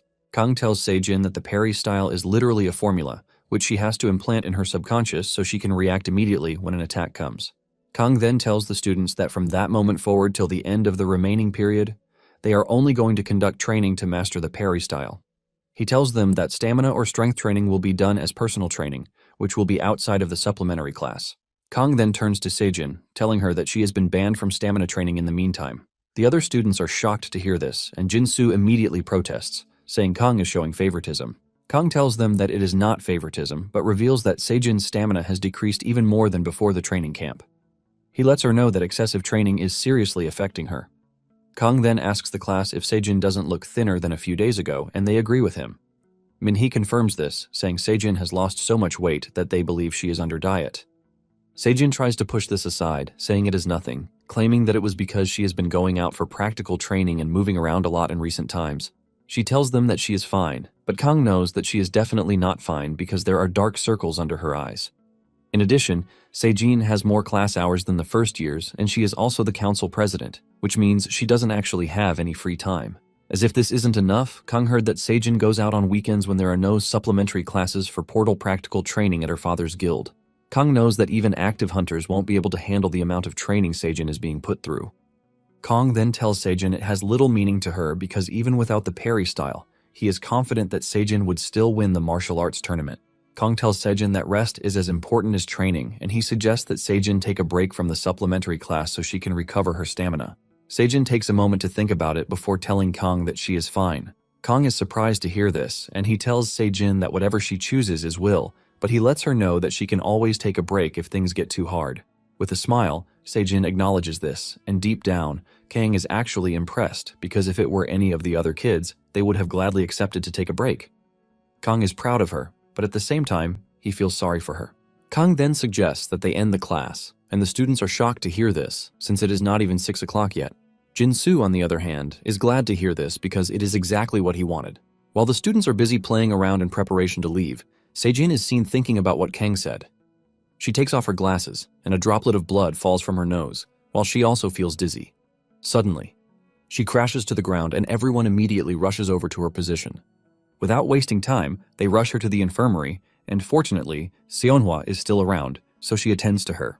She tells Kang that there is nothing seriously wrong with Sejin, and she has given her an IV since it appears that she overworked herself. Kang is glad to have Seonhwa around, and he thanks her for saving the girl's life. Seonhwa then reveals that Sejin was reciting training notes in her sleep, and this is a sign that she is pushing herself too much. Seonhwa asks Kang if he knows anything about this, and he reveals that from what he hears, Sejin has not been sleeping more than 3 hours a day. Kang says Sejin's condition appeared to be bad, but he didn't know that it was serious. Seonhwa reveals that the students have the most assignments and tasks in their 3rd year, and in addition to this, Sejin has supplementary classes to attend. As if this is not enough, she is also the student council president. Seonhwa also hears that she goes on portal raids on the weekends, which basically shows just how much worse her schedule is. Seonhwa mentions that Sejin has the skill, so she shouldn't overdo it, but it appears that she is a perfectionist. Deep down, Kang knows that Sejin is not a perfectionist because it is her father's fault for demanding too much from the poor girl. Moments later, Sejin wakes up, and the first thing she does is apologize for losing consciousness. However, Kang tells her that she has nothing to be sorry for, urging her to lie down a bit before he takes her back to the dormitory. Sejin lets Kang know that she is fine, and she asks him what time it is. After hearing what the time is, Sejin reveals that she has an assignment on Monday, and Kang lets her know that she can do this the next day, since it is the start of the weekend. However, Sejin lets him know that she has an external schedule from the next day until Sunday evening. Sejin puts on her glasses, and this is when she realizes that she still can't see clearly, which is a sign of accumulated fatigue. Seonhwa is worried about her, and she asks her if she thinks she can go on a portal raid in her current condition. Kang urges her to rest, telling her that she can just contact her people to let them know that she can't go. Sejin wants to say something, but she finds it hard to say, and Kang asks her if she is reluctant because of her father. He asks her if he is free to contact him, and Sejin eagerly says yes. Kang lets her know that he might not have a personal relationship with her father, but he is scheduled to see him that Sunday. Sejin is surprised to hear this, and she asks him why he wants to see her father. Kang mentions that it is for his promotion review, and this is because her father is the reviewer. After hearing this, Sejin tells Kang that it won't do any good if he approaches her father about her case because he is not the type to give special treatment to his daughter. Sejin then thanks the two for the couple of hours of good sleep that she got. Sejin is about to stand up when Kang pushes her back to the bed, telling her to rest. He urges her to at least rest until the IV is finished. He also tells her not to worry about conversations between adults, and Sejin confesses that she is scared that her father might fail Kang because of her. Sejin asks Kang why he cares so much when he is not even her homeroom teacher. Kang reminds her that she is the student council president before mentioning Article 10, Clause 3 of the Hunter School Regulations. It states that all Hunter School faculty members are expected to prioritize the safety of students. Kang lets her know that if it is only meant for physical danger, there would be no need to write it in the regulations. Kang lets Sejin know that what her father is doing is harming her health, which means he can intervene.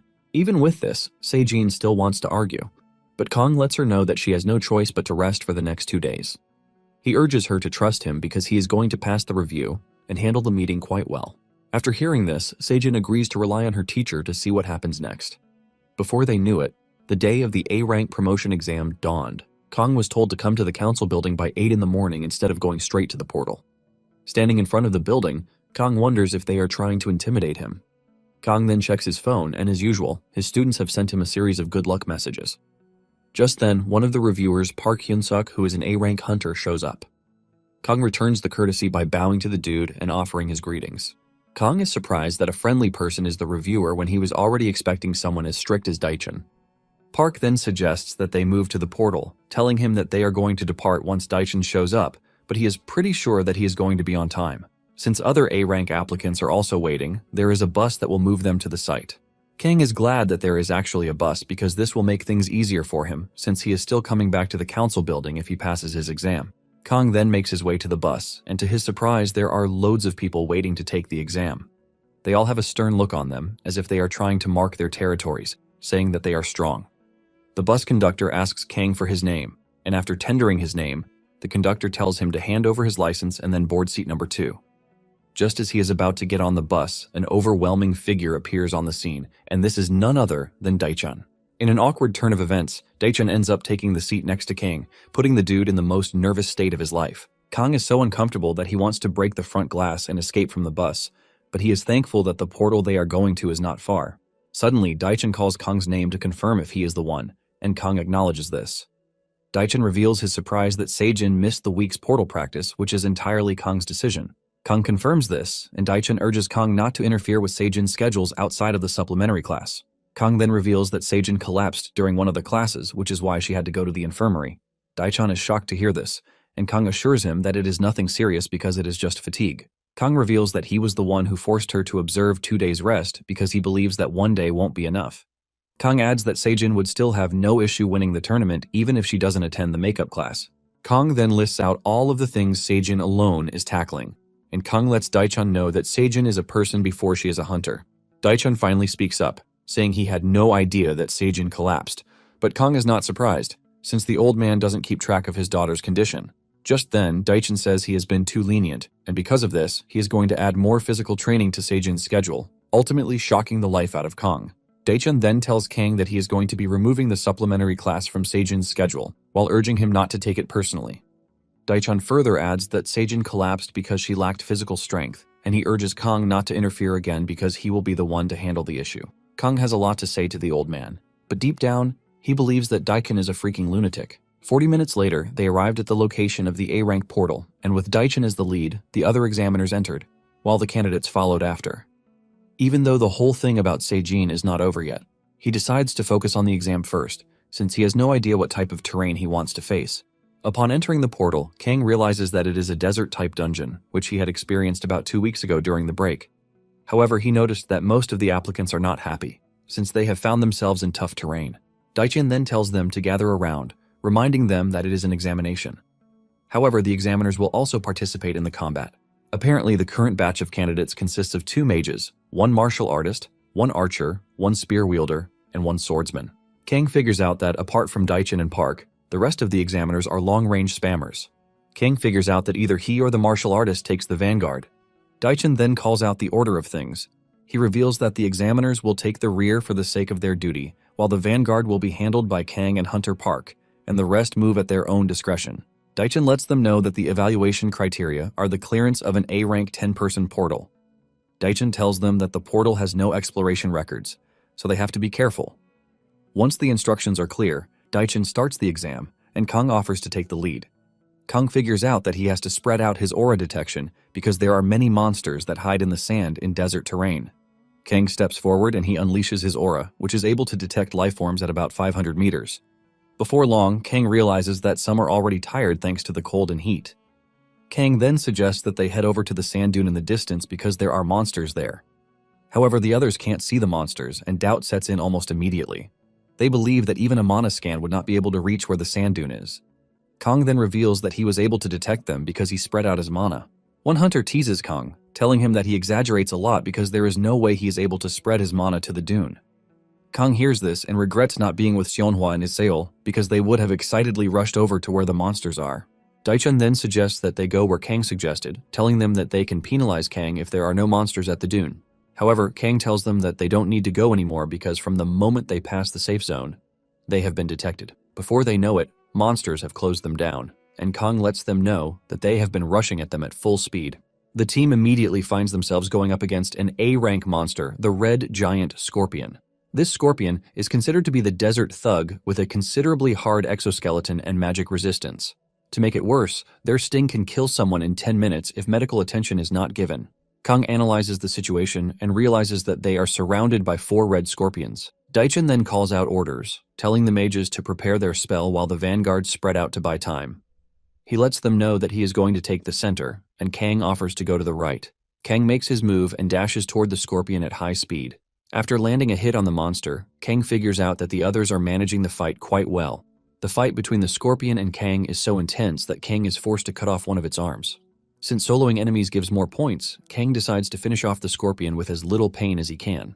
With a precise and powerful strike, Kang splits the scorpion in 2, ultimately finishing it off, while the other candidates are shocked. Daichan, on the other hand, appears to be impressed with what he just saw. When Daichan first saw Kang's name on the list of applicants, he didn't think too much about it, and when he heard that he was Sejin's supplementary teacher, He also didn't take it as very important. In addition, he had no intention of giving him special treatment just because he is his daughter's teacher. In fact, he is pissed that because of him, Sejin's weekend training was cancelled. As they sat in the bus, Daichan didn't really think too much of Kang because he looked weak, and in addition he prayed for Kang to ask him for leniency so he could send him right back. To his surprise, Kang didn't do any of that, and Daichan assumed that Kang was just an arrogant dude, but in the end, he realized that he misjudged him. Now that they are on the battlefield, Daichan is impressed by how Kang was able to sense mana from a distant location, and he even knew how he was going to utilize it. Daichan is blown away by how Kang was able to slice the scorpion like it was nothing. Daichan finally realizes why Mandong has been cocky lately, and this is all because of Kang. Kang, on the other hand, is wondering if he finished off the monster too fast, which is why everyone is staring at him. It turns out that he is the only one who has even defeated the monster he is fighting. Even Daichan has only managed to suppress the beast. Kang looks around and sees the martial arts fighter among them struggling against the scorpion, which is due to its tough exoskeleton. Kang starts wondering if he should help her out, since she can't use aura yet. The girl continues punching the scorpion, and at some point she is left startled because she can't believe that Kang actually cut through something this tough with a sword. Just when she's about to be overwhelmed by the monster, Kang comes to the rescue, cutting off the monster's body parts while asking her if she is fine. Just then, the examiner tells them to get out of the way because the magic spell is finally ready. The mages then unleash a freezing spell at the monster, and Daichan is impressed that they went with freezing magic, since the scorpion is immune to magic. Daichan immediately concludes that out of all the magic users, the electric user is the only one disqualified at that moment. In addition, the archer and the spearman would have to learn aura and reapply it later in the future. Their own role was just to stall for time, but they ended up destroying their weapons. The martial artist thanks Kang for the help, apologizing for what she said earlier. She admits that she didn't think there would be a hunter who could sense the monster from such a distance, and Kang lets her know that he is not mad because this is the normal reaction. Kang then wishes her luck on the rest of the raid, and she lets Kang know that she is going to continue following him. Daichan then calls out the names of those who failed, telling them to follow the examiner out through the portal. The examiner excitedly tells them to follow him, and Kang realizes that Daichan is sending them off pretty quickly, since it is a dangerous dungeon. Suddenly, Kang's senses tell him something shocking, and this is the fact that they are surrounded by monsters. The martial artist notices the expression on his face, and she asks him what the problem is. At the same time, Daichan is able to sense the monsters, and he is surprised that Kang was able to even sense them before him. When Kang realizes that he can't figure out just how many monsters are out there, he screams to those going for the exit to be careful. The examiner turns around, wondering what Kang is saying, and suddenly a large monster appears right in front of him. Before he can react, he gets swallowed whole by the monster. It turns out that this monster is none other than the Great Sandworm, an A-rank monster that is known as the Calamity of the Desert. Meanwhile, Seonhwa is worried about Kang, and she asks her father how he thinks Kang is doing on his test at the moment. Mandong assures Seonhwa that Kang will definitely pass his test because he is a great talent whom he recommended. Seonhwa then asks her father how far he thinks Kang can go. She wants to know if he thinks Kang will be able to become as strong as him, and Mandong lets him know that Kang will go ahead to become stronger and more capable. However, he lets Seonhwa know that beyond A-rank hunters, there is an essential talent that is required. He cites an example, saying if a difficult monster appears, the B-rank hunter is the one who runs without thinking twice, while the A-rank hunter is the one who remembers their role and forms a defensive line. Mandong says it might appear as if the examiner judges only combat power, but in fact, they carefully observe all of these aspects. However, these are things that cannot be known unless a real crisis appears. Since Mandong has explained what B ranks and A ranks do, Seonhwa asks him what S ranks would do in this situation. Mandong replies that an S rank would look to eliminate the cause of the crisis because eliminating the cause means the crisis will disappear. Just as he is explaining this, Kang is dashing toward the monster without hesitation, and Daichan is right behind him. Mandong mentions that individuals who think this way are special, and they are the ones reserved as S-rank hunters. Simultaneously, Kang and Daichan cut the monster into pieces, shocking the other candidates who are watching. After taking down the monster, Daichan finally speaks with Kang calmly. He lets him know that he has no intention of raising Sejin to be weak because she is going to succeed him later. However, Kang lets Daichan know that he doesn't agree with his education methods, and Daichan promises not to put pressure on Sejin again. While they are busy discussing this, the A-rank examiner is crawling out of the monster's belly with tears in his eyes. Daichan then tells Kang that he has to take responsibility and make sure his daughter wins WHCU, but he fails at this. He would have to become his son-in-law. The moment Kang hears this, his facial expression immediately changes for the worse. Everything goes bleak in his head, and he remains like this for the next couple of days. Even the image on his new license is just the same, leaving his students to wonder what the hell is wrong with the dude. Sejin is forced to ask him what it is he is thinking about so deeply. Kang cannot obviously tell her that he is thinking about her father. Back in the dungeon, when Kang heard Daichan's proposition, he was shocked to his bones, and all of his attention immediately went down the drain.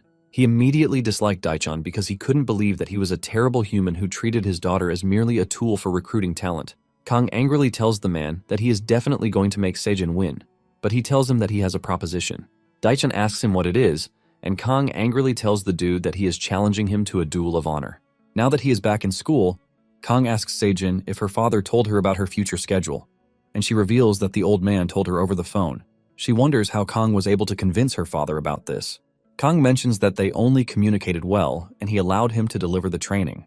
Deep down, Kang cannot help but admit that Daichan is the most stubborn man he has ever met. Kang then tells Sejin that he has decided to have another parent-teacher conference soon, but deep down, he is planning to beat the living daylights out of Daichan.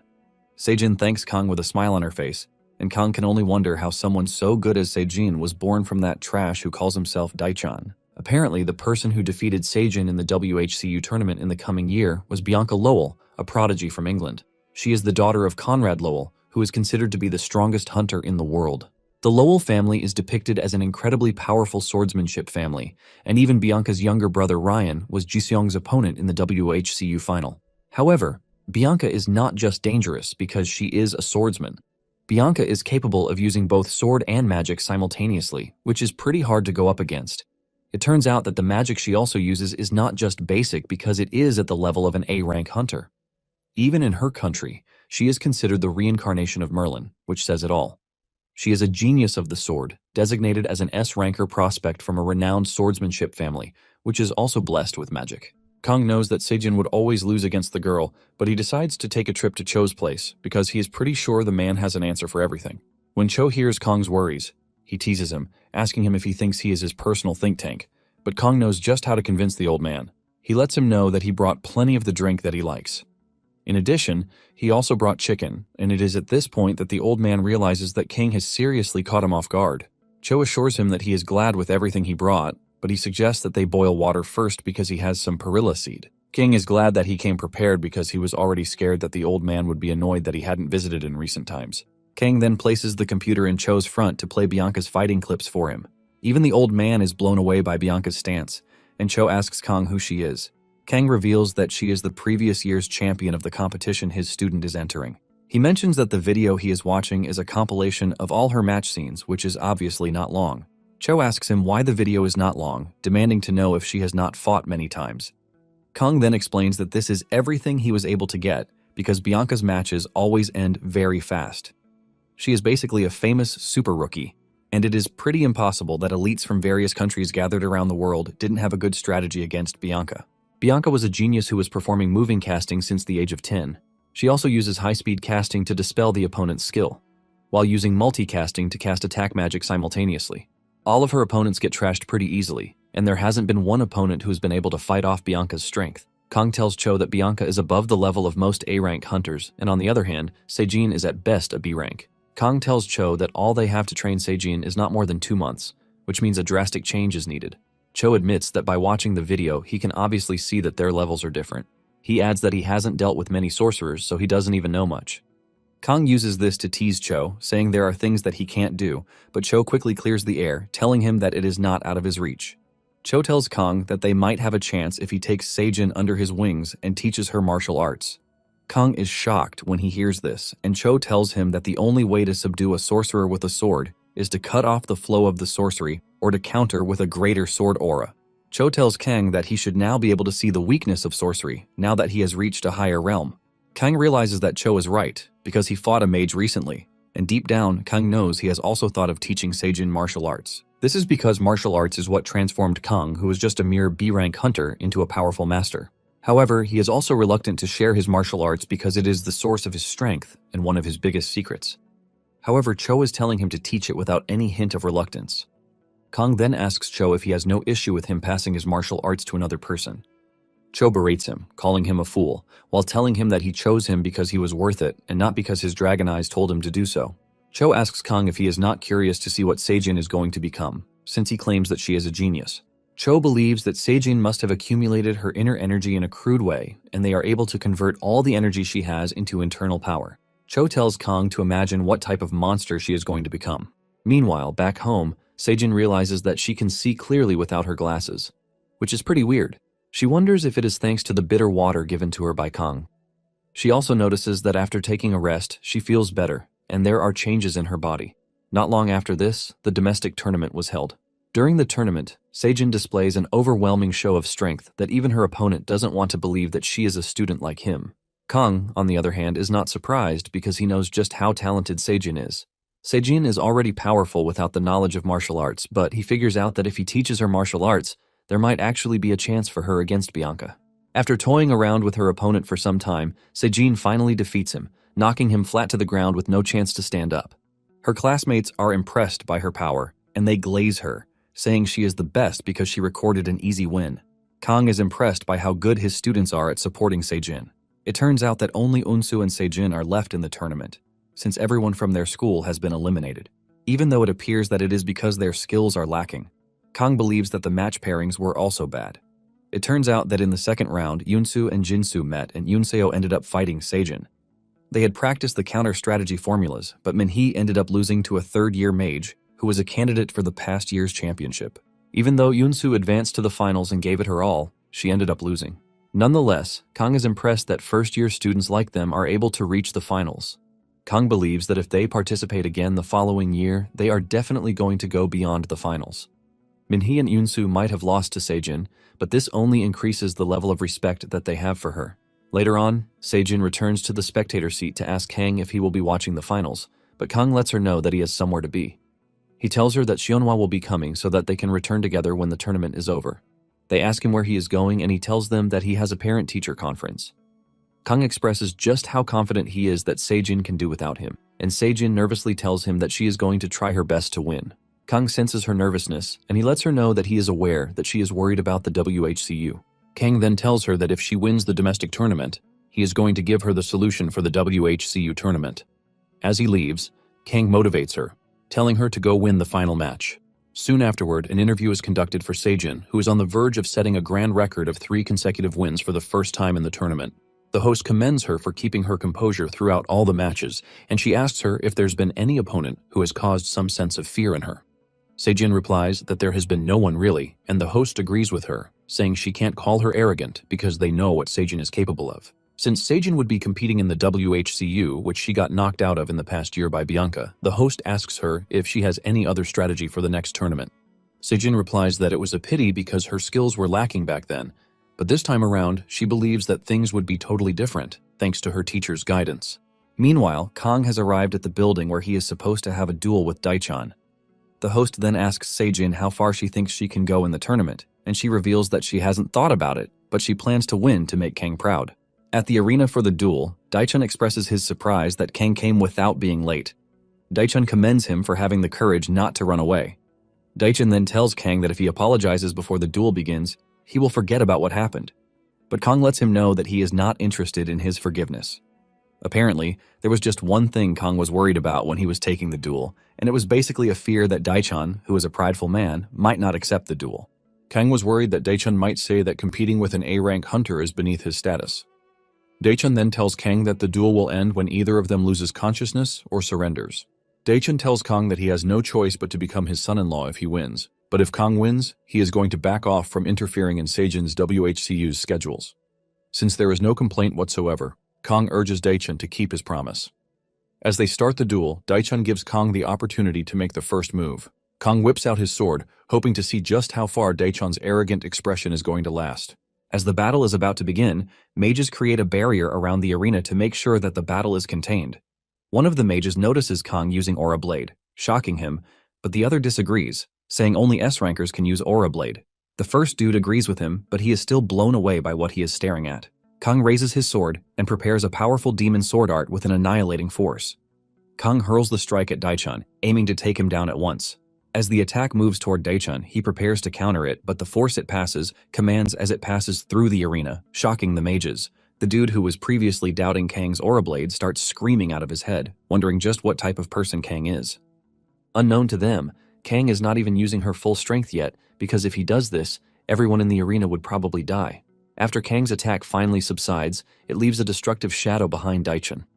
Daichan suffers a cut on his face even though he put up 3 barriers to try to stop the attack. Daichan compliments Kang, telling him that he put up a good fight. Kang is shocked to see that the dude actually parried all the attacks, even though it was almost identical to when he fought Mondong. Daichan then tells Kang that his last attack just proved to him that there is no one in his guild who will be able to train Seijin the way Kang will. Because of this, Daichan tells Kang that he has to win the match, since he would like to have him for himself. Daichan looks absolutely creepy when saying this, and Kang realizes that he just came across a madman. As Daichan prepares for his attack, the mages immediately add 6 more barriers. In fact, they don't think this is enough, and they tell every mage available to join them in constructing a barrier. They know for sure that the whole building is going to collapse if Daichan goes wild. Just then, Daichan makes his move, dashing toward Kang in a high-speed manner to confuse him and stop him from being able to read his attacks. Kang admits that the dude is faster than Mondong, but compared to Cho, he is still slow. As Daichan's attack is about to reach him, he blocks the attack and lets out a wicked smile that catches Daichan's attention. Daichan cannot believe that Kang just smiled. He remembers when he requested a duel, and he believed that he was joking. In his mind, Daichan thought he would be able to suppress Kang's duel request with pure strength, but in the end, Kang had been trading blows with him without being suppressed. Daichan soon realizes that Kang is not to be messed with, and even the expression on his face says it all. While Daichan is throwing everything he has at Kang, Kang is simply parrying with little to no stress. Daichan then decides to raise his attack to match up to Kang's level, since it appears that he has been underestimating him from the beginning. Just as he prepares to unleash a powerful attack, the mages freak out because the reinforcements have not arrived. Fortunately for them, 10 dudes arrive just in time to start reinforcing the barrier. After cooking up his powerful attack, Daichan hurls the attack at Kang, and this creates a bunch of slashes, which are made from raw energy. Kang compares this to the Meteor Explosive Annihilation Demonic Force skill that he used in the beginning, wondering if Daichan has an overwhelming amount of mana too. Kang then decides to parry some of the attacks and just dodge the rest, since it is pretty pointless to parry everything. Kang makes his move, dashing across the room, and Daichan believes that he is running, causing him to send more slashes his way. This leaves a powerful presence that even takes a toll on the mages who are putting up their barrier. Blood started dripping out of their noses, and before they knew it, they began dropping like flies, while the barrier's strength also shattered. After everything subsides, Kang remains unharmed, and when Daichan sees this, he is left speechless. He is so mesmerized that he is forced to ask Kang who exactly he is and from whom he learned his sword skills. In his mind, Kang is jumping for joy because it was a stroke of luck that made him run into his master, who is obviously the strongest in the world. Kang then notices that something is pretty off, and this is the fact that no matter how much mana one has, it is not infinite. Kang believes that Daichan has noticed that their skills are similar, but he wonders why he is still engaging in a mindless war of attrition. Just then, Daichan tells Kang that they have to end the duel, and a surprised Kang asks him the reason for this. Daichan tells Kang to look around, and Kang realizes that all of the mages managing the barrier have fainted. Kang immediately figures out that Daichan intentionally attacked the barriers because he already saw that he might lose. Daichan acts as if he didn't know what happened, and he tells Kang that it is a shame that they have to end the match, but he acknowledges his strength. Daichan then tells Kang that just as he promised, he is not going to give Seijin any other training, and he won't interfere either. However, urges Kang to join his guild if Seijin loses her match. This is when it dawns on Kang that Daichan is truly a persistent old man. Kang assures the old man that he is going to accept the proposal, but he also has a condition attached to this. Daichan asks him what it is, and without hesitation, Kang punches him so hard in the face, causing him to bleed so hard. Daichan asks him why he did it, and Kang says he already knows this. It was already obvious that he knew that he was going to win the sparring match, and he ruined it, so he made a new proposal. Kang then tells him that the one hit he suffered is a bit of a generous price for his dignity. Daichan finds it hard to even say anything, and Kang lets him know that he is definitely going to make Seijin win as long as he doesn't interfere with the training. Kang also lets the man know that he is not going to go easy on him if, after Seijin wins the match, he starts causing trouble or saying trash. With this, Kang believes that all of his preparations to make Seijin, the generational talent, shine are finally complete. However, they are on a tight schedule, and he doesn't know just how much she can assimilate before then. Nonetheless, Kang is eager to eat wild ginseng roots with Seijin and show her how it is done. At the same time, Seijin has won the finals by overwhelmingly defeating her opponent. After her resounding victory, she grants another interview, and the host asks her if the WHCU is the next thing on her mind, and she simply says yes. Deep down, the host wants a more comprehensive answer from Seijin, so she can properly milk her. She then decides to change the question, asking Seijin if there is any player she is particularly conscious of in the next tournament. Seijin replies that she is conscious of Bianca, but when Bianca was asked the same question on her end, she replied that she is not scared of anyone. Bianca was asked if she didn't see last year's runner-up, Rohan, as a threat, and she trashed him, saying he wasn't impressive. Bianca is also asked about the lady who represented Japan, and she still maintains her stance that none of them can move up to her standard. Even though she is talking trash, the interviewer is enjoying it because this is what she wants. Just then, the interviewer learns about Seijin's victory, and she decides to ask Bianca about Seijin. The interviewer already thinks she would be able to milk Bianca with this, but she simply replies that Seijin was a crybaby who lost to her in the preliminaries. She even went as far as to tease that she is probably stronger than the people they mentioned earlier. Even the interviewers are left stunned by how ruthless Bianca is. Bianca continues by saying she is looking forward to how many minutes Seijin will be able to last against her this time around. Bianca confidently tells them that no matter how strong Seijin has gotten, she or no other person has what it takes to rival her. Later on, Kang gives Seijin 3 ginseng roots, telling her to chew them. Seijin is disgusted by the roots because she obviously doesn't know the uses, and Kang lets her know that it is pretty expensive. Kang lets her know that she has to at least match half of Bianca's mana capacity if she even wants to try anything. He tells her that the only options they have are to dope and take shortcuts. Seijin has no choice but to bite into the bitter ginseng root, and since there is no time to celebrate her last victory, they have already gone to Mount Sirak for an intensive private lesson. It was pretty obvious that the time remaining was short, and Seijin was aiming for the championship. After eating all the ginseng roots, Kang commends her strength, but lets her know that her hardship is just about to begin. He asks Seijin if she trusts him, and Seijin lets him know that she would not have started in the first place if she didn't. She assures Kang that she is ready to do whatever it takes so he doesn't have to worry about her. After this, Kang proceeds with the next stage, which is to try to help her open her vessels. This is when Seijin screams out in pain, saying she takes back everything she said. When Kang finally pulls back, Seijin is already sweating as if she were in an oven, and she confesses that she thought she was going to die. She asks Kang if it is finally over, but Kang decides to play the same card Cho played on him. He tells Seijin that he didn't use the right spot, and he has to redo it. Seijin almost passed out this time around. But when Kang was finally done, Seijin could see the difference. Kang has been able to open Seijin's vessels, using the method he learned from Cho. Thanks to everything he learned from Cho, it was easy for Seijin to convert all of the internal energy that was previously in her body.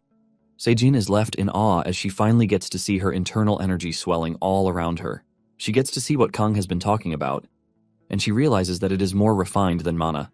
Kang realizes that Seijin is already feeling the internal energy, and he tells her to make sure that she doesn't skip her mental cultivation until she gets used to it.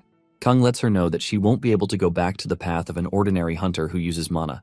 Seijin is blown away by everything Kang is doing for her, and at the lengths he is going for this. This leaves her wondering why Kang is stressing himself so much. Seijin is forced to ask Kang why he is going through all the trouble to help her out, and Kang reveals that he made a deal with her father. Seijin is confused by this, and Kang tells her that her father already told him that he would have to join his guild if Seijin doesn't win. Kang mentions that he is forced to set a condition to push Daichan out of the training schedule so that he can do everything to make Seijin win. Kang admits that no matter how they look at it, he actually made a deal that was only beneficial to Daichan.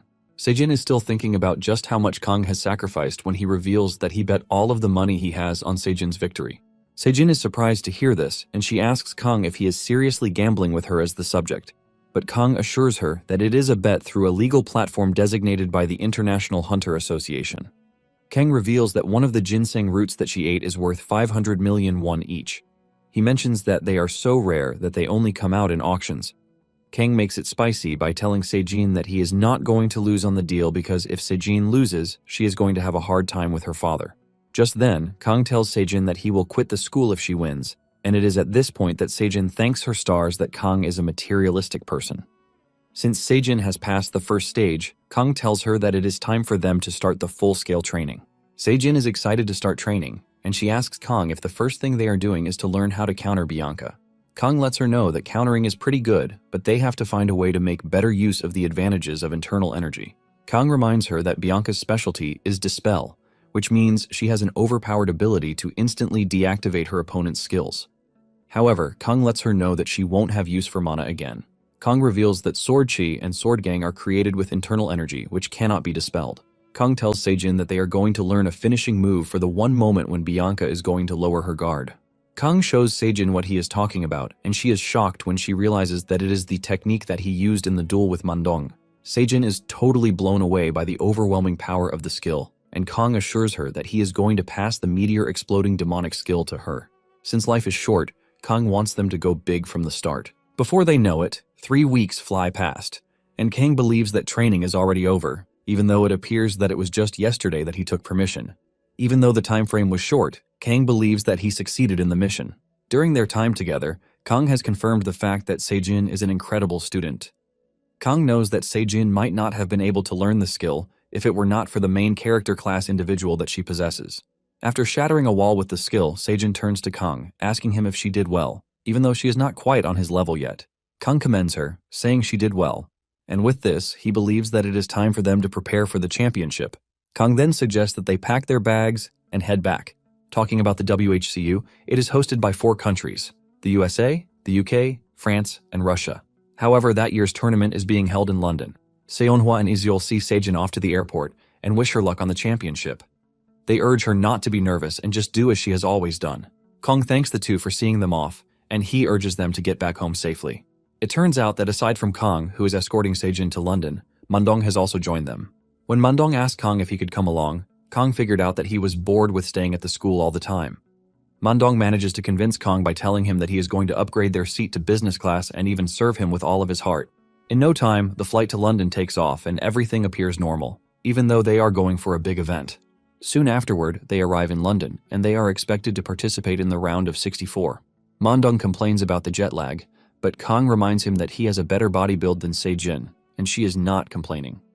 Mandong basically uses this to commend Seijin's strength, saying she has incredible strength. As they walk through the lobby, Kong can see everyone staring at them, leaving him to wonder why this is.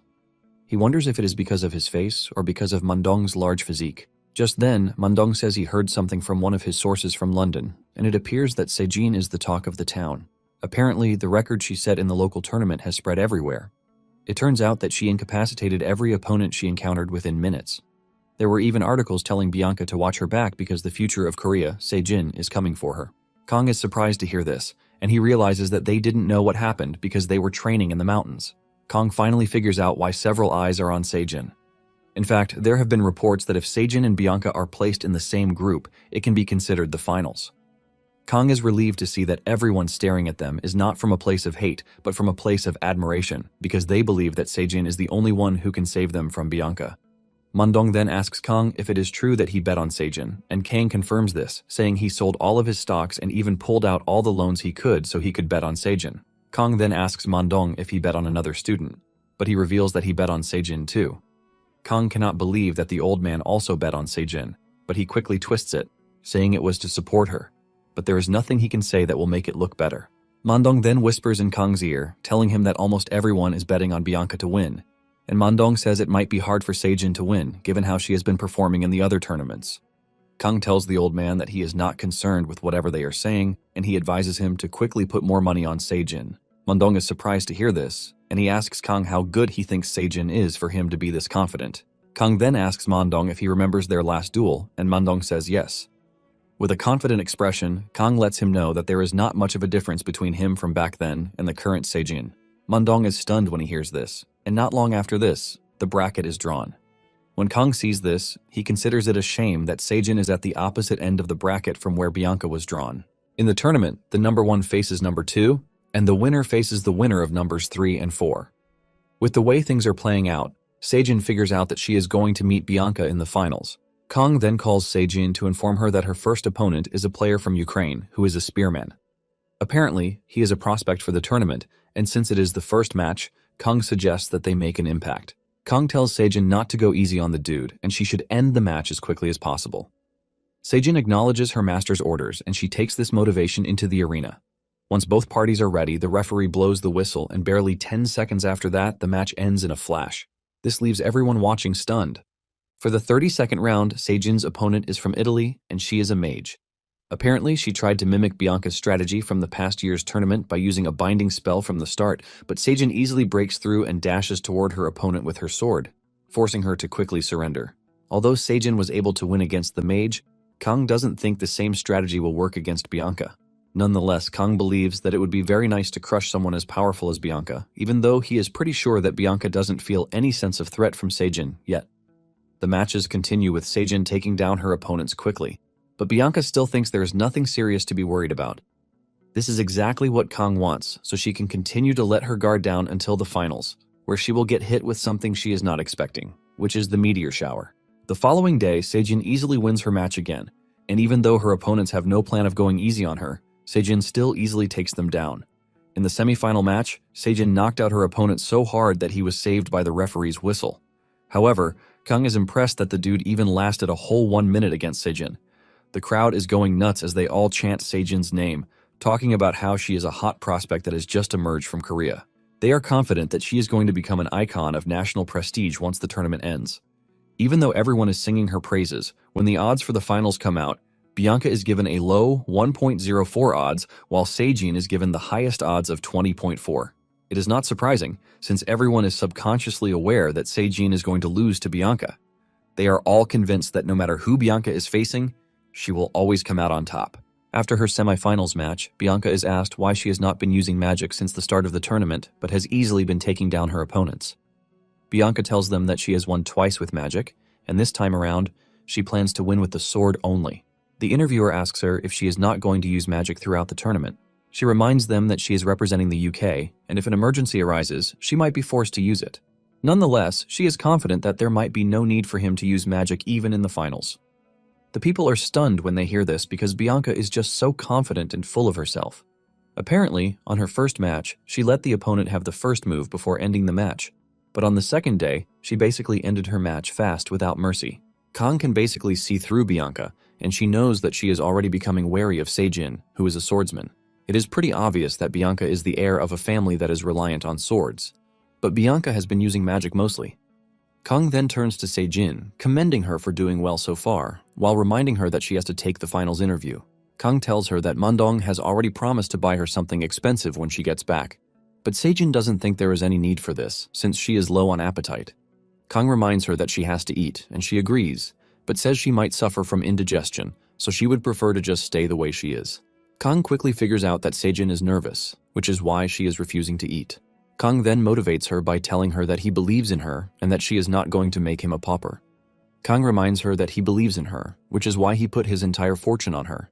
Seijin panics when she hears this because she is scared that she might actually lose, but Kang smacks her head, telling her that everything he is saying is to tell her that he believes in her. Kang assures Seijin that he will be fine even if she loses because he can just earn the money back. With a bright smile on her face, Kang tells Seijin that whatever happens is not an issue, so he urges her to do her best.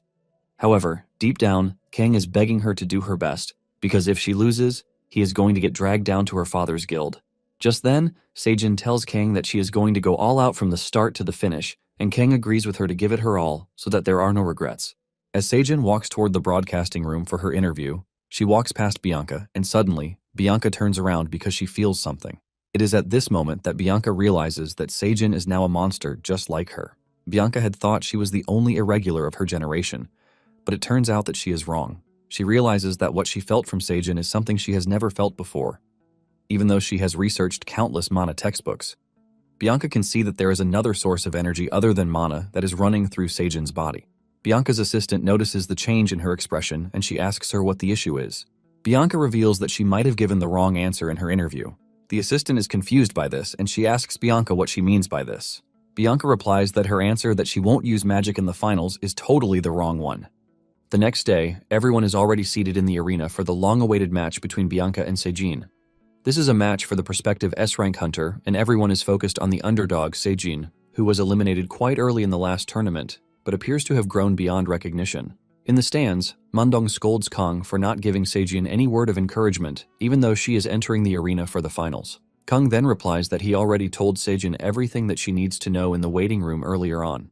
Mandong immediately becomes curious about what Kang told Seijin, claiming that he is worried since her opponent is Bianca, who has won the tournament twice in a row. Kang then urges Mandong to chill out because he is going to know what he told her very soon. Moments later, the match begins, and back home, Daichan is monitoring everything, wondering what will happen in the end. The moment the match begins, Seijin immediately dashes backward, creating some sort of distance between herself and Bianca. Bianca is shocked when she sees this, because she doesn't expect a swordsman to put distance between herself and her opponent. This immediately leaves everyone wondering what is happening because Seijin has always charged aggressively in her past matches. When Mandong sees this, he screams at Kang because he immediately figures out what Sejin is about to do. Kang reminds him of what he said about Sejin reaching a level similar to his. As they stare at the arena, Sejin is already cooking up her powerful skill, and Kang knows that there is none of Sejin's peers who can actually stop her as it stands. The crowd is shocked when they see what Sejin is cooking up because it looks like an aura sword. They don't want to believe that a student is able to use an aura sword. Even Bianca is surprised because Sejin is using a refined version of the aura sword, which is a level of mastery that is not expected from a student. Bianca figured out that there was something off about Sejin, and she had finally seen that she was hiding a trump card. Bianca admits that it is impressive that Sejin held back until the finals. However, Bianca doesn't think she has anything to worry about because she has faced aura-based swordsmanship plenty of times while sparring with active hunters. Bianca believes that she is going to neutralize Sejin's attack easily. Bianca activates her Dispel spell, but to her shock, the spell isn't working. This was one of her signature spells, but it is failing at the biggest stage of the tournament.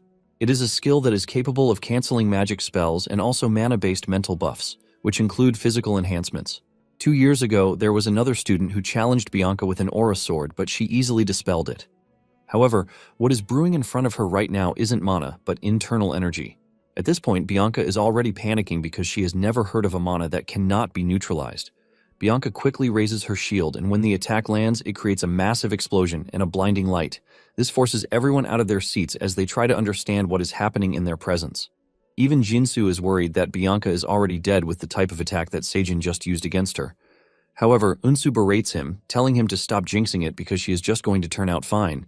When the dust finally clears off, Bianca is perfectly okay behind her damaged shield, but she looks really worried. It is pretty obvious that the match would have been over if Bianca had not put up her shield in the last minute. Even Mandong is blown away because he can't believe that what he is watching is an exchange between two students. He finally understands why Kang was confident that Sejin has what it takes. However, Mandong is worried about Sejin collapsing from exhaustion just like Kang did during their duel after using a major technique. Mandong mentions that Bianca is not injured, but it appears that she is startled, and if she has the mana to launch a counterattack, he believes that Sejin would be in danger. Kang then tells Mandong that what Sejin used is not actually an aura sword, but a technique below that. It is basically a mass-produced killer move, which is modified for repeated use. Bianca almost passes out in fear when she realizes that another strike is coming at her. Kang reminds Mandong that he placed all of his fortune on Sejin, and there is no way he is going to be relaxed doing that with a move that works only once. It turns out that Kang actually got a hint from his duel against Daichan. He noticed that an aura blade can be swung around recklessly till every surrounding barrier is shattered. In addition, the mages were drained of every last drop of mana. This was when Kang realized that he could downgrade the meteor shower skill and use it just the same way Daichan did. Basically, their objective is not to take Bianca's life, but to make sure that she is defeated and the championship is claimed. They just want to keep attacking her relentlessly until she exhausts her mana on barriers and loses consciousness. It turns out that this is the strategy that Sejin and Kang devised to use against Bianca. Before Bianca knows it, she is already putting up 8 layers of barrier just to keep Sejin's attack out. For the next 10 minutes, Bianca continued enduring this meteor shower even though it was pretty hard. In the end, Bianca is knocked to the ground after grueling attacks, and she is saved thanks to A-rank safety officers who are on standby. With this, the referee declares the match over, and Sejin is ultimately declared the winner of the tournament. Celebration ensues the moment Sejin is declared the winner of the tournament, and with tears rolling down her face, Sejin takes her trophy. 1 month after this, Kang and Sejin each buy a building just in case they want to start a guild later in the future. During her interview at the airport upon her return, Sejin reveals that she won't be joining Daichan's guild. Instead of this, she declared that she would operate independently and establish her own guild when she reached A rank. Even though hunters make good money, they are already asking the two how they make their money. Kang then gives Sejin a wild ginseng valued at 1.5 billion won, which was an advance payment that he bet in her name. Sejin almost suffers from a brain freeze when Kang finally tells her just how much the bet payout was. Sejin was able to secure an overwhelming fortune, since everyone else was betting on Bianca. However, there was one other person who profited more than Sejin, and this is none other than Kang himself. Because of how rich he is, he started buying up buildings. He intentionally buys a building close to Hwasin Electronics, which is the corporation run by Lee Ji-sung's family. Since he is neighbors with the main character, Kang believes that he is in the safest place on Earth. Kang basically has enough money to last him a lifetime, and he also has good looks to boot. Because of how much he is glazing himself, Sejin asks him if he is planning to quit the school, and Kang confesses that he has not thought about it yet. Suddenly, it dawns on him that he doesn't even need a salary anymore, and Seijin then decides to ask her a question about after she graduates. Seijin wants them to start a business together, but Kang refuses. Kang tells her that there are two things best friends should never do together. The first one is not to join the military together and never to start a business together. Kang lets Seijin know that he has no interest in what she is proposing because he just wants to be a wealthy slacker. Nonetheless, he believes that he shouldn't quit until the swordsmanship class graduates from the school. With this, another side story is unlocked, and the system informs him that from that moment forward, his story as an extra will be recorded. Kang doesn't mind because he gets to do what he wants, and he also chooses whatever title he wants for the story, as he and Seijin have a good time together, marking the end.